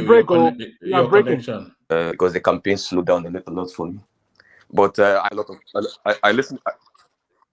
Oh, my connection, is it better? Yeah, we can hear you. Go on, we can hear you. Yeah, it's better now. Carry on. Same thing. It's better now. Okay. All right. So, but I listen sometimes, just that I listen sometimes, just that I can't join most of the times. So I just play, let it play, and all that. One, you are right. Here, I came for the interjection. I still have to use it after it. I came because of the way I did. First of all, let me begin with thanking or praising Man of Prestige. Rational Mind, you mean? It's Rational Mind. Rational Mind. Sorry, no, Rational Mind. Rational Mind. I have to praise you. He's been a tiger. He's been a lion. He deserves a national award. You know. You don't think he's been devoured by the... Nítorí ó ń bá wọn purọ́, he deserve award. Wọ́n á fún award nítorí ó ń bá wọn parọ́. No, one man, he's been a tiger. Oh God, I love the fighting spirits, and he's been finishing all his enemies. But that's by the way. So kudos, my brother. Touch take back country stuff, and before I entered, Des hasn't spoken, but then Des spoke and said some of the things I wanted to say, and it's really clear what I wanted to interject, and it's really very unfortunate. Most of these northerners are going to use against us later in the elections to go. You're breaking heavily. Because now you're gone. I'm gone. Now you're back. Now you're back. I'm back. Are you using Bluetooth? Are you using Bluetooth? I'm back. Okay. Set. Can you hear me? Yeah, carry on. Okay, good. All right, so we all know, anybody that followed Obi's campaign know that Obi's campaign is take back your country. That is his slogan for his 2023 campaign. Take back your country. He told youths to take back their country. He told women to take back their country. He told Nigerians to take back their country. So what he does is that any audience. He also told the church to take back their country. Yes. Yeah. Which is the particular one you people went from the Muslims. From the Muslims. No. It is very funny to assume but that the Muslim cannot take back their country. You say? I said the Muslim cannot take back their country. But he told them to take back a country in the north. Where? Can we see? Can you give us the evidence?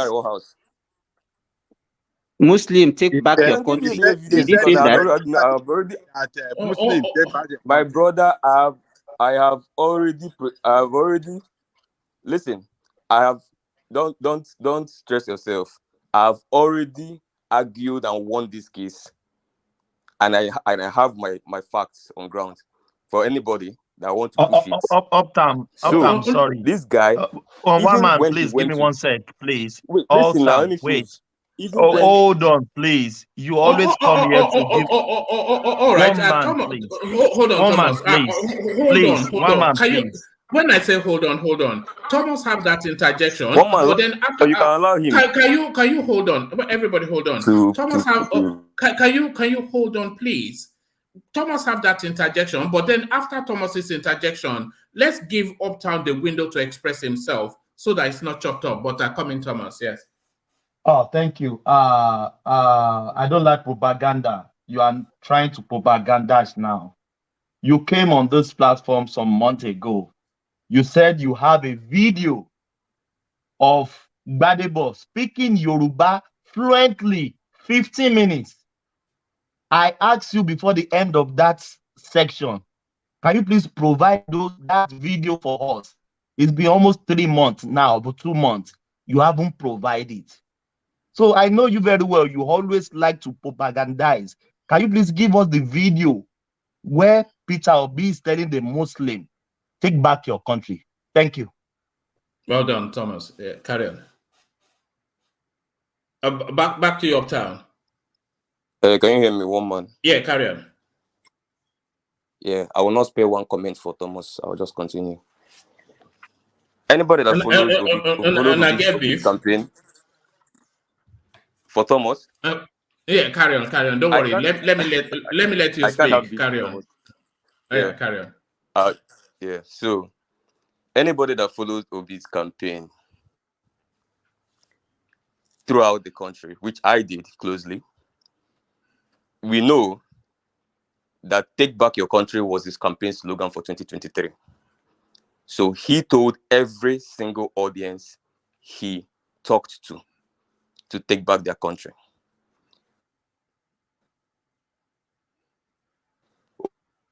Obi talked to young audience, he talks leaders. Go back. What I'm now going to do to anybody. We're losing you again. Anybody that's doubting Thomas, literally. Okay, am I back? You're back. Am I back? You are back. Okay, good. So for anybody that's doubting Thomas, yeah, go back to Obi's campaign archive and know if there is any place Obi went to. One, if Obi went to 200 or 300 places for campaign or to speak, public speaking or whatever it is. Not one. Did they not end? You know, Obi, the way Obi talks is almost like he has a way he talks. That same pattern, he repeats it everywhere. He does not change, he does not remove, he does not subtract. So is there anywhere Obi went for campaign that he didn't end with things like Muslims do not buy bread cheaper, Christians do not buy bread cheaper, it is only an elite this thing to confuse us and all that, whatever, take back your country. That's how all his campaign ends. So he campaigned in the south, he campaigned in the north, he campaigned every single places, and he told every single person to take back their country. Kaduna specifically, and Kanu as well. When he went there, Obi was the only person that was campaigning in the north and was using interpreters to talk to people. When he talks, an interpreter speaks in Hausa. When he talks, an interpreter speaks to Hausa. No other candidates. Nobody went to Southeast and was interpreting for them in Igbo language. Even though some people might not understand English, but nobody cared to interpret for them in Igbo language. He showed them respect. He interpreted for them because he needed for them to understand his message. And at the end of the day, he tells them, take back your country. In the Arewa house, he ended the same way. In the open fields, he ended the same way. In Lagos, he ended the same way. When he's talking to youths, he's ending the same way. He's talking to women. Women, stand up, take back your country. Youths, stand up, take back your country. Students, stand up, take back your country. Everybody, stand up, take back your country. And most importantly, the one he repeats more often is, he says it's not anybody's turn. It's not the turn of Igbos. It's not the turn of Yorubas. It's not the turn of Hausas. And it's not by turn. It's nobody's turn. It's the turn of Nigerians to take back their country. Obi said this. It was beginning to sound like a broken record. But guess what? Extremists, they know themselves. Out of that bunch of everything he's campaigned on, take back your country, they went to the one. He was talking to Association of Bishops, who also invited other candidates, by the way. It was almost like a screening. Obi came there. Other candidates also came to speak to those bishops. There were videos of them as well, speaking to the same people. The same way Khan invited the three main candidates as well to come and tell us what you're going to do for Nigeria, tell us your vision and all that. Obi still came, the same thing he was telling everybody, the same message. It's almost like he has downloaded his message in his head. Once you press play, Obi's message reads from top to bottom for you, regardless of what audience you are. The same thing, he repeated the same thing, take back your country. But it is really unfair when people now come and say, hey, no, Obi's campaign slogan is not take back your country. He just decided to go to the church, which is not actually a church. That is a Christian Leaders Association. So we went to the church and say, church, take back your country from Muslims. No. And the contest, they will go and cut down the 5 seconds video. Whereas in the video, this man was preaching peace and unity. He was talking about that the country has been hijacked by corrupt leaders. And why it has festered for so long is because traditional leaders, religious leaders, social leaders, middle class are quiet. Nobody is challenging those status quo. So he's trying to raise up everybody. Church leaders, don't keep quiet. These guys are in capture of the country. Speak up. Religious leaders, speak up. Traditional rulers, speak up. Don't keep quiet. Rise up. Take back your country. That's what he told everybody when he went to Obi of Onitsha, when he went to the emir in Kano, when he went to the one in Southwest. He told everyone. When he went to elders in South.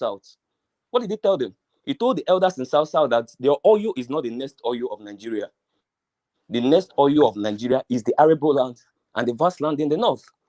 He's the only person that someone courage to tell South elders that their oil is not in his ending. That now is the turn of the north. That north is the pathway to the greatness of Nigeria. He didn't even say, maybe this will not like it. But because that his message is the same with everybody, that is the only thing that stood Obi's campaign out. One message he told Northerners when he came to Southeast, this guy came to Anambra and was telling Anambra people what he would do in Taraba, what he would do in Niger, what he would do. He barely even told Anambra people what he would do in Anambra. Whereas other people, when they go, they will just tell you what you want to hear. He was telling everybody that same message.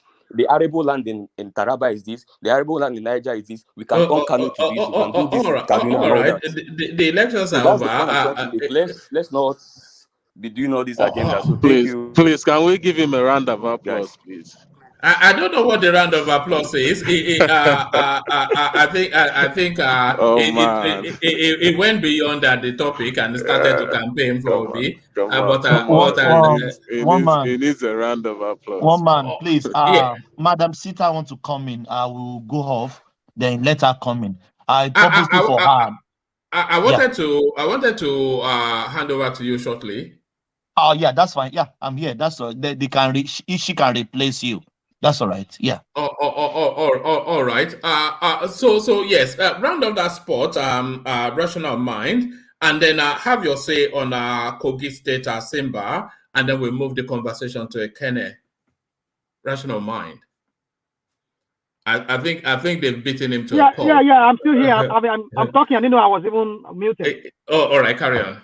All right. So yeah, thank you, one man. So anyway, you see, I must applaud our friend what's his name?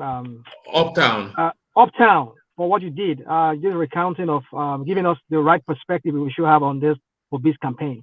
I mean, that's what I have. But you see, when you have wolves surrounding you and you being the sheep in the midst of wolves, by the wolves there, I mean the Agbadomite people, they would just want to massacre you from where they want to spin it. That is why you see, I don't want to go by this narration of wanting to like reason with them. They are very unreasonable people. So the only way you can reason with people like that is you two being unreasonable. Give it to them, water.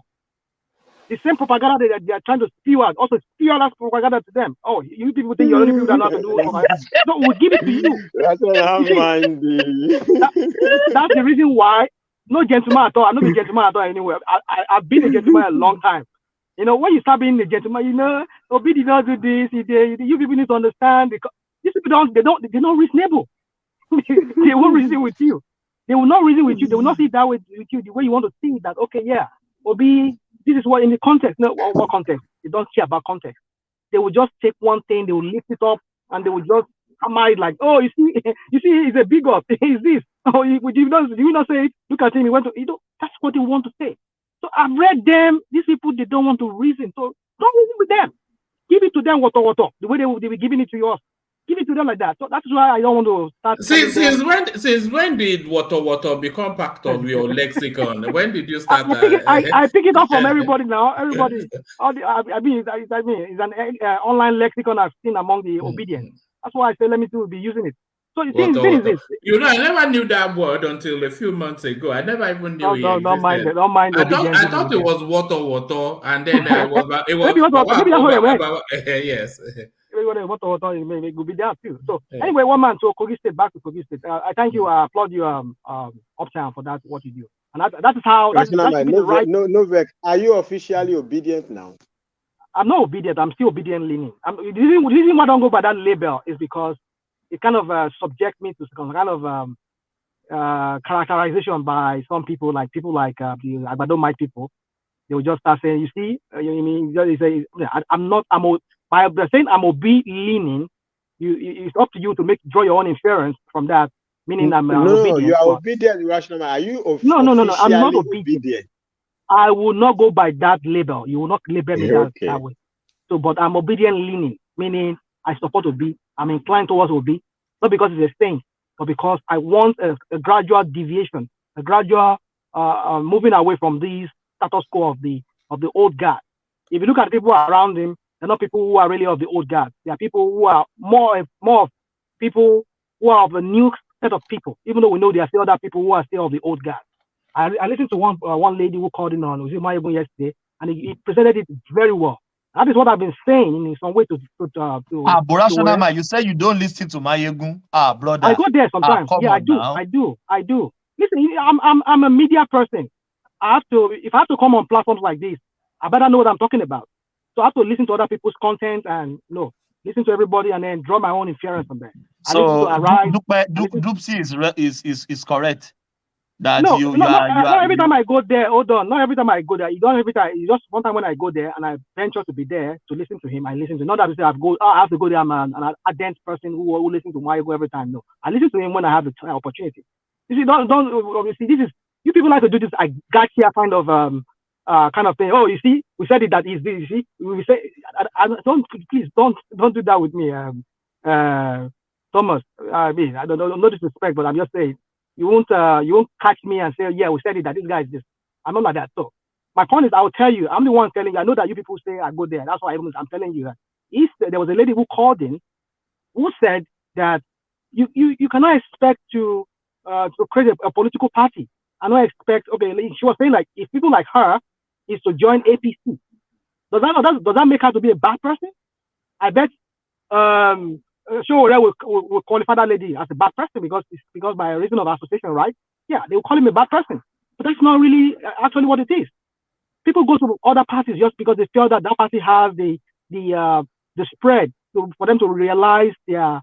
So if that's what Shuare would need to do, let him do it because Nigerians are not that kind of people whereby you want to like create them or wipe them to that sentiment in them to whereby they want to see that they need to start toning their leaders. Nigerians are not ready for that. And as long as you consider that you are anywhere. Rational mind. Can I interject 1 minute? Oh yeah, we go again. Yeah, yeah. We will never stop. All right. You shouldn't have caught you. You shouldn't have mentioned. I know it's gonna come after me. No. Wait. I think I had Uptown saying that the term of Obi's campaign was take your country back. Yeah, he said it. Production to these are one of some of them. Production to what did you say? No, it specifically said what is specifically said is what I'm referring to. Say they okay, all right. Take your country back. I think that sounds like Shuare's campaign thing. Exactly. So take it back. Yes. So I don't sue for plagiarizing. I don't exactly. Plagiarizing. He's been in prison. So it's a fraudulent. That's what he has been doing. Yeah, you want to that's very fraudulent. So these people, this Obi of the thing, you see, all this revelation is just telling us that this guy represents nothing but fraud. And he will have, if he had been voted for as the president-elect today, it will have been a vote. Nigeria will have voted for a big fraud. You see, because Toure campaign term was take your country back. Okay, can I give you one again? Can I give you one? Hold on. Did Tinubu not plagiarize you? Hold on now. Hold on. I don't care about Tinubu. Oh, yeah, we go. It is never your campaign term. It is Shuare's campaign term. Take your country back. You cannot use this. You cannot try to lie to people in defense of your candidate. Hold on. Okay, you cannot. Don't let me use lie. You cannot come out with a narrative in defense of your candidate wrongdoing, and then picture him as if he has done something wrong. I mean, he has done something right. What this guy did in the church by telling Christian, take your country. That country, this thing hold on. That country does not belong to Christians alone. But in the context of what he said, he's not only in church, he has been saying it. Don't look. You yourself said it that if Tinubu had said the same thing to Muslim, you will come after Tinubu. That is what you said earlier. I said that. I said Yes. that. But Don't underestimate me, though. But Hold on. But okay. Peter Obi did this. Okay. You don't want to go after him. You don't want to condemn him. The reason why I'm not going after him. You want to look at the content. You want to say which content a presidential candidate cannot be divisive. That statement is divisive statement. All right. Saying all right. It means that this guy will care for Christian more than any other religious group of people in the country, and that is why he never won in any state. You can say that. Can I answer a Christian state? the He never question? won in any Muslim-dominated state in that country. He never won. All this election victory, state by state. Look at it. He didn't win in any state that is Muslim-dominated state. No, it's not entirely true. It's not entirely true. It's not entirely true. Tell me that country. Tell me that state. Just because I respect one man timing, he said he wants to move on. No. Hold on. We are just. Answer this one. Don't run away. Answer this question. Which country? Which state in that federation that is non-Muslim dominated state? I mean, that is Muslim dominated state that will be one. Tell me one. Well, as far as I know, there is none. Okay, so don't give me this. Don't give me this gotcha. No, don't give me this gotcha. I answer your question. All the states. Hold on. All the states, entirely all the states that this guy won are Christian states. Christian we go again. States. Look at the narrative we're painting. No, it is not narrative. It is a fact. It's the fact. Okay. No problem. All Christian dominated states are. So it is this religious campaign, this kind of religious campaign, this very one, this kind of religious campaign, this one that we are debating on now. It's this same thing that this guy center his campaign upon. No, that's not the reason. That's not entirely. It's not entirely true. That make the Christians to vote for him, don't they? No, hold on. It's not entirely true. No, it's not entirely true. You know, let me even give you a casino. You know how much it's cost? It's cost 6,000. We know. You don't need to tell us that. Let's not go there. That's 6,000. No. It's okay. We understand. No. But can I answer your question? Sorry. How did he get 6,000 votes? That would have been doctored. They should. Maybe there are people to decide for that. But sorry, carry on. National mind. So you see, Adalekoko, you remember? I don't know if you remember. One man. Let me quickly say this before I move to Adalekoko's talk. Your classified moderators on your platform, they barred me from chatting. That's why you've not been seeing me chatting on the platform. And Rational mind. I went through the list of the banned. You said that a couple of days ago. I went through the list of the banned list. I couldn't find your name. I could find Pat. I don't know why, but I couldn't find your name. I can't chat anymore. I don't know what's going on. I can't chat anymore. But one man, let me say what happened. One day, one guy was writing rubbish on the comment section. So I mistakenly banned Rational Mind. And immediately I said it, Rational Mind, I mistakenly banned you. And I even told one man. Mistake. My brother, keep short. Don't let me please. It's okay. Now. No. When we are talking something serious, please. Stop, please. Des, stay your lane, please. When I'm saying something serious, I'm serious. No, one man. No, so much. But because I even told Rational Mind that day, if you remember Rational Mind, I said, I said, Rational Mind, I'm sorry, I mistakenly banned you. And I told one man the second day that, one man, please help me unblock Rational Mind. I mistakenly banned him. Have to look back again. Yeah. Maybe one man have to look back. Let me go check again, one man. All right, I'll check again, yeah. All right, so anyway, Adelekoko, you see, like I said, I go by that name, Beware of Spinners. You are one of those people on this platform that I so much respect, besides one man and other people. But you are one of those people, at least, even though you are the number one person I respect on this platform. But you see, ever since the likes of Kulata and the Agbado people have come here, it seems like they've taken over you, Adelekoko. that I was like, is it not that? What happened to our Ajale Koko? You know, but then it's okay. I mean, this is politics. Everybody has. Russ, I don't mind. Hold on. Let me land. Let me land. What is it? No, I just let him land. No, because, like just to add to it. Hold on, let him land so that there's some sort of structure. Yeah. So real quick, sorry. Ajale Koko, we can spin this thing however I want to spin it. I mean, what's his name? Just give us Des and this guy, Uptown just give us a good understanding of what really transpired with Obi. Take back your country. We know it's Tinubu. No, we know that it was Shower that started using take it back. When he take it to another level.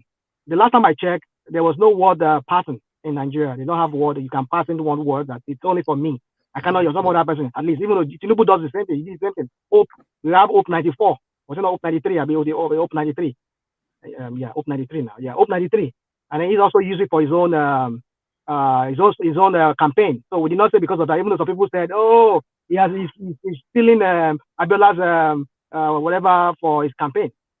People shout, and then everybody kept quiet. So the point I'm trying to say is that if he used it, I don't think it's wrong for him to have used it because it's a political language. Take it back. It's a political language.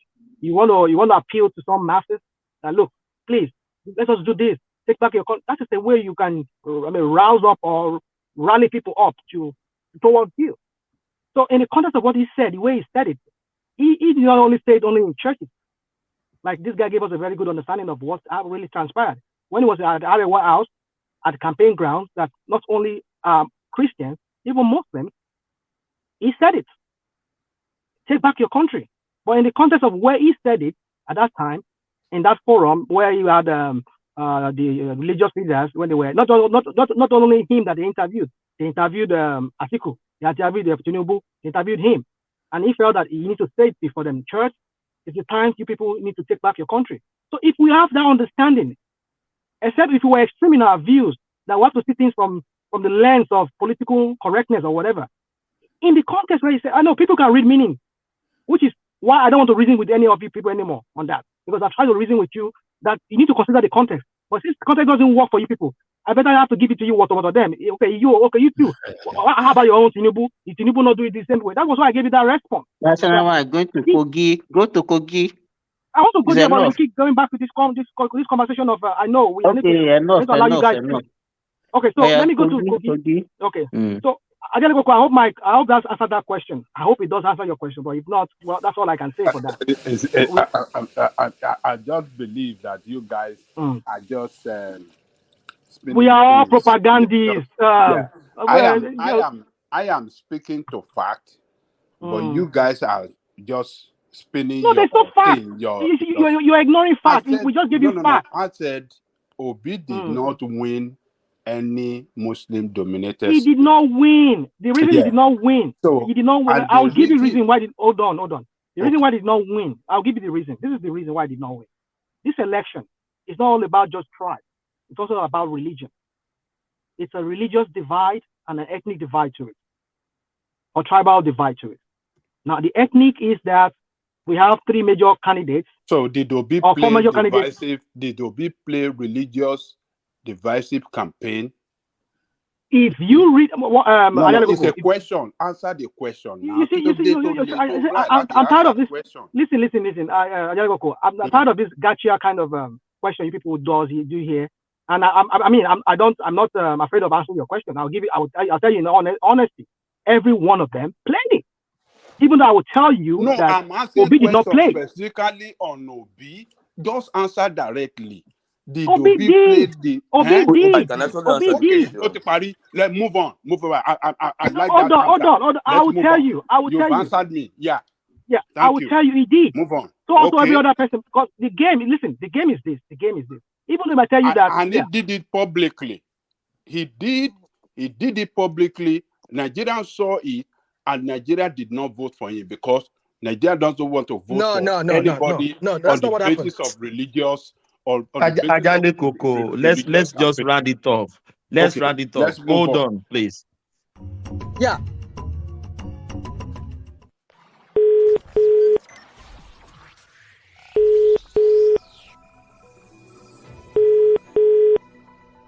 Is it my turn to? Good morning, Daddy. Praise the Lord. How are you, sir? Fine, Daddy. Good morning, Daddy. Are you guys kidding me? Who's playing this, Thomas? What's all this now? Thank you. This is why they doesn't win. Prayers, Daddy is very we dear already to me. know. And like I keep saying, if this works, you people will never regret this support. Amen. Amen. You know. We look forward to God's intervention. Thank you, Daddy. We look forward to God's intervention. Thank you, Daddy. We look forward to God's intervention. Amen, Daddy. Daddy, I need you to speak to the people in the Southwest. Your people in the Southwest and Kwara. Okay. I've been in touch with Kwara people. This is why it doesn't win any Muslim states. No. That is the answer. You see, we only want to see. The guy was even crying. He was crying. You see, he was crying. That's another angle to it. You already diving into it. You see. Let me just land because my phone is going to die. My phone is going to die any minute from now. My phone is going to die any minute from now. I have a loss of 4% because I've stopped for a long time. So anyway, so yeah. So my take is that, you see, we can see things however we want to see it.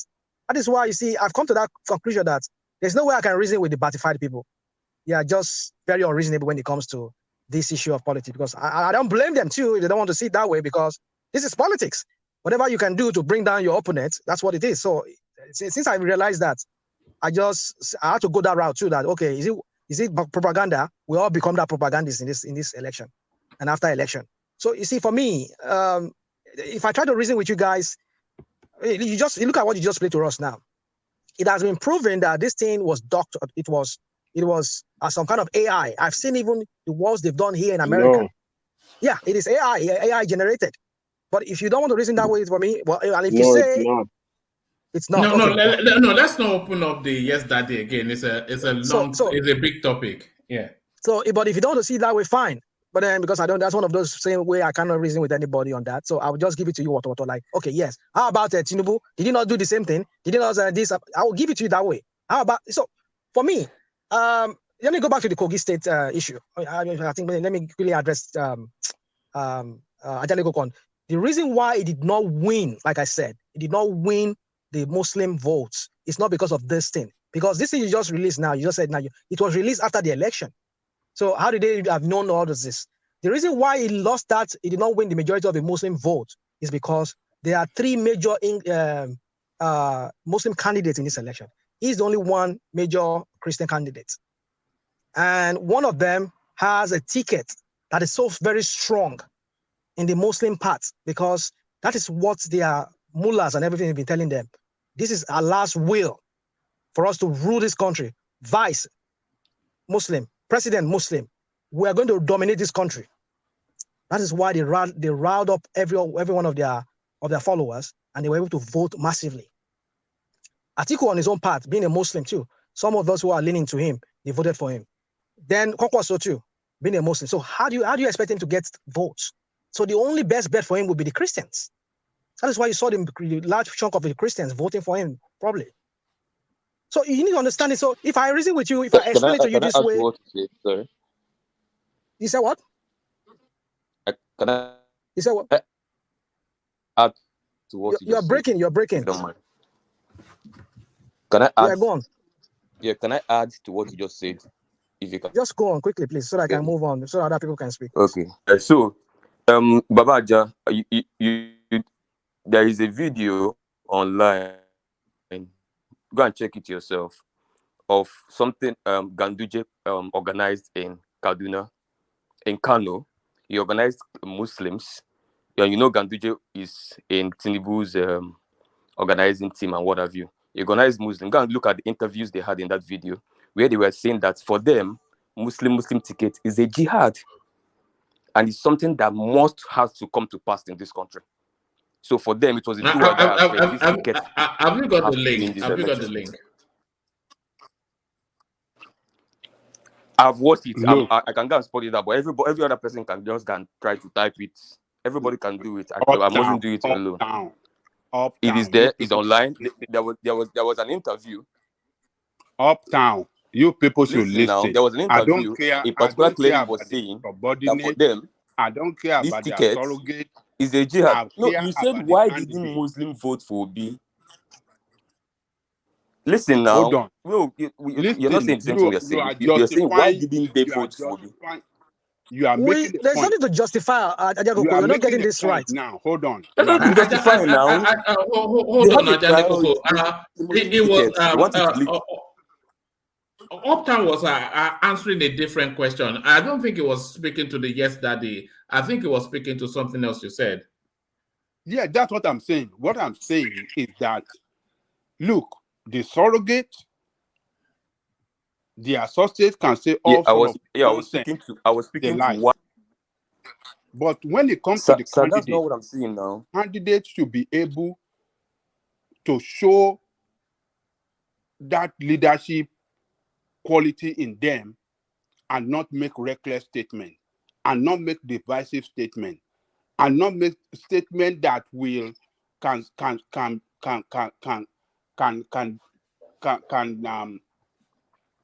show that he's not fit for that position. And that is what Obi did with that statement openly by himself. If we are to be Okonkwo, or what is that guy, that dramatist that talk blah blah blah on the right news, if we are to be him, he can say, oh, that is just one of it. But Obi himself coming out strongly in the public, making such statement, that show that he's not fit for that position. And it demonstrated You won't say that. You won't say that. Well, you can say that. No problem. And it demonstrated please, it. Hold on. Let me finish this. I will read for you. And it demonstrated it in this Yet Daddy video. Look at the way he go down too low for that pastor. Yes, Daddy ought to, and stand like a person crying, like a baby crying for milk, crying for bread and milk. And that was he crying? Is that not how he speaks? That's how it's supposed to be now. Was he supposed to be shouting? He was supposed to be begging for the vote now. So what else do you want him to do? And then that's one at the point. The pastor was telling me, relax. Was he crying? Or Ajaleko, was he crying? Don't worry. Even if he's crying, he's begging for the vote. You see how you say, you see how you put things, you want things making like really was crying. He wasn't crying. Somebody that wants to be my president. Somebody no. Going down on his lead for religious leader. For what? Are we all Christian in that country? So Tinubu that went to all right. Baba, can I ask you a question? Before you ask the question, let's bring Zita into the conversation. Hold on. Let Ajande Koko land, and then you can ask your question. But before Ajande Koko responds, let's bring Zita into the conversation. Carry on. Okay. So I can ask her. No, let Ajande Koko land. Ask your question, but before Ajande Koko responds, let Zita come in. Let me conclude this way. He concluded. I mean, his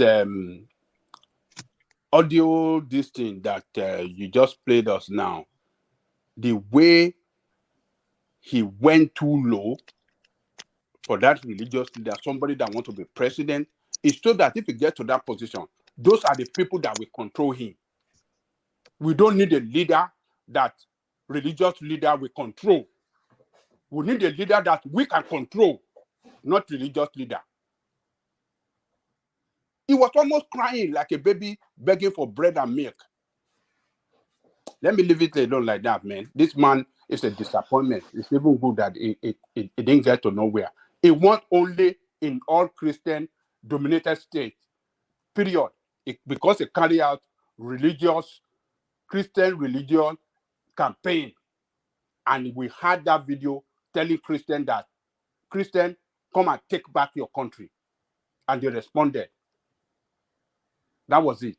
Let me leave it there. All right, put your question uptown, but then before you respond, Ajande Koko, let's bring Zita in. Uptown. All right. Okay, so can you hear me? Yeah, we can.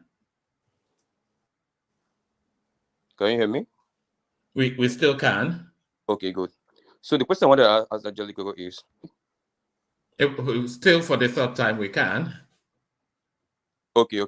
So I was saying, the question I wanted to ask Baba was, is he aware that Obi is the only candidate that all his campaign in the north that he did, all his campaign, he's the only candidate that campaigned everywhere in the north and began all of his campaign with an imam praying to begin his campaign. No other candidate did it in the south. Nobody started with pastors praying or reverend fathers praying. And with interpreter. Yes, with interpreters and all of those stuffs. He showed a lot of respect to Muslims. He showed a lot of respect to these guys, and nobody showed Christians this level of respect. But the problem we have in Nigeria is that Christians by themselves get themselves and place certain other Muslims will never forget, but nobody says Christian will never forget, or South will never forget, or Yorubas will never forget, or Igbos. No, it's Fulanis will never forget. So we need to start helping ourselves with equality in this country. When we are giving out maximum powers to a certain religion or a certain part of Nigeria, it's not going to help anybody, because you might think that it's benefiting your candidate today. Tomorrow, Southwest might provide a Christian candidate, and they will use the same thing against the person, and then you start crying foul. All right, let Zeta come in. But before Zeta comes in, let me do a bit of administrative stuff. No super chats today, of course. Ayo did come in with a super sticker. Kulata with a couple of super chats pointing in the direction of the conversation. So the super chat space is open, and people should avail it. Yesterday sparkled, and we thought today it would as well. But so others can use that space as well, not just for Ayo and Kulata. So and Ayo, as ever, of course, you know what he always does. He does as he always does, clocks in with the coffee. So thank you, Ayo and Kulata. So others can join him as we hear from Zita. Zita, come in. Good morning, everyone. Good morning. It's never a dull moment here. Carry on. I just wanted to point out to three things anyway. The first one was the take back your country. Actually, wasn't Shore's slogan. Take back your country started in 1773, boosting in the United States. That's the Tea Party. So if Sowore has said it, he must have copied it from there. I'm talking about plagiarism. You people should not cut off my head. Then the second one. That we're talking about Nigerian context. So okay, don't let us go. Don't twist it. Yeah. Yes. Okay, the second one is the audio. Please, I beg of you guys. Technology has way past. It is doctored. It is fake. It's AI. It's not doctored. It is not fake. It's not AI. We can discuss the content, not whether it's fake, doctored, or AI. But the content, yes, we can play around with it. That is number 2. Number 3, saying that imams did not pray when other candidates went in the north. I don't know which space you are watching. They did. Pastors prayed too. In the southeast, when Tinubu went to Owerri, at least I can remember vividly, pastors prayed too. I didn't see any man praying because I don't think there is any man there. That is number 3. Now, back to what you guys are discussing, why I came to interject. You see, when it comes to politics, I don't really blame anybody the way you campaign. I call it strategy. You say some certain things, not really it might not mean to offend anybody. It's just a way to swear, to cajole, and to gather vote your side. But most times when you come to diverse religion like Nigeria, and where some people are emotionally attached sentimentally to their tribe and religion. If you are a smart politician, you have to be a little bit civil or diplomatic or strategic, I may say, in the things you say. It doesn't necessarily mean that if you say it, they will flog you. But will that make you win? If it makes you win, that's fine. If it doesn't make you win, next time you change your strategy. So when you look at what they were saying when they were campaigning, if you know, as of today, it's still the Northeast and the Northwest that makes a president. I will continue saying it. If you don't like it, that's fine. So when you are talking to that space or making a general statement as a presidential candidate, you will try and be a little bit concerned of what their reaction will be. But if you don't want to, it doesn't really matter. It's your call. Push it as you want. You win, you lose, you lose. But there are some certain statements that were made that were very sensitive to other religion and other tribe. Take back your country is always a slogan that is highly pushed in so many spaces to woo voters. But sometimes when you tell somebody like me, take back your country, I begin to wonder who is taking what. Because the person you are telling me to take the country from is still a citizen of that country. He's part of that country. He owns that country too.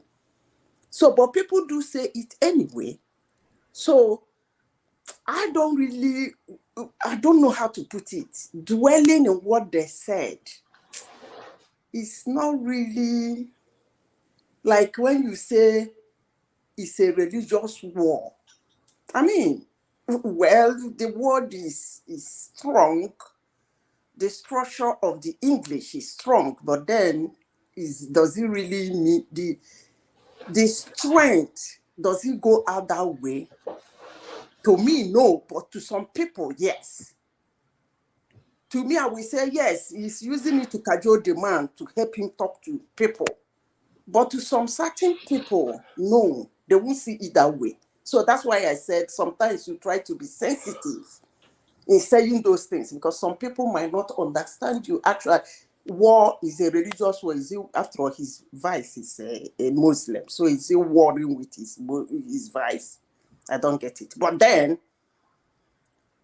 some people, and you have also to be careful, because he said, according to somebody, I see somebody shouting woto woto woto woto on this platform since I woke up. So you are contesting with some people. Be careful. Whatever you throw out there, they're gonna run with it. I remember what happened in Virginia. I like giving instances.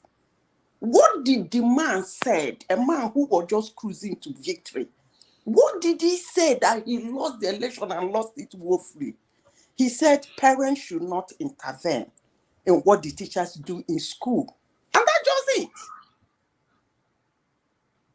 And Youngkin ran with that word and ran with that word until he destroyed that man and become governor. So as a politician, you have to be very careful, because your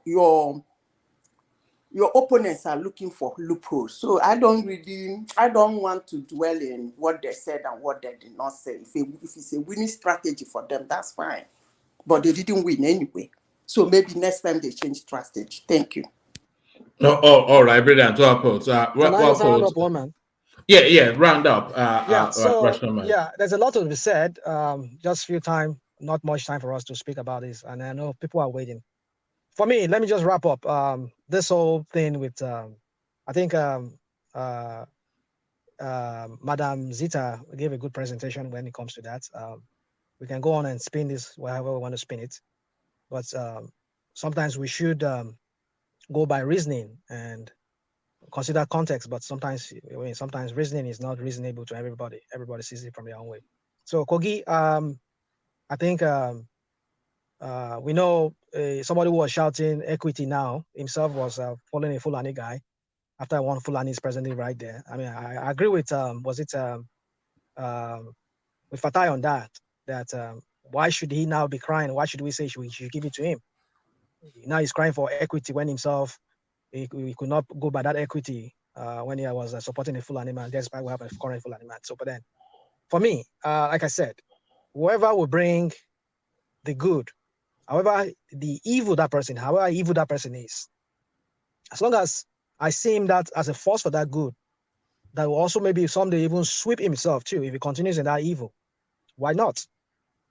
But as long as he was going to make something right, why not? So that's why I want to end it. That I will ride for him because there's no other candidate. I don't even see the Labour candidate being able to counter Yaya Bello's weight in. The only person I feel that can counter him would be Dino. And with the combination is going by, which is an Okungai with an Igala guy.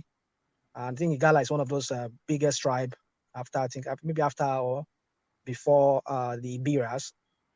So I think it will be, but I doubt it because with the federal might that Tinubu will bring in when he becomes the president, I doubt. And if Tinubu doesn't want to ruin his reputation, he better not get involved in that. But I doubt if he's not going to stay off of it, he will not. He will want to pay Yaya Bello back. But I would advise Tinubu to stay off it. To stay off it. Because himself, I know Tinubu in his innermost mind, Yaya Bello was not his candidate. It was smart. It was because we know how that, some of us know how that story goes, how they use the Supreme Court and whatever to tilt the thing in favor of Yaya Bello because I think Smart Adeyemi was the deputy of the other Audu Ogbe, or what was that guy's name that died that won the ticket? No, that was Faleke, not it's Faleke. It's Faleke, not Faleke, okay, Smart Faleke is, Adeyemi. okay, sorry, yeah. Faleke. Okay, Faleke, oh, sorry, all right. Maybe I'm mixing them. Smart Adeyemi and Faleke, okay, yeah, Faleke. So I know he wanted a Yoruba man, but so he should stay off of it. Let this Yoruba guy, I know he has beef with Dino. Stay off it, let the Nigerians vote. Let them vote. Do not bring federal might. But I doubt if he's ever going to stay away. But let's see how he plays that one, man. Well, there's so much to say about it, but let me allow other people to speak. All right, brilliant, well put. So one man, no vex, just one. I'm not saying anything. Rational mind, can you make a clarification? Are you sure Ajalekoko is your number one and not Dupsy? Yeah, he still remains my number one, but then I know he's gradually slipping off. But then I still respect him. That's what I would say. I still respect his views, even though I know the Abada people you've already. No, I'm asking about Dupsy. Is Dupsy not your number one? Are you sure it's Ajalekoko, not Dupsy? No, well, Dupsy is just. Dupsy is just my only job that usually comes hold on. You know Dupsy has Dupsy has competition now. There's a lady that comes here every time, and she's always asking favor. Her name is. Where is Rational Mind? Where is Rational Mind? Oh yeah. And every I don't know where she's from. I just see the name Favor. And every time you are speaking and people interject you, leave him alone. So it looks as though Dupsy look at that. Don't get me wrong. I just like to target Lori. Look at that. All right. Let me, gentlemen, let me ease myself off just to get a bit of rest and hand over to Thomas, our capable hands off. So Thomas, over to you. Yes, the Abasha is gone. Yeah, everybody should sit tight. Yeah, I'm joking. Yeah. Let's who have not spoken. I don't even know who has not spoken. Me have not spoken. You have not spoken. Yeah, I think you have not spoken now. Madam Sita, are you still with us? Madam Sita. Yes, are you still with us? Yes. Here. I will come after. Yes, you will come after Fatai. Fatai, what is going on? What is going on? What catch your attention in the news? Because I think many things in the news today. But what do you think about Dino candidacy? Yeah, before I even go to Dino, many things catch my attention in the platform today. You people want to crack my ribs today. Everybody just cracking my ribs. That is rational mind, not rational mind. Cracking my ribs. Rational mind now officially the spinner. There is no more of the way of spinner. He declared that I am now officially the spinner. I am here do for you you know people. rational mind said You I am a pacifier. propaganda. I'm a I'm a propagandist today. That all propagandist of us now. we are propaganda. Exactly. That's not what we are. That's what we are now. Okay. And I don't know. I think that Nobel Prize that Opta wants to give Rational Man, I think I want to give it to at Simba. Is the best Ajasa all day. I just you know. But Patoski is the rival. Patoski, that what did you even say? Interjection to Uptown. You are just cracking me. I don't even know what to say. But it was good, Sha. It was good. I said about Dino. I don't know, the people of Kogi will. I mean, I've lost him in many respects. He had the right, but watch out. If Dino becomes governor, Dino is running for president. Mr. President Dino. that is what people are getting. But Fatai, to be candid with you, I like Dino. I'm Dino fan. Dino I like him. Dino is a painkiller now. Painkiller. Dino is a painkiller.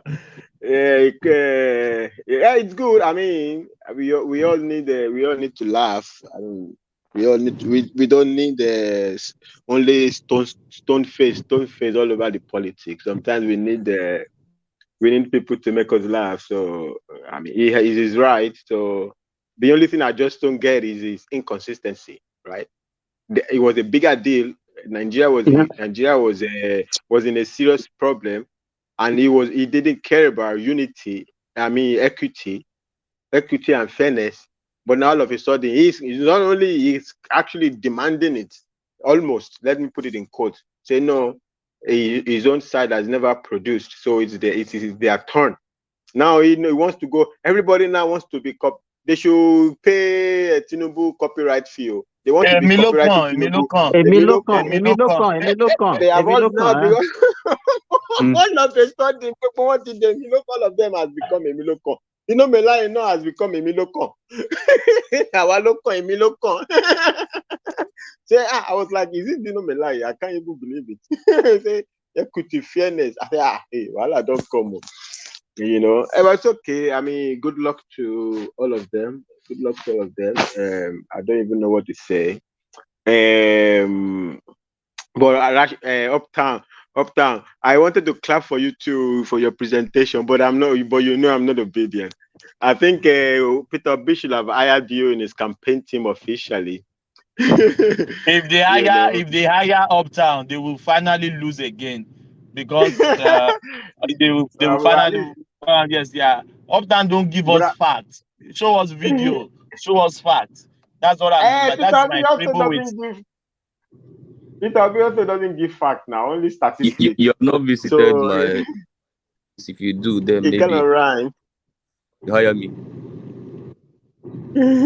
Maybe hire you. I don't know. I'm just saying. I know. I said officially. But Fatah, I would have. They can't pay me. They know they give chishi. Yeah, they give chishi. So they do what they call them? free. Charity foundation. Charity. They do charity. Officially charity boy. It's good. No, but I actually think so. I think Peter Obi should have put more of these young faces. I mean, he had young people, but like really like Uptown and Co. He will really show like really young people. Forget Okoko. He's too, that one is a yammed. You go there, scream and scream. Yeah. Let's have Uptown. It will be better. At least even the campaign will say like he's really going for young people.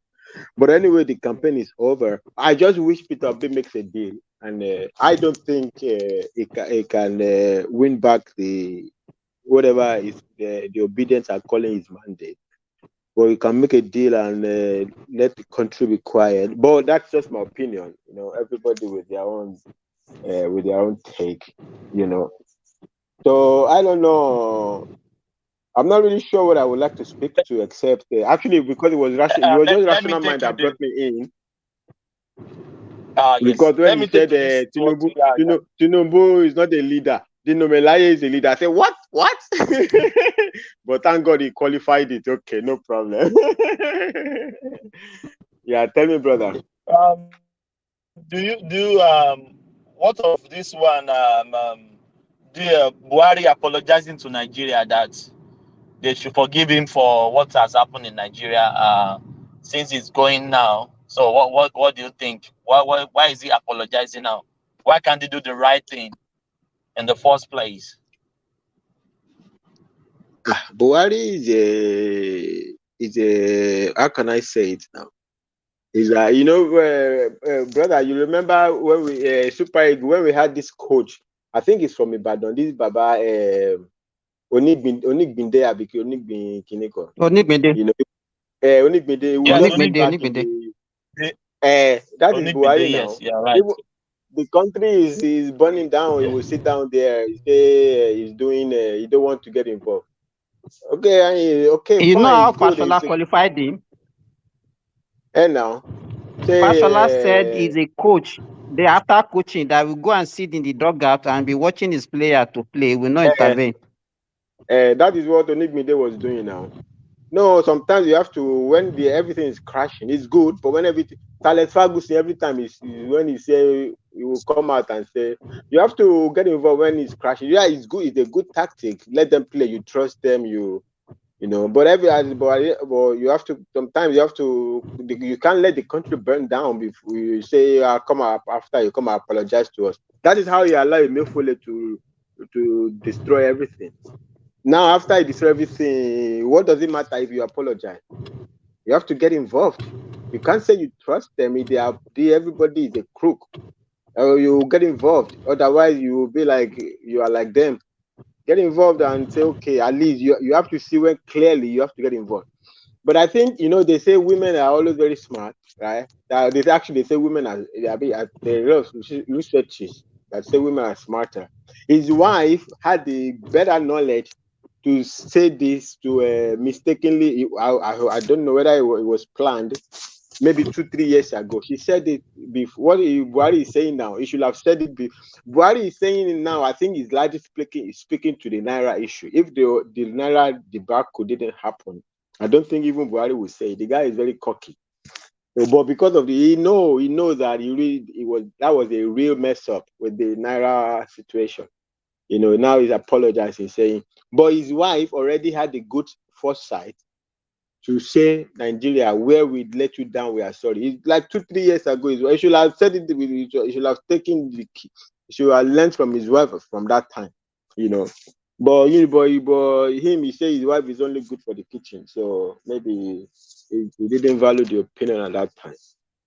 But it's okay. I don't generally look at Buhari in terms of economy.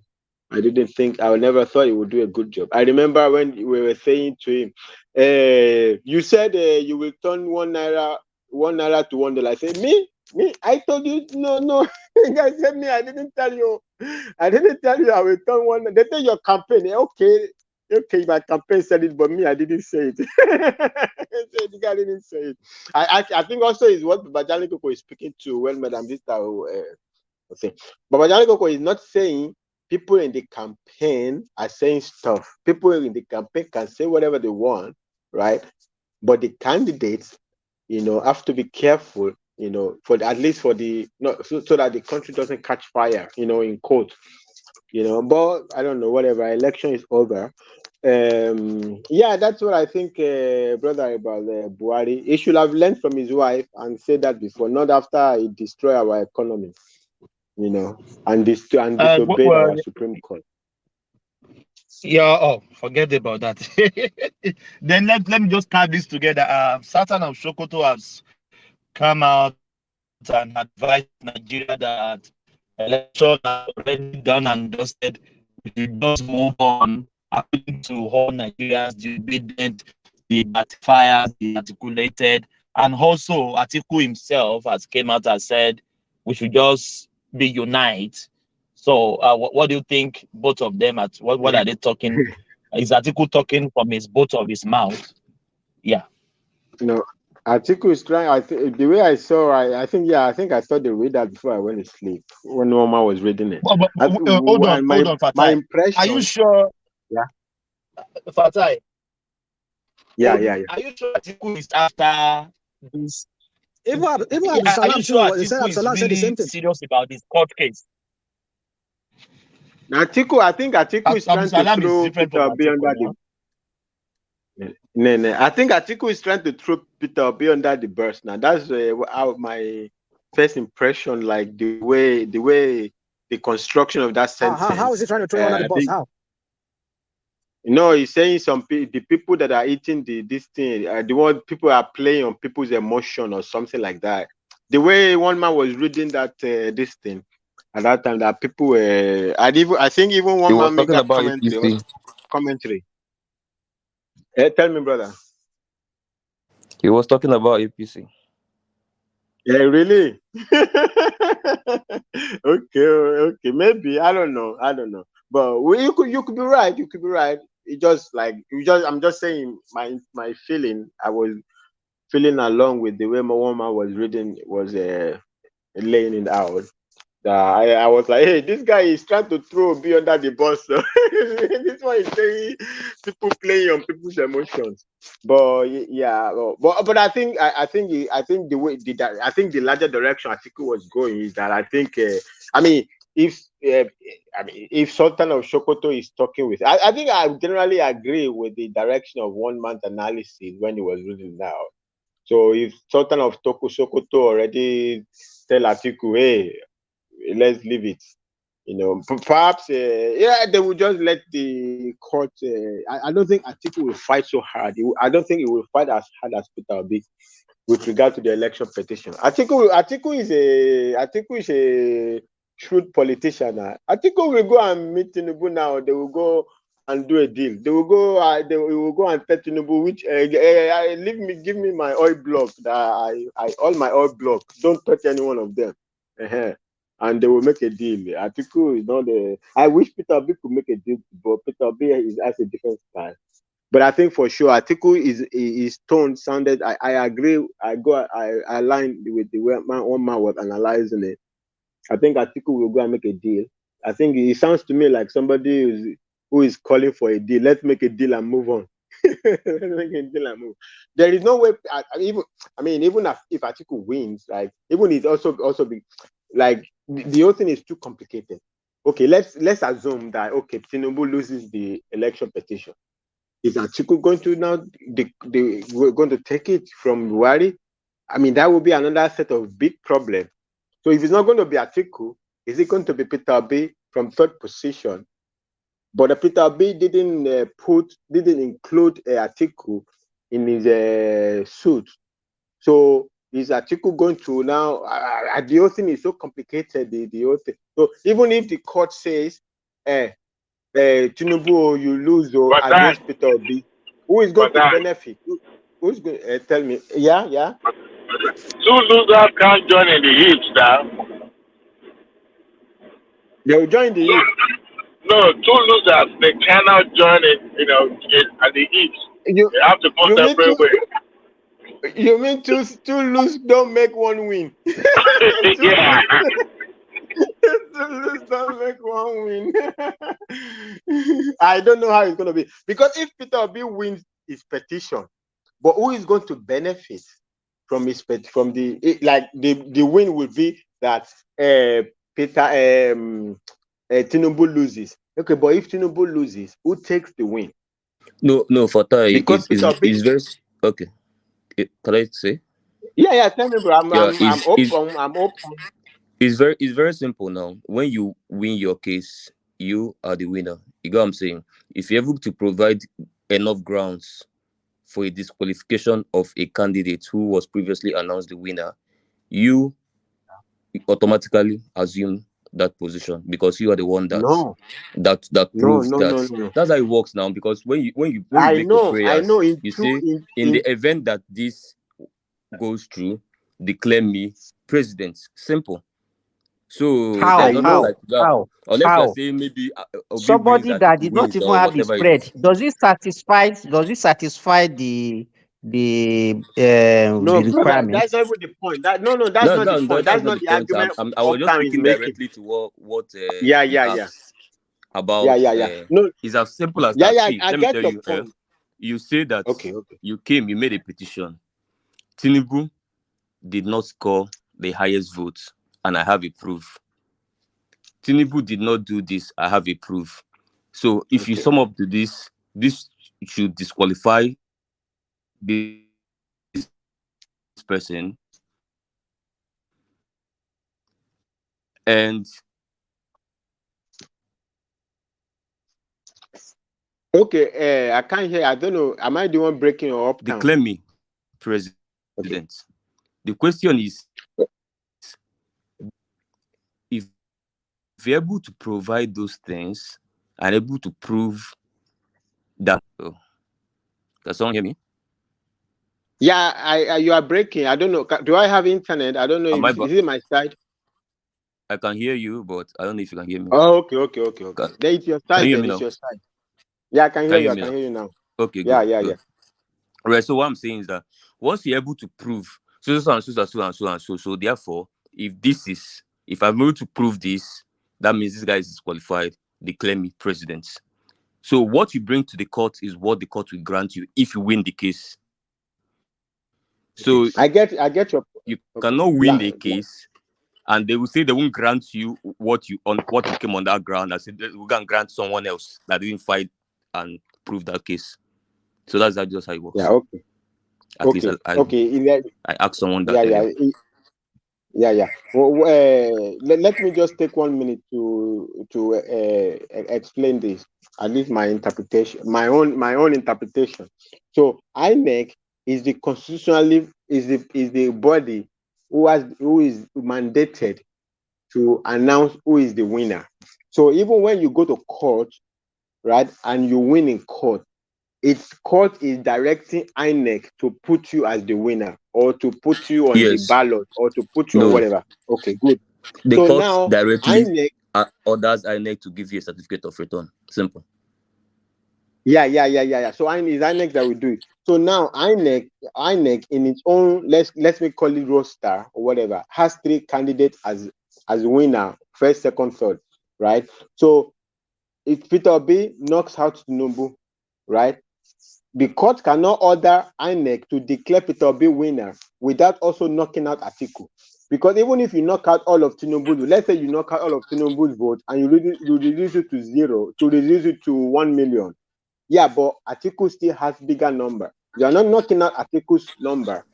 So that will ask that will be you are not knocking out. I'm not saying you don't win the Tinubu will only lose. It's not going to translate to a direct win for Peter Obi because Atiku is here who has a number bigger than Peter Obi. How in this petition? Let me give you an example. Can I give you an Atiku's example? numbers? Just I asked this question and I'll let you explain. My question is, in this Peter Obi's, I just asked this question and I'll let anybody explain. In this Peter Obi's petition, after knocking out all of Tinubu's number, how does that translate to Atiku's number getting reduced? How? Atiku's number is not reduced. If Atiku's number is not reduced, nobody will declare Peter Obi winner over Atiku. That's my point. Then you can explain, brother. Can I answer? Yeah. Okay, so I'll answer it with 2 things. I'll answer it in 2 ways. The first way I'm going to answer is that you are now you're talking about beavers here, and what beavers does for you is that you cannot bring not beavers. Not beavers. I'm just saying as it is now, right? You knock out Tinubu's number, you reduce it to 5 million, so less than Peter Obi. Yeah. But I'm saying even when you do that, Atiku still has 7 million, bigger than Peter Obi. How do you knock out Atiku's number? But I understood what you were saying, and I was answering that. Okay. Is someone talking? There's somebody Yeah. with a noisy background. So I want to ask you a question. Of all the prayers tabled before the tribunal, the presidential election tribunal, which one of these prayers do you think it has chance of winning? Of all the 5 prayers that they tabled before them, which one of those petitions do you think the probability is Yeah. I think there are basically 3 arguments. Yeah. Sure. See, Fatah, I wanted to answer your question though, but I don't. Okay, go ahead. Yeah, I know. Go ahead, Uptown. When you finish answering, I will. Okay. All right. Sure. So I wanted to answer it in out Tinubu, like reducing Tinubu's votes. It's almost like an equal and an equal and opposite reaction here. So if you are coming with evidences that prove that your votes was being moved to somebody else, that means that if they're knocking it out of that person, they're knocking it into you. Yeah, so I'm saying, and you can, that's one. Then secondly, is what I said before, that whatever grounds you're providing that you're going to prove, they may, what will the court do for you? That's the invisible question. If you're able to prove this to us, that this guy declare me simple. If you go there, you prove that you meet the requirements. The court look at what they show. So what should we declare you president? They declare you simple. INEC does not question anything. They're just going to hand you the certificate of return. So it's not like nobody's going to ask you, oh no, okay, wait. There's a second candidate. You can call him to enter the courtroom and come and know if you know what I'm saying. There's not like that. No, I think they don't have to ask him. I think he will fight for himself. Can I interject? Yeah, madam. I don't know much about law, but I can make reference to cases. Often you are looking at it in the case, some other cases like the Owerri and other ones. There is one fault in that P2B's complaint. So it is only one thing that Supreme Court can do. They can never declare Obi winner. The highest they can do is to cancel the whole election and say, redo it. Let me tell you why. He faulted the election. You cannot say, declare me a winner in something that he said is bad. So that just, I've been reading it. That's just the gray area. I'm saying, this is a total mess. You said the process is wrong. It is not good. The process that brought this person is shambles.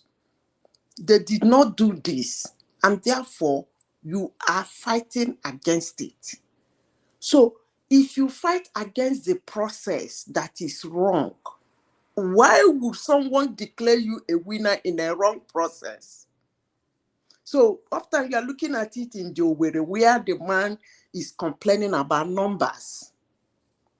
Shenanigan, technicality, they gave him 3rd place, become 1st place. In this case, your principal challenged the process. Did you read this petition? Did you read this petition? That's what I'm saying now. I read it now.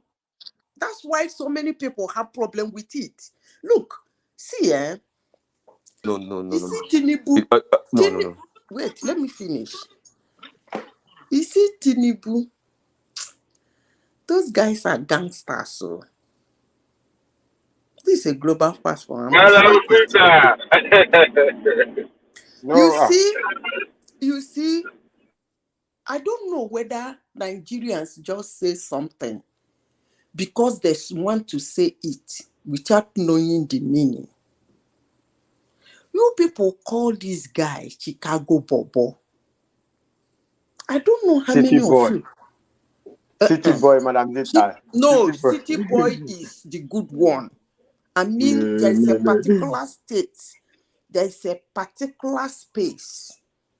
You know, yeah, I mean, like from Chicago, City boy came from that Chicago. Wait City boy. now, bros, let me finish. They call him Chicago No, Bobo. Nobody, those spaces don't call him Chicago City boy because City boy is positive. The space I'm talking to, and that's the space that is challenging his election, don't call him City boy. They call him Chicago Bobo. One. They call him drug lord, Al Capone of Chicago. Now, I don't know how many of you have lived in Chicago.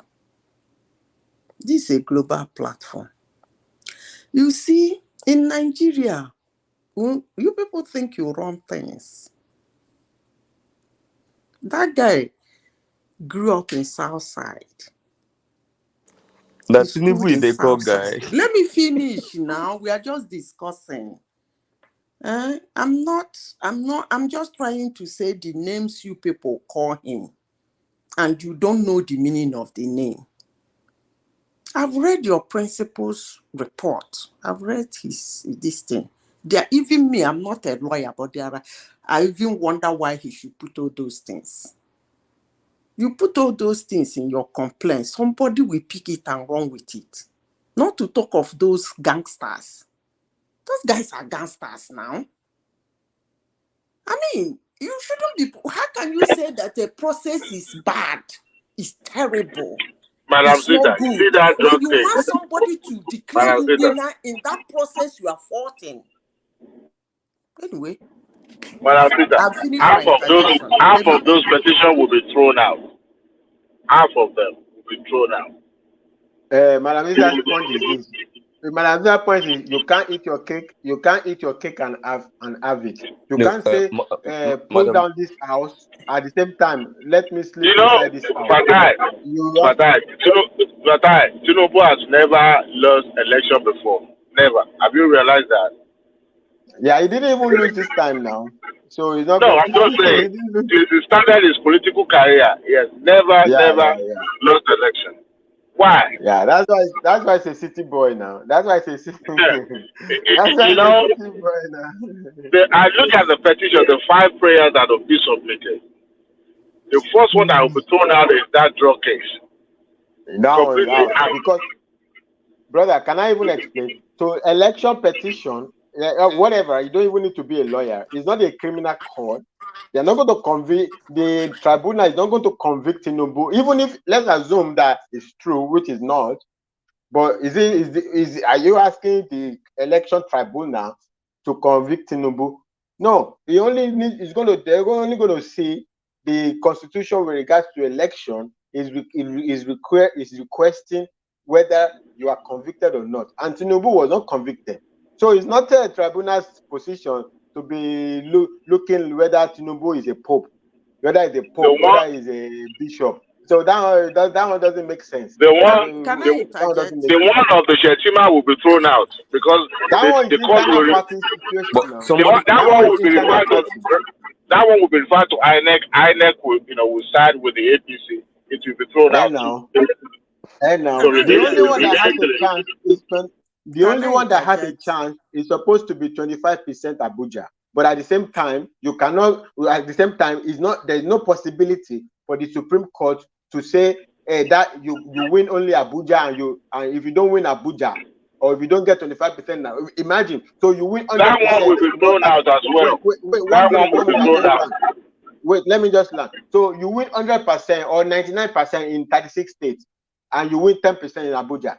So you don't win. You don't become president. That one is the most ridiculous or whatever. And that one. So if the Supreme Court wants to, because based on that, to declare Peter Obi president, the Supreme Court will create 2 countries. One, Peter Obi will be president of Federal Republic of Abuja, while the other person will become Federal Republic of Nigeria. That is the only outcome that is possible for that one. You can only become, if that is the case, so you will become president of Federal Republic of Abuja. That one is just ridiculous, though. Whatever is in the constitution, it doesn't matter. Become president of Patoski said, Abuja. Patoski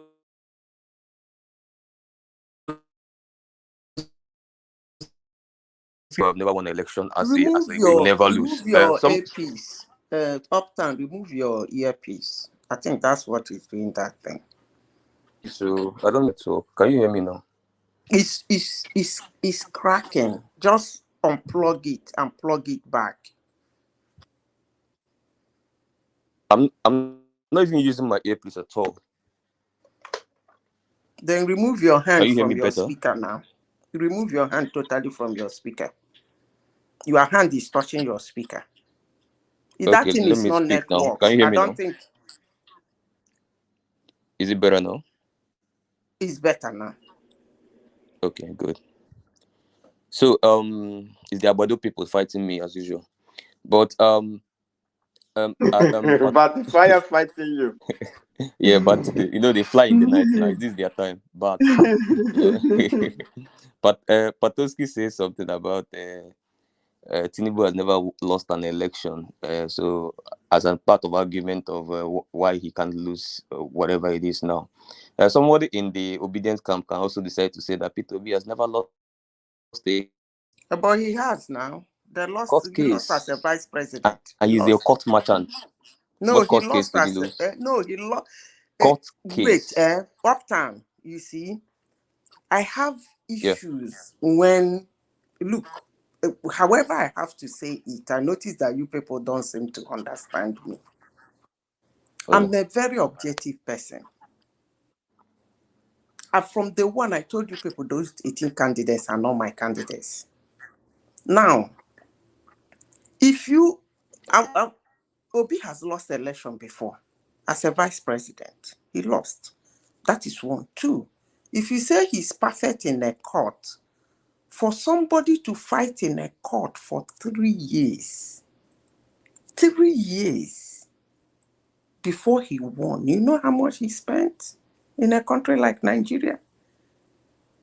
And you think that is smart? Really? That shows his doggedness now. Do you know the pressure that was mounted on him to drop that case? There is something I like you and Des to do. Most times when somebody drops something, when somebody says something, don't just trash it. Go into a deeper research for it. We learn every day. I learn from you people sometimes. When somebody says something, don't just knock it off. Go and do a kind of deeper research and investigation in what that person did. Even if you don't want to come out and say, yes, the person is right or wrong, keep it to yourself. Knowledge is power. Maybe in another space, one day you want to discuss it, you can bring it out. But not when somebody says something, you drop it out. The other day we were saying about why he left. They gave you reasons why they didn't choose him the second time. The reasons are valid. Every party will do the same. Because they are not God or witches. They didn't see what it will turn out to. But there are reasons for not picking Obi as vice president or for not even allowing him to be the presidential candidate. There are reasons we are genuine. Because it's something that played out in the open. We lost 2 million votes. That's a lot of votes for somebody to lose when you are there. And they picked you to get more. So that was a genuine reason. But sometimes when people say something, emotions start running wild, you keep knocking it up, Election, this 2003 election, people think 4 years is 400 years. The next one is just round the corner. Used you for a while though. The next one is just round the corner for everyone's information. So whatever mistake, whatever strategy anybody used now that did not work is for you to go back to the drawing table, draw it back, learn from it, and then prepare. But if you guys said Isita is talking rubbish, that's fine by me. You know, Madam Sita, you know what I think? I'm Wait, thinking that I've been waiting to ask. Okay. Obi went to Atiku's declaration, hoping that it's going to pick him, for vice president slot. And when did that not happen, or probably he realized that this is not going to be, he decided to run and leave That's the not true. party. That's not true. If that's not true, how come? Okay, how come he attended Atiku's declaration there? As at that time, it Yeah, was let me still tell in you why. PDP. Okay, tell us. Let me tell you why.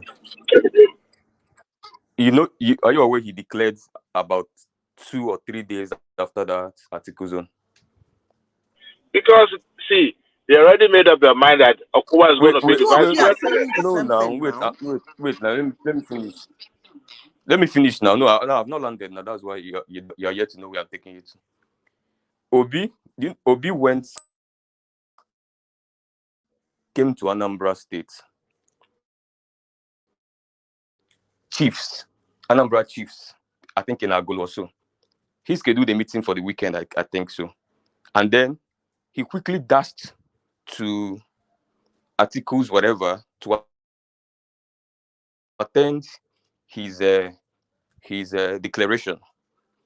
That he has already set a meeting for his own declaration in Anambra for the weekend. Uptown, when he knew he was going to run, why attending another person's declaration?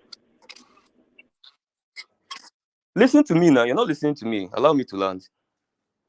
Because this same question you're asking me now, the interviewers asked him the question while he was walking out of the declaration hall. They asked him the same question. They asked him, sir, we understand you want to declare for presidency. And why are you here too? To witness another person's declaration. Go back to the interviews everywhere online. He answered them. I play my politics differently. That I'm going to declare to run for president does not mean I'm not going to attend his own, because he chose me. I ran with him 4 years ago. That means he's my wait now. Let me finish now. Allow me. No, look. You know what? I'm not trying to cut you off, but look, listen to me there's now. no politics. And they like the small talks. People go they cut down. He said, simple, that I came to show my respect. I play a politics of love. Simple. And he also pointed out that even when he was running around the whole 36th state of Nigeria as a PDP aspirant for presidency, he went around with Donyo Kugbe in the whole 36 states. But guess what? He didn't go to 36 states. He went to 35 states and he skipped Adamawa. And they asked him, I said he did that just out of respect, since his delegates campaign. He just skipped Adamawa out of respect for Atiku.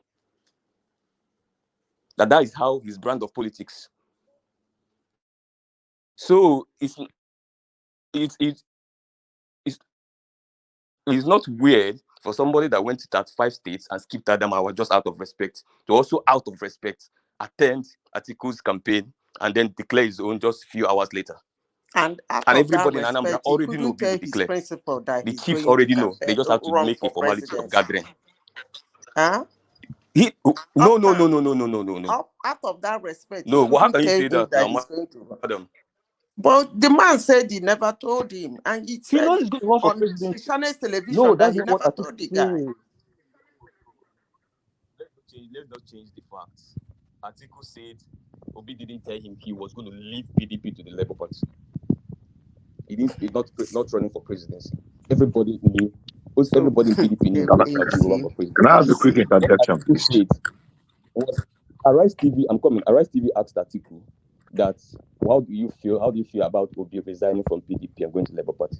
I said, unfortunately, Peter, this is how he said it. Unfortunately, Peter didn't tell me he was leaving. So how can we now twist it and say Atiku said he didn't know Peter was running for somebody who hold on. It's the same thing now. It's the same Can I interject, please? Can I interject? I think sometimes when you talk and when you say things like this, I get confused. Somebody, you said what he said is that he didn't tell him that He was leaving the PDP. party. Hold on, party. Now, Yes. somebody who wants to contest for a presidency and a party has already chosen a candidate, is it not obvious that that person will go to another party to pick a candidate, to become a candidate? So you see, your sentences are not no. Now, what are you saying, madam? See, you said he PDP said has not that chosen he any did not candidates tell now. him he's leaving PDP. P2B is no longer. There is no space for him in PDP to contest for presidency, right? So definitely he's going to leave to another party. No, you are wrong, man. PDP Obi left before PDP primaries. There was no candidate. It was just aspirants everywhere.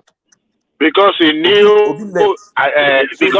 Because he knew Atiku won't pick him as the vice president. That was the reason why he left. Wait. You see all this politics of loyalty that you are claiming that was fake. That is not true, brother. Listen to me. So Obi thought they were going to choose him for vice presidency, and he told the entire 35 states with Doni Okupe talking to delegates only for Atiku's vice presidency or what. I don't understand what you guys are saying. Then after making the tour, and the only reason why Obi left was because of the shenanigans happening in the southeast, in the delegates circle in the southeast, especially Anambra State, and it was coming from Wike's camp. Yes, Atiku did not. So he just had to abandon it for them. Wait now, Atiku did not pick Obi. You know why? Because he needed a sitting governor, someone who, number one, had Obi access was not to up for funding. a pick. What are you talking about? See, I remember Obi coming to Arise Television. He was interviewed at Arise Television, and they asked him, there's a speculation that you are going to run. You know how he answered it? He said, where is the money coming from? How is he going to run? He denied it in Arise News. He denied it. So when he saw the answer, since 2017 now. Because he was waiting for that slot to come with the hope that Atiku is going to pick him again. But Atiku needed somebody in government who will have access to funds because they needed money. PDP doesn't have money, so they needed a state fund. Wait, you mean are you talking about the sitting governor that lost the state? Atiku needed a sitting PDP sitting governor. Delta that lost Delta State. Hold on now. Atiku needed. He's talking about money. It's about money because there's no other PDP governor in the north because he needed the south. Atiku doesn't need the governor in the north. He needed the south. As at that time, there was a rumor that it was going to pick a sitting governor. However, they've already concluded even way before he even declared. But as at that time, Obi was waiting with the hope that it's going to pick him again. So when he realized that this is not happening, and at the same time people are, the interest group are coming to him, he decided after attending Atiku's Atiku's declaration, he now went to Labour Party. See, all this loyalty politics you are talking about, it's about the self-interest. It's about self-interest. Go ahead. Can I have a quick interjection, please? Was it in Atiku's declaration that they announced to Obi that they won't pick him for vice president? See, the vice president's slot has already been picked. That's what I want you to know. See, that was an internal argument. Yes. Please, can I have it? One fact remains that, thank you very much once again. Good evening, everyone. Number one, I believe we have gone past this. It's just for, information and analysis. One fact remains, and it was very obvious because Atiku himself reiterated that fact, that the reason why Peter Obi left hurriedly was because the information was out there, very right. We all know that the governors' forum is a very powerful forum, and that the governors were poised that if Atiku was going to run, he was going to pick his running mate from one of them. Peter Obi got to know of this information. He knew he had no chance because he's not a sitting governor. So that is clear. But I'm not really very much interested in that. I think we should begin to set agenda, what we want to see in the coming dispensation. Because as far as we are concerned, this election has been won and lost. I've listened to various discussions, and except for people that are just very hopeful that, okay, maybe something miraculous will happen. This case, this tribunal case, I don't want to say that it's like already it's a Obi has little or no chance in coming out. So if we begin to set agenda, because I already see a government that is going to be up and running from the 29th of May and is going to run. We have dissipated so much energy on why Obi lost, why he did not lose, why he did this, why he did that. The earlier we begin to we move past that and begin to set agenda for the incoming administration, what exactly? I mean, I see a gathering of people here every evening, passionate, maybe in different dimensions. The only thing I don't want to take away from everybody is that we love Nigeria and we want the best for Nigeria. We might be looking at it from different angle and perspective, but quite honestly, if majority of the people I'm seeing here are in diaspora, and I've always had people want to be in Nigeria, because let me tell you for a fact, Nigeria is a very, very great place to be. No matter how much you go out and you enjoy outside, Nigeria still has an edge.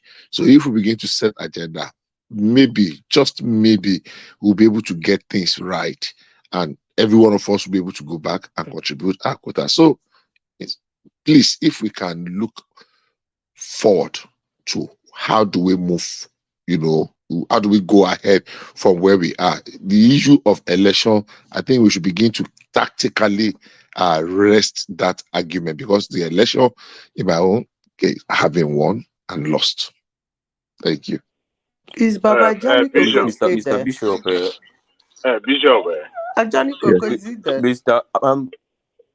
Please, specially Baba packaged Johnny. for you, actually. I don't want you to leave. I'm here. So, okay, who is Madam moderating? Sister, just the list. I won't forget. Who is moderating? Holy Ghost is moderating. Holy Spirit. Don't take where over. Is but I want to respond quickly to Bishop. Bishop, sir, I appreciate your submission, but the thing is this: we are still in the middle of election. I understand that you want us to move past this, but in post-election, we should also take time to examine what actually happened, what transpired. Now, we learn from this and we compare. Now, there are a lot of narratives out there, whether negative or positive, and those are the reason why post-election discussion will always come up, because those narratives still need to be put to rest. And if we don't, analyze it, those narratives will continue to thrive, and sometimes it will become the truth. So challenging what is being put out there by analyzing what actually transpired during the election is not really a terrible thing, but it seems some section of the country still can't let go, because they still believe that this thing is Can I interject? Hold on, Zita, please. Hold on for a second. Let me respond to Adewale. I agree with you perfectly. I understand, but you just missed two things now. There are people or group of persons that no matter what we say, their own truth is their own truth. We know what happened. Number one, it's difficult. I find it very difficult, because in my own personal analysis, I told everybody that cared to listen, if PDP fails in bringing together all the parties, and I mean parties by the PDP itself, what do you call it? Labour Party. I mean Peter Obi. Don't let me say Labour Party. The G5 and Kwakwanso. if not even all of them, at least 2 major wars.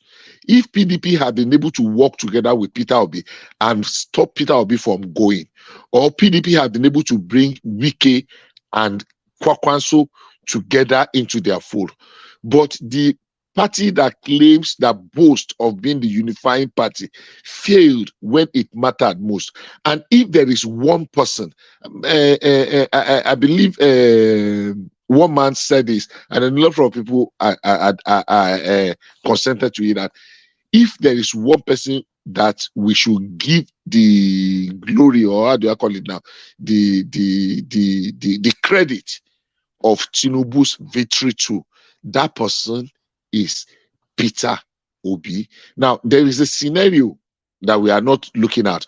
Number one, if Peter Obi had not run and Peter Obi remained in PDP, and PDP refused to give Peter Obi the ticket, and Atiku is running, what are the chances that all the southern governors will support Atiku against another southern candidate? That's one scenario. The second scenario is, let us assume that Atiku did not run and they gave it to Peter Obi.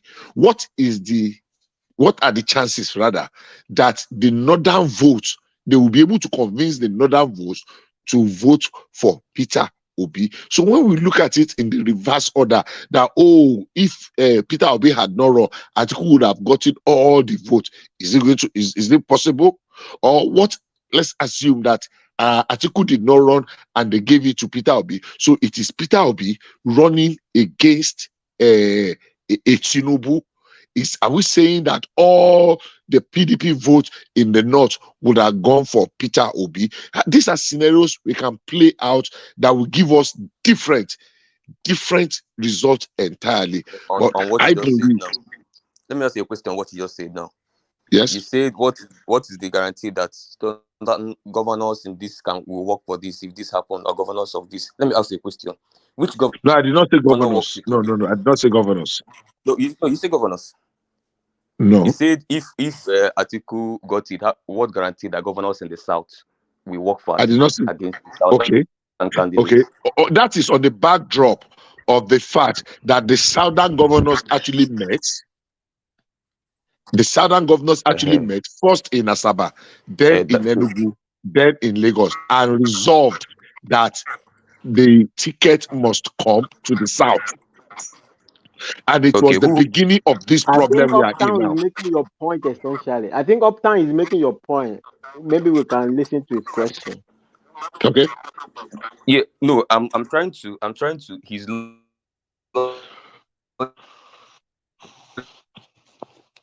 So if you are rating the chances of Atiku without Obi, whether southern governors will support him against a southern candidate, or Obi, whether northern governors will support him against a northern candidate, the question to ask is, no governor supported Obi to win 12 states.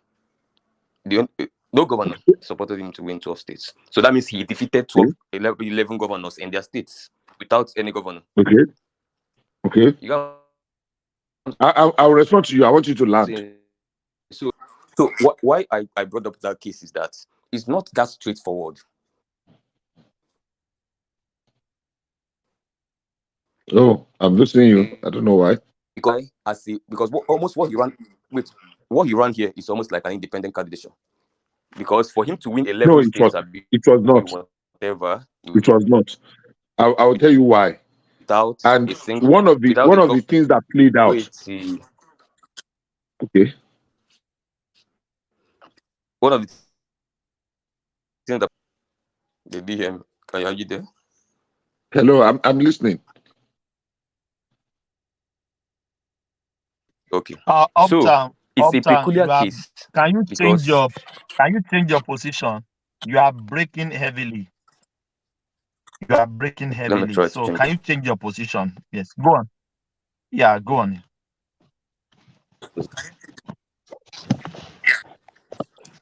Is it better that is doing that thing? It's not the network. Is it better? It's better now. Yeah. I can hear you now. Go ahead. Go ahead. Okay. I'm saying that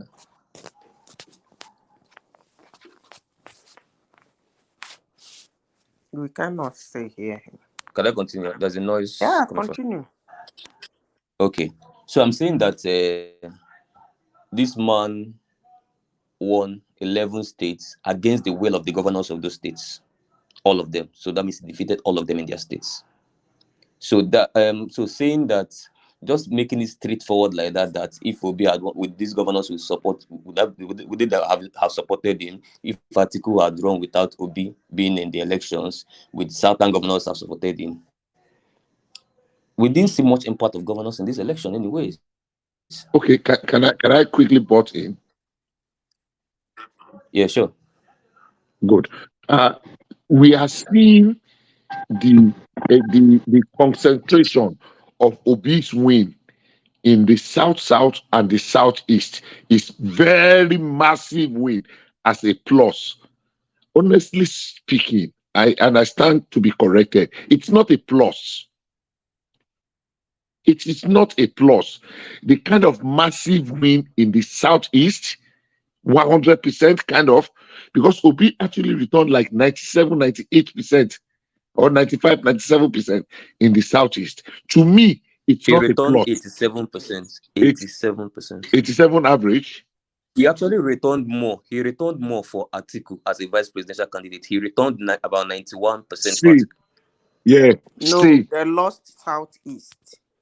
They lost in the south. They lost 2 million votes, more than 2 million votes in 2019 in southeast compared to what they had in 2015. Even apart from that, let me tell you for a fact. Until now. No, Madam Zita, it's just the percentage I was talking about. Anyhow, that's even immaterial. But until now, what we have had as election in a great part of the country were just an aberration. I mean, I can mention, but I'm not using them. Brother, can I just inject 1 second? Can I just extend the question you're asking up time? I think this brother, I think he's Bishop, brother. What he's asking is, imagine Peter Obi as the ticket, as on being the one on the ticket of PDP, not Atiku. Do you think Peter Obi being on the ticket of PDP, would Atiku or Obi have won the northern states? I think that's the question we're asking. Would he have won the northern states? Would he have won the northern states? He won for one reason. You know the reason. Peter Obi cannot run against. Peter Obi cannot run against a Muslim ticket and expect to do anything in the north. Atiku was able to fight that because he's a Muslim. So it will come down to the same thing then. By the end of the day, I think that's the point he's making. Yeah. So that's just the reason. So the scenarios are not entirely the same in whatever case. Just can I say something? Yes, please go ahead. I think what Bishop is trying to say is that we can't just say outrightly that if two of them had run, they would have won. I think that's the point he's making. It's not a given. They might not win if two of them had run, because there is a kind of sensitization in the South. If Atiku was still on the ticket with Obi as his vice president, there is every tendency he might not win. They might not win. No, they will win. No, madam. Wait, let me finish now. Let me finish. If you turn it the other way around, maybe you put Obi and Atiku, his running mate. I'm just joking, please. They might win. They might win. But if it is another northerner, they might win votes in the north. But in the south, I don't think so. Another northerner, the south will not come out the way they came out now. I don't think so. But again, either way, you people should not remove the 5Gs, because then we are the ones that we are doing the sensitization. I will not still overrule those clowns from this election. Most people did not understand what they did. That thing they did was, if Obi was holding that presidential ticket with a northerner. I don't know. I think okay. I think Madam, the larger point this brother Bishop is making is however you do the permutation, however you twist it, Tinubu was destined to win. So I think that's the point he's making. Like, let's move on and talk about how it's going to happen. Because however you do, whether you put Peter not Obi in necessarily. PDP, okay, what's the point? Okay. Not necessarily. I was just trying to situate it. Apart from the fact that I want us to move forward to certain agenda, but when we look at it, because a 1 + 1 is not necessarily 2. Well, people have always come up with this argument that, if Obi had not left PDP and he had run with Atiku, it would have ensured an automatic win for PDP. Yes, it's a possibility, but it is not cast in stone. That's exactly what I said now. Exactly. You're saying that it's not a given. It's not that they will just win. There's Exactly. a probability It's not they cast might in not. stone. Exactly. They might not. Now, yeah. What Obi ran Actually, on my own point. Sorry, brother, I just leave it to you. My own extension to that. Actually, I didn't even think about it this way. I think, however you look, if you look deeply at it, however you permitted, Tinubu was going to win. Whether Peter Obi left PDP or he didn't leave PDP, or whether That is Atiku not VP true, or Fatai. Atiku That's not president, true. no. If however you look at it, if No, Peter no, Obi did no, not no, leave no, no, PDP no, no. and his VP, I would just land it and leave it. If Peter Obi was in PDP, as Madam Bista was saying, either you put Peter Obi on top or you put Peter Obi below, right? If you put Peter Obi below, right, there's going to still be a problem in the south because Atiku North, Buhari North. So that is going to still be a problem in the south. If you put Atiku below and you put Peter Obi on top, I don't think that will even work. Atiku will not even be that one will not even work. But if Peter Obi is on the ticket of PDP, he will not get the northern vote. So Tinubu will still win. That's my Fatai, that is submission. flawed. That is greatly flawed. Let me tell you the only dark horse, the only thing that changed this thing in this election is just Obi and his anti-establishment campaign. Let me tell you, if Obi was not in this election, everybody will fall back on their political leaning. Southeast will line with PDP. South will line with PDP as originally obtained. It's as simple as that. The only person that But came that's to just Peter disrupt Obi's this whole line now. political That leaning is now just is Peter Obi. Obi's line. But that's just Peter Obi's Huh? line. That is campaign line. That is just Peter Obi's campaign line. Campaign rhetoric. I don't know what you mean by campaign line. I think it's the rhetoric. If Peter Obi, not Peter Obi, obedience. If Peter Obi is not there, it will be. We've heard that before. If Peter Obi is not there, let me tell you, Continue, Southeast, brother. they will Continue. naturally fall back to PDP. They will naturally fall back to PDP. Let me tell you, if Peter Obi was not in this election, everybody will fall back to their political leaning of You their think original Southerners historical voted political leaning. another That is Northerner? assumption. The only thing, let me tell you the this only thing into thing. consideration. Let me tell you the only thing that might happen is that there might be the turnout wouldn't be too much, a little bit apathy here and there in the south, because people will be like and stuff like that. But then they're still gonna fall back. The people that will vote will still fall back to political leaning. There might be apathy, then there might be some people that will be like, but guess what? A lot of people in the south, remember that the south has a very strong pushback against APC as a party, especially this their performance and whatever that has to do with APC. The South has a very strong pushback against it. So it's not even about, so they're still going to fall back. They'll be like, okay, you know what? Obi is not in the Which picture. part of the We South is don't that? want APC. We are going to unite and kick out APC. I don't think We are going so. to unite and kick out APC. Not with a northern It's really as those people are president. that. No, So I don't somebody, think so. see, what I said now makes sense more than somebody assuming that if Obi was not in the election, Southeast, South, we now unite behind Tinubu because it's turn of the South. No, they won't vote Tinubu. Have you spoken to an ordinary But the Southeasterner vote or will be Southeast Southerner? divided. No, they won't vote a Northerner. I don't think so. They won't come massively to vote for a Northerner. They will vote PDP. So. Remember that these people have strong ties to PDP. Forget that Obi came and spoiled this whole thing. They have strong And you ties think to PDP. another person couldn't have spoiled it? So they've forgotten about the Islamization now. Forget Islamization. Forget Islam. You know, Christians are not like Muslims. Christians, let me tell you. No. Because either ways, the two candidates are Muslim. Atiku will be Muslim, Tinubu will be Muslim. Anyways. No, the and guess factor what? is not to not Buhari to Atiku. This is the factor. It's not even the religion. The South is not going to listen all to out me for now. Atiku after Buhari. See That the is the final problem. point. See the final point I want to make for you. Are you listening to me now? This is the one that put the final nail on this point I'm making. The case scenario of Obi not being in this election and probably running as vice to Atiku Abubakar. So we have Atiku and Obi, a Christian and a Muslim.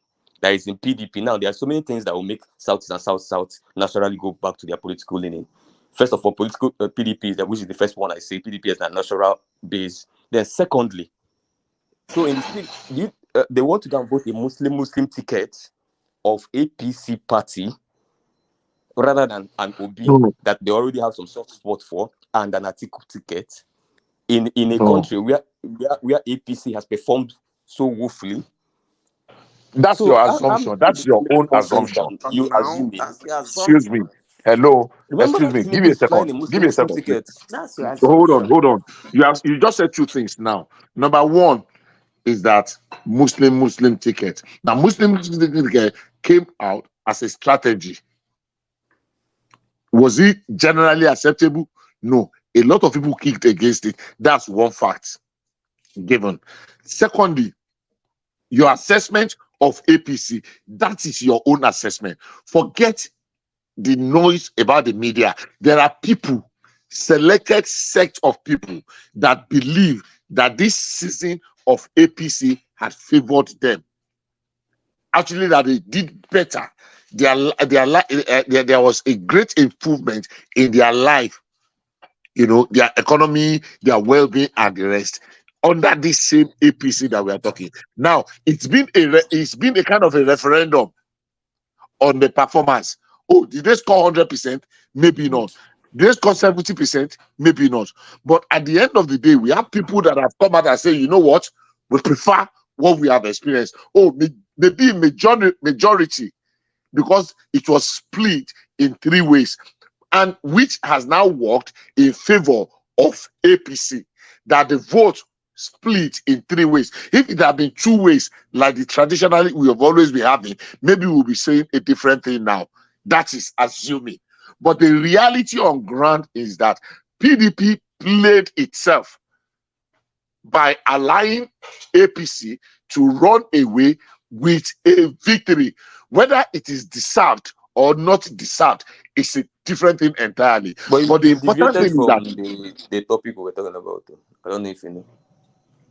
I don't understand what you mean by that. You're just talking about why Tinubu win. We were talking about a case study of Obi and Atiku winning a ticket versus Tinubu No. ticket. I said, when I started this conversation, my thinking was that we should go past.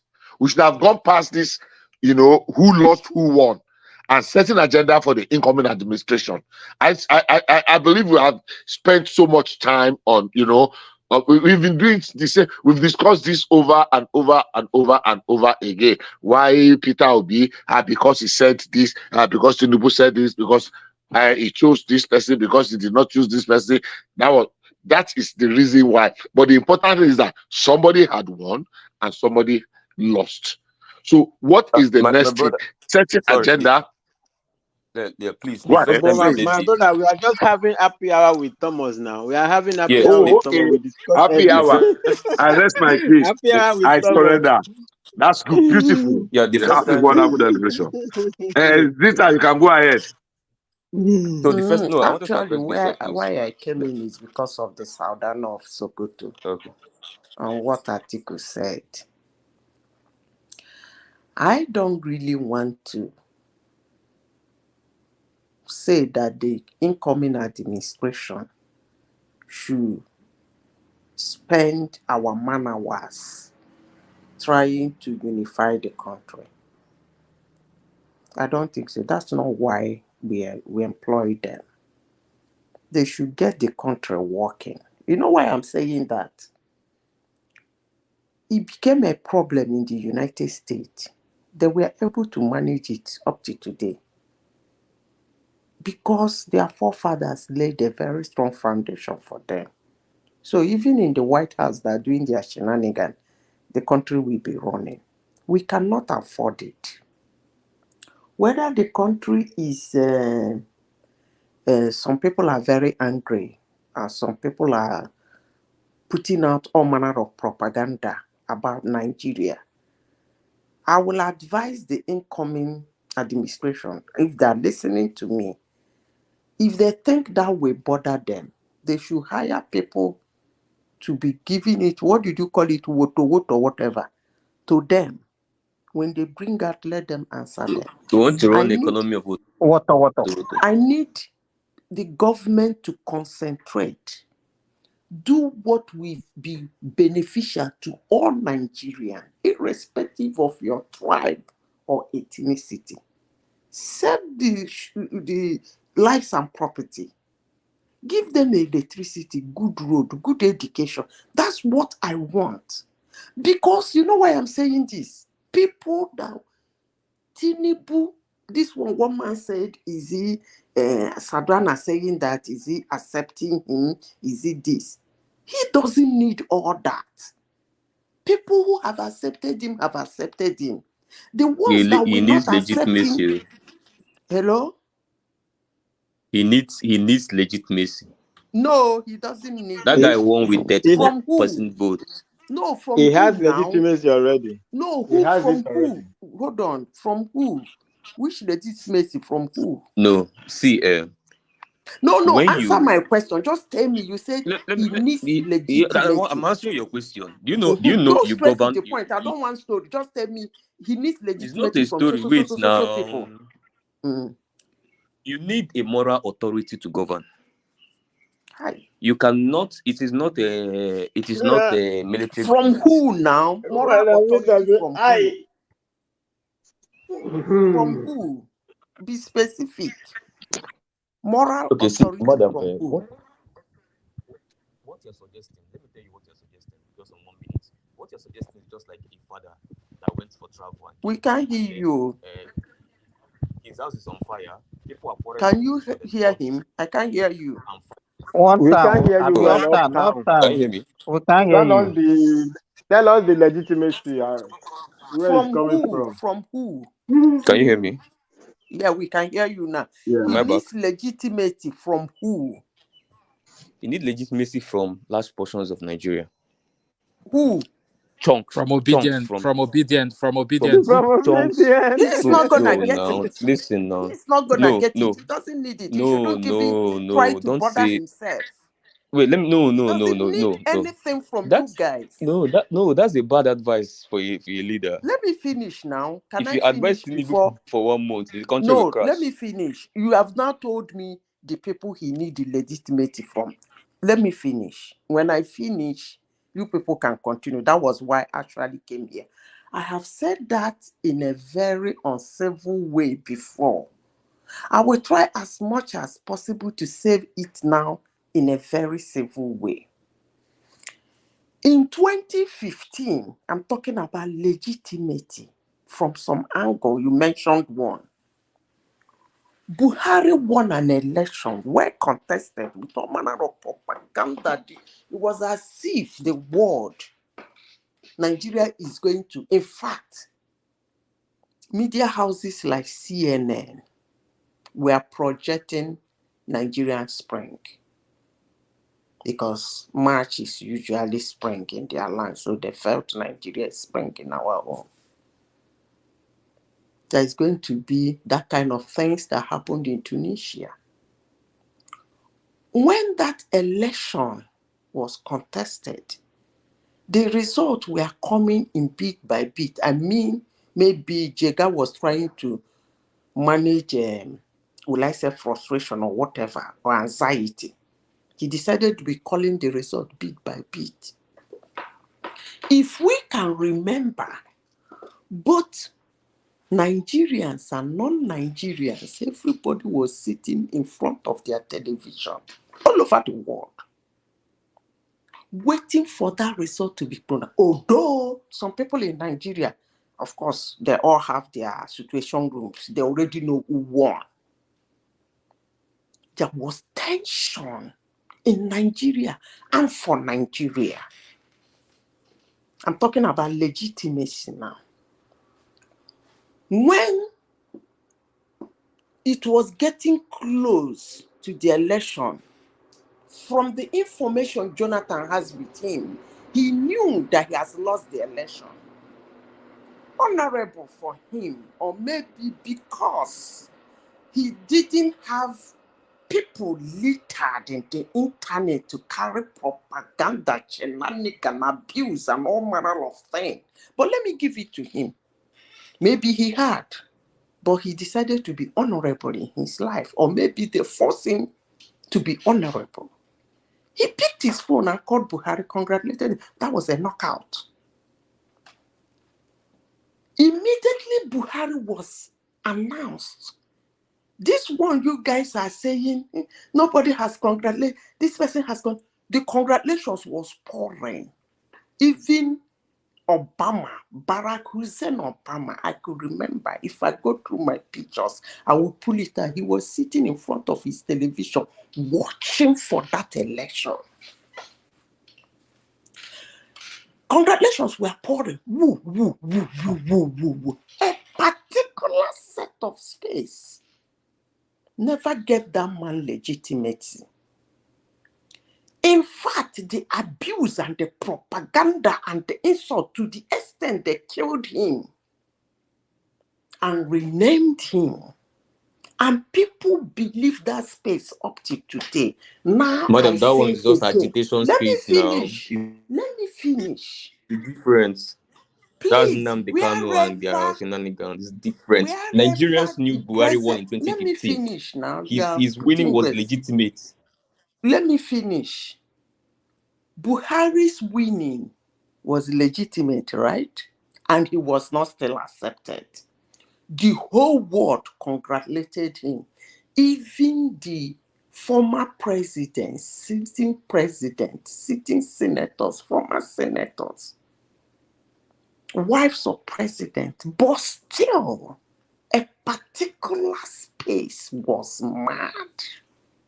They killed him, renamed him. Churches were showing, big churches in Nigeria had the effrontery to stand in their podium to say that Buhari is not Buhari. Nobody beat them. The Northerners kept quiet. They never accepted him. The propaganda went so bad. Let me finish. Madam, sorry. Let me finish now. You will talk. Okay. You need interjections. I will lose my thought, please. And at the end of the day, what happened? Nobody condemned the avenues where those things were coming from. I want to say something before. I don't want to go into details. Let me say something in case anybody who is going to be a member or part of the coming administration, they should ignore this space. If it means the noise too much, they need some people to be answering them. They should hire a body, maybe create a department. A minister of propaganda. Wait, what do you people call it? Woto? So that they will be minister. So that they will be throwing it in and out among themselves. I repeat, the coming administration should do something for Nigeria, because that space we never accept him. Never.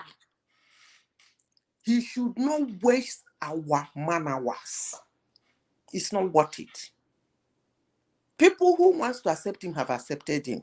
People who don't want to accept him, don't care, have moved on.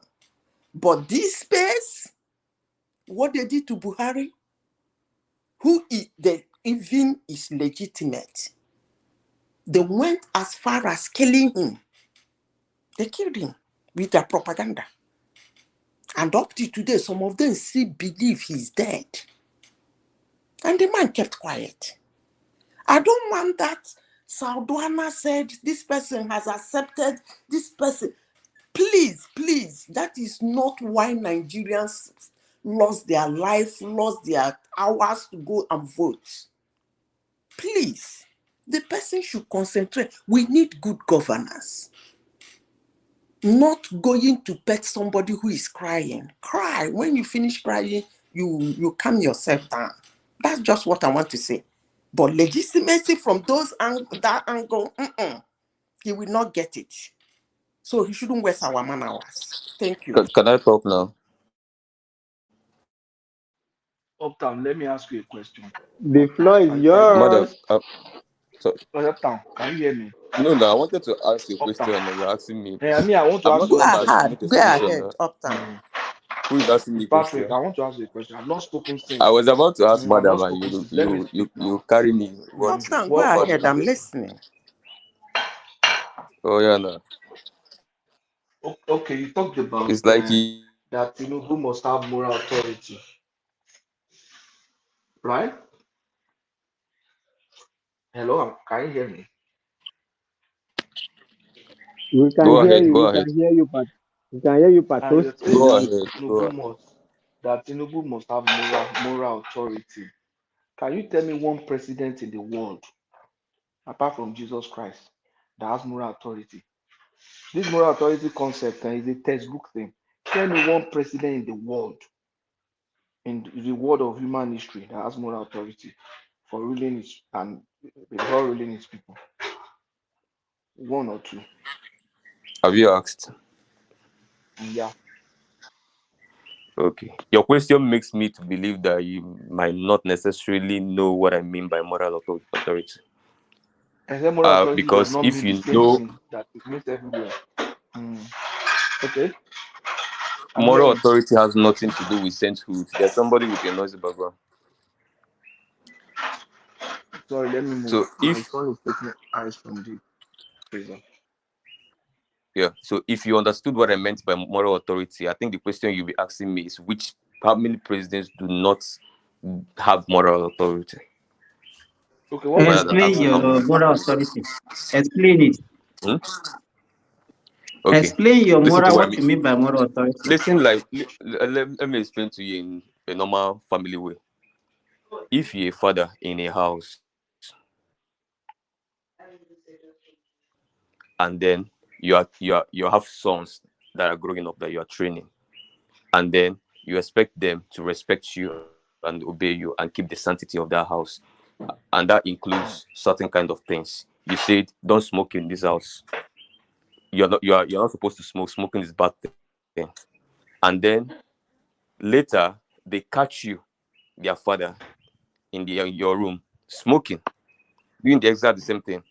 Do you know after that day, your moral authority in that house as a father with regards to those things has already reduced, and to remain like that, we have to go again to start doing one or two certain things that will take a lot of time for you to recover the moral authority you had prior to those guys, your children, catching you do that.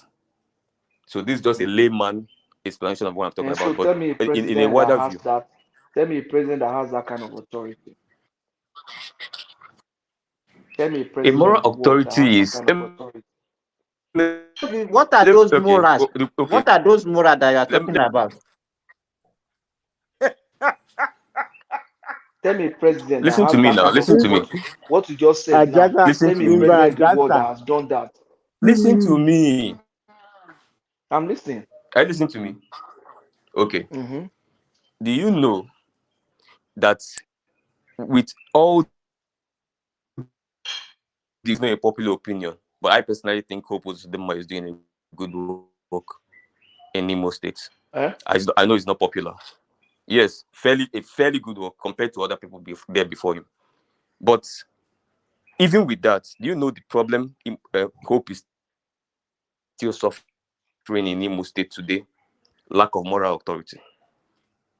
I say, tell me That is president still that the has. I'm problem. not saying tell me somebody that doesn't have. Tell me anybody that has in the world, No, in human history, one person that have I moral just listed authority. one You are person telling me that somebody is that suffering doesn't from that, have. and every other. Yeah, and tell me the person that Listen to has me now. now. Listen to me now. Every other, I No, can't let remember a me ask president you that one do not question. have. That's the point I'm making Before for you you. talk, I can't before remember you a talk, president that do not have it. That is the point I'm trying to make for there you. is no Now in Nigeria, president I that gave has an moral authority. example. No president. Yes. I can't There's remember no single maybe some of president these in African Nigeria that has presidents moral here and there, authority. perhaps, but every single president in Give me one Nigeria, president that has. nobody I can Give me one remember that didn't president have that moral has. authority over Nigeria. Oh, There's none. okay. So now you As know you your have presidents. explained None, now, not one. as you have explained now, not pres. You said all president of Nigeria has moral authority, right? Yes. And then that means we should not Except complain Tinubu. about. Except Then we should Tinubu. not complain That's what about all We, the Tinubu. we can we president can in we Nigeria. can That means argue. that means we have Wait always now, have very good leader in Nigeria. wait. The moral authority. You can It's just a that's not what textbook thing that you you are see trying what I'm saying. You see to what I'm pant saying. around. When you That's what say I'm trying very to good get you. leaders, no, that's not what I'm saying. No, this is what I'm That's what I'm saying. saying. That's Listen, why I even you had have to. explained your fact of I'm your not about concept being a now. good leader or You not. said That's not you what I'm said a saying. moral authority is someone who has, maybe you give an example of a man in a house that said don't smoke, and then you go ahead and smoke. I say, tell me a leader that is not like that. One leader in the world that is not like that. That example of father that you gave that told the There is student that. not to smoke and went ahead to smoke. Tell me a leader that is not like that, including you that is talking All to I me. did was to give you an elementary. It's not straightforward like that. So with the father thing I did was just an. Yeah, but I told you now to give It me. will be easy You for gave you. me It will example. be easier for you to So the catch. It will be easier for you to catch that of Imo State of Hope Off you time, just Uzodinma. told me Imo State. make Just I now. ask you. So if your father or your someone's The dad process that brought him smokes there. and then tell the sons not to smoke, you are saying that he doesn't have the moral authority to tell his sons not to smoke. Is that the way you see it? No. Listen, no. Listen again. Let me That What is time by is rephrase what I always way uptown of said. answering standard. questions? That's by You are Listen uptown to always me now. You standard. know I like making what myself time is clear. always using a roundabout way to If approach you answers, and if it will just take you round. if you At the keep end of the day, you will heckling me, not you answer won't anybody. understand. You will keep misquoting me. Now, You No, even Madam, want because Zita to you will say clean don't up something like provide this. town. You direct even want to answers to clean up questions. town. Very simple questions. You would go and say, Obi used to use interpreter. Obi is the one that used to pray before everybody. Obi, those are irrelevant. Those are irrelevant. To Go people straight now, to the but answer. every What's other moral people authority? understand what What I'm is this saying. one? But the point I'm making, Me, I don't. In short, maybe they are very intelligent. I you find it very recognize that difficult to already. understand But you. the point Me, I'm I making, find it very difficult to understand you because you're that's always going what I'm round, saying. round, round, round, round, and I Please, lose That's what you. I'm saying. It's painful. It's really very painful for other people, you know, to hear it. But it still has to be said. The Because you're point I'm always making saying is irrelevance. that process, and Madam Zita, what you said, no, Madam Zita, what you said, I didn't say that a father that is smoking do not have the moral authority that the kid is not to smoke. No, I said if tell the children to keep to a certain standard of moral, if he goes ahead later to breach that same standard of moral, that his moral authority reduces. I didn't even say it clears up. I said it reduces from what it used to be before there's water. I don't know why anybody wants to twist it somehow and another way to suit a different narrative. But the point I'm making is that Hope Uzodinma today is still suffering and that same issue. And if Hope Uzodinma wants, let him build skyscraper in Owerri State. He still remains Supreme Court governor. His people will still castigate him. Imo State will still feel that he's not legitimate governor and all that. That's a lack of moral authority. That doesn't make him a bad leader. He's doing well as governor so far. As far as I'm concerned, a lot of people don't think so because maybe they still are judging with that lens of that his moral authority is really not that strong. And I heard there's a certain section that Kulata was trying to explain these things for you guys, but everybody ganged up around him and wanted there to slaughter him like a cow. But Slaughter was very specific in what he was saying, and he was very clear. But again, when people think that part of the job of a leader is not to unite, that means that if I have a family to move, and I think Which one? uniting I my hope you're family is not not part of talking my about job, that it's just to dictatorship. provide. Uptown, I hope you're not talking But about that Uptown, dictatorship. maybe you didn't understand me. I didn't say What by this. dictatorship? We didn't. I said he should not work as a unifier. And I explained why I said that. I said some certain space, no matter what he do, it is unacceptable. So he shouldn't waste our man hours trying to swear those people because they're inswearable. I gave No, that's not true. No, it is very true. Madam, you are talking about moral authority. You are talking about acceptability. Wait now. Buhari, hold on. Wait. Buhari in 2015, because me, whenever I talk, I like making references. Buhari in 2015 was, well, the election, since the person he's contesting with accepted without any hitches, the election was free and fair. We have to accept it too.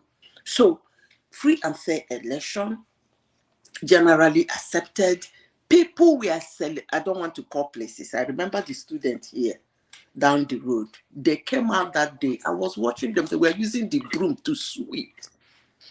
It was that I celebrated too. I was a Buharist. Everybody was happy. But one particular space was not happy. And they were not happy that he's post-election through my, okay, fine. Election has come and gone. I'm not happy with that is not my candidate that win. They took it too far. To this you can never compare. No, that's not true. That's not true. You can never compare 2015 with what is happening now. Let me finish now. They came home and they started creating a security apparatus in a sovereign nation. That is how far. What is it called? Bishops and pastors in their pulpit, we are carrying the propaganda in a 10,000, 5,000, 2,000 gathering. So it is a space and the earlier the next administration understands this, the better for the whole Nigeria. This space is a space, if it is not what they want, it's all over. So let them be. People should stop hitting up this politics. Madam, are you giving Buhari credit that he managed Nigeria's diversity well? If you feel that what they are saying are so many lies, so many propaganda as usual, create a department of propaganda, or department of answering back, or department of mashing. Let them be doing it. Let it become fair. But are you trying to run the country? Are you trying to accepting you? They will not. Execute a war?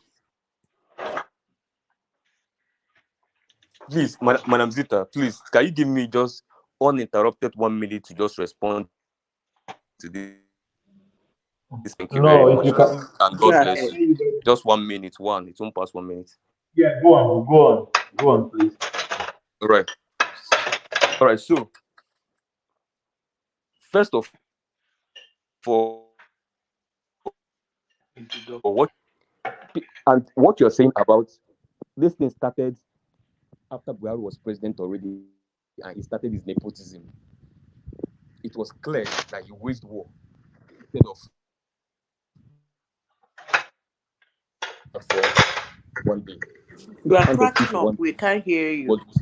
I can't hear you. Where is the noise coming from?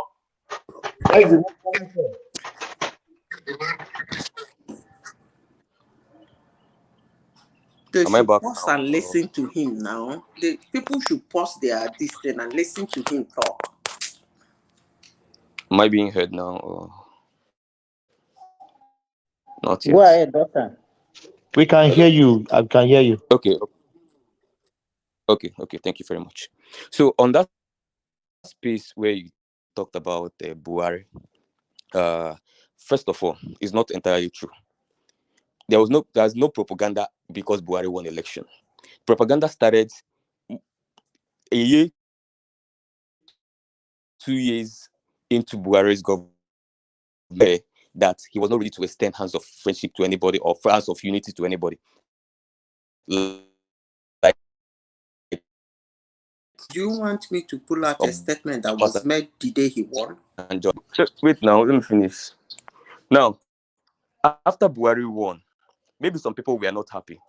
Fine, as expected in any election. But everything you cited that died and Jubril of Sudan, it's from the same Nnamdi Kanu. On every because immediately Buhari lost the election. And then the way you are painting all the narrative of Nnamdi Kanu and IPOB, and you're using it to generalize the entire Southeast and say, these people killed Buhari. These people, that is what makes people angry. Because only one man came up with the story. Uptown. It's Bishop Oyedepo. Let me call name. Hold on, let me answer him. Hold on. Is Bishop Oyedepo? So is it Southeast? No, I said this space. It's not. I used the word space. I did not mention Southeast. You can go back and listen to what I said. Okay. I said this space. All right. So is Bishop Oyedepo an Igbo man? Didn't he say I've gotten that already. That Buhari is dead? Did he apologize for it? No. I've gotten that already. But listen, the role Buhari should have played after election and in his presidency, he failed completely. And I'm telling you this as a Buharist. I defend it. See, if someone is saying that I'm defending Peter Obi now with all my blood, they need to see me defending Buhari in 2016. You can't. I will convert you to a Buharist immediately.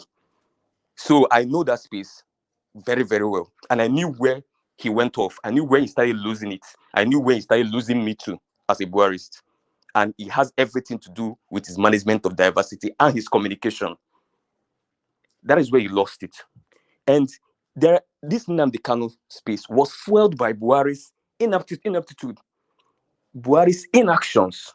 Both actions, a combination of his actions and inactions, a combination of his body language and his decisions. So it's a combination of a lot of factors, a lot of the failure, because we always say, oh, Nnamdi Kanu. Yes, everybody knows my position on Nnamdi Kanu. For me, he should stay there for the rest of his life. I don't really care. So, but then, Buhari was the one that gave him the relevance. This guy didn't have any. Why should Nnamdi Kanu in UK have a relevance? But Buhari government fails. Let me tell you what I learned is I call it when people are agitating. Now, when I mentioned moral authority, people think it's just on one side. No, it's actually on both sides. Because when I said that issue of the home, when I say moral authority, no, it's not only the father. Kids also have moral authority that can increase or reduce as well. So now, why I'm talking about moral authority of the government, I'm also talking about moral authority of the people. People can also lose their own moral authority to hold their government accountable if they do certain things. Example, maybe Southeast now, or maybe this IPOP guys now that is agitating something that is well, but then immediately they start killing people. They lose their moral authority. Even when maybe you might say that the initial thing they were saying, there's some truth to it, marginalization, let's fix this. But immediately they shifted to violence. Even with the good, whatever thing they were saying was immature again, because they have lost their moral authority to even agitate at the first place. It's just like, for example, now, if Obi had rallied people around to go and protest after the election, Obi automatically loses moral authority to challenge Tinubu even in the courts. And that is why he tried to hold that space and make sure violence didn't break out and nobody protested, because he wanted to hold his moral authority strong. Now, if Buhari had handled that space, and if I was a President Buhari, we knew what to do. First of all, you need to reach out first. You can't assume that you will not be accepted when you reach out. Guess what you do to people, opponents, guess what you do to people when you reach out, even people that are opposed to you. If you reach out to them in public and they oppose to you, maybe you do it while they opposed to you. Do you know what you have done to them? You have started disarming them in the face of the general public, because you have started reducing their own moral authority. Because you say, I actually tried to reach out, but see what they did back to me. Now, when those people come tomorrow and say, hey, this person is quarreling with me, people will call him and say, but all of us were here when he actually reached out to you, but you refused. So even people that should ordinarily stand by his side will now start questioning him. So what you have done to him is that you have started deweaponizing him and reducing his moral authority to even do something that's even legitimate. So what Buhari would have done with that space, if only he was a good administrator, which is actually a very poor administrator, he did very bad. Obasanjo would have did far better in that space. If Obasanjo, that would have killed that space in 2 years. Before 2017, that space would have been dead if you did the right thing. But what Buhari did, every single move, every single action, that ignored them action. When you leave a space, a vacuum, there's something I learned in physics in my secondary school. When you leave a vacuum, it must be filled. That is the principle of nation, the law of nation. If you leave a vacuum, it will be filled. Did you just mention if somebody says Obasanjo now? Did you just mention Obasanjo? What did you say? Did you just mention Obasanjo? No, see, if you enter into Obasanjo's, I'm just asking. No, that one has moral we all know authority that now. people have different narratives, but you can't know. If you enter Obasanjo's arguments, everybody will have. Buhari has not buried a village that fought him. That's not. Buhari has not used the Nigerian military to shut down a whole village, killed everybody, including trees, fowls, and this. Buhari has not done that too. Respecting human rights, I give it to Buhari. If you ask me today, infrastructure,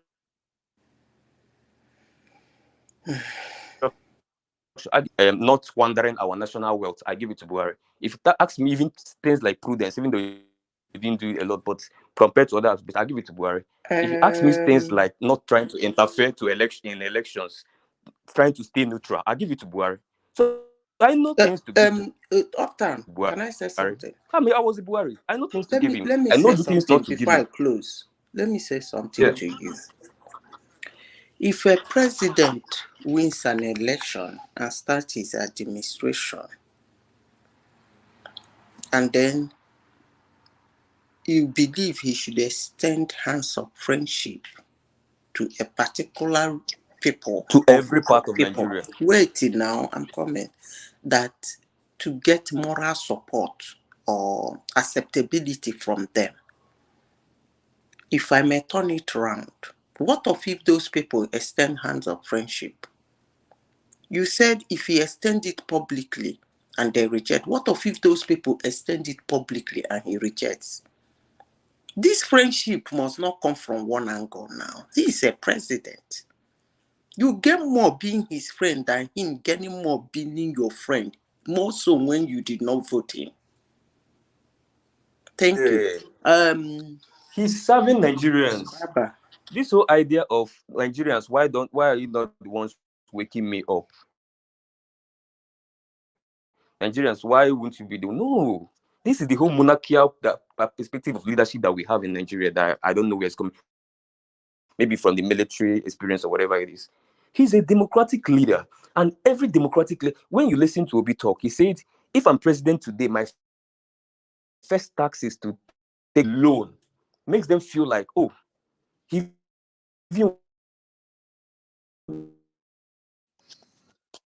wants to find any reason to come to, even though we didn't vote for him. Why will he come to our state? Buhari has not gone to some states till today. Forget those things. Politicians will always remain politicians. So let's stop praising these guys. My brother.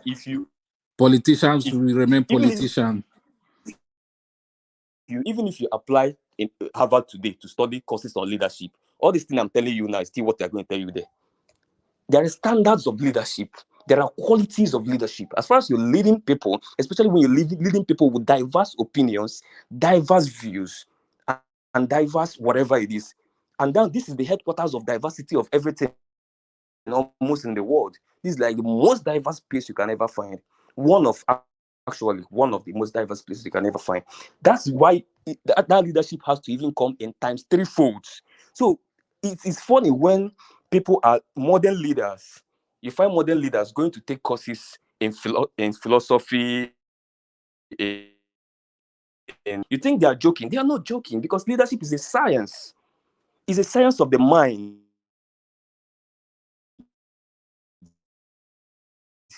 And you cannot hope to build wealth in a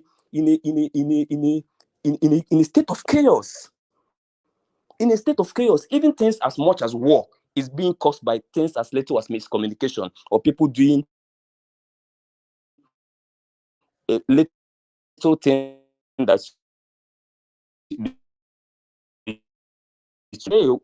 Second World War, Third World War, and you think maybe it started with some elections, accumulation of miscommunications, or lack of communication, or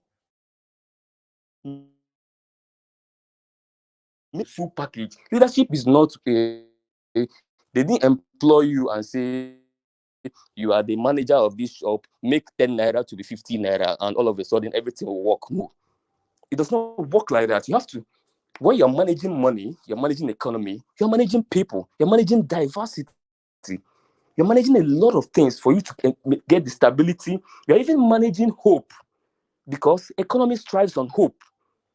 Economists, when people believe in their country, they sacrifice more for the country, they invest more, they have more hope in the country. The leader sells hope. A leader is a seller of hope. I'm telling you this as a person that's taking courses on leadership. I know what I'm talking about. I'm not making them up. These are standard equations. It's a science. Leadership strives on hope.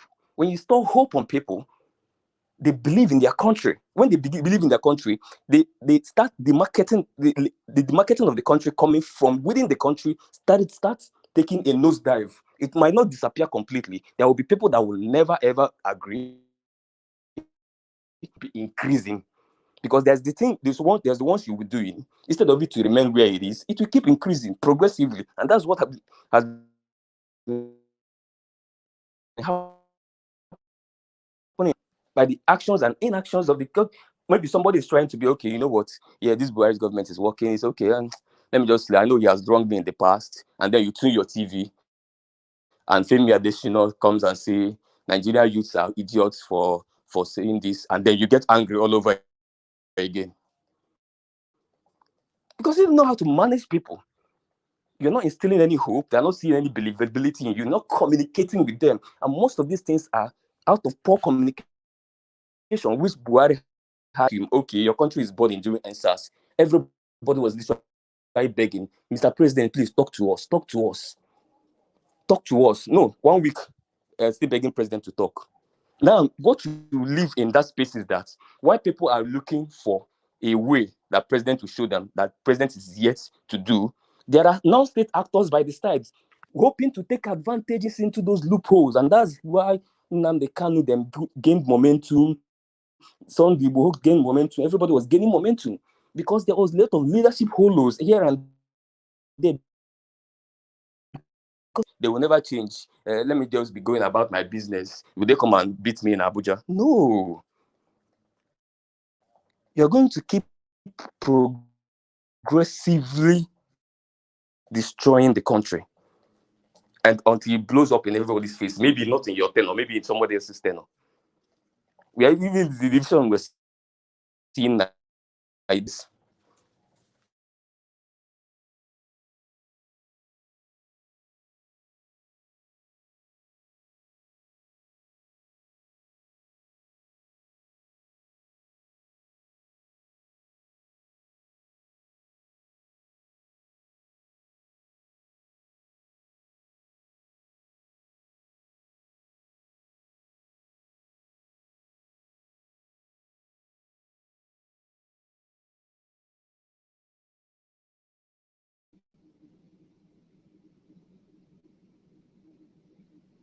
Hello, can anybody hear me? Thomas, I can hear you. I don't know what. I think I was booted out. I think my network kicked me out. Yeah. I think we've at this we'll we already exhaust our story for today. I don't know if anybody have anything to say, so we can shut down. My network is really bad. It's off and on. Yeah. Is Fatai there? Simba, are you there? Yes, you can shut down if you want to shut down. Yes, yeah. I think the network is really bad. Thank you, everybody. Uptown, thank you. Patrick, thank you. Yeah. Fatai, thank you. Fatai Okomoge, thank you. Simba, the doctor in the house, thank you. Thank you for your service. Thank you so much. Yeah. Thank you, everyone. Yeah, it has been a good conversation today again. Yeah, that is what we stand for this platform. Yeah, we bring it raw. We don't care about your feelings. We don't care about who you vote for, who you are leaning to.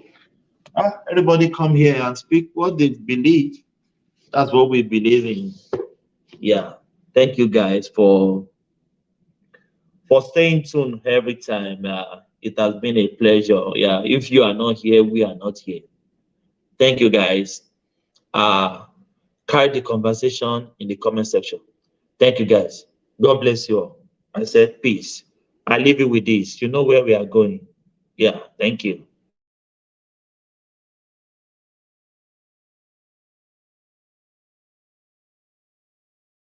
When it offend them, it sweet us.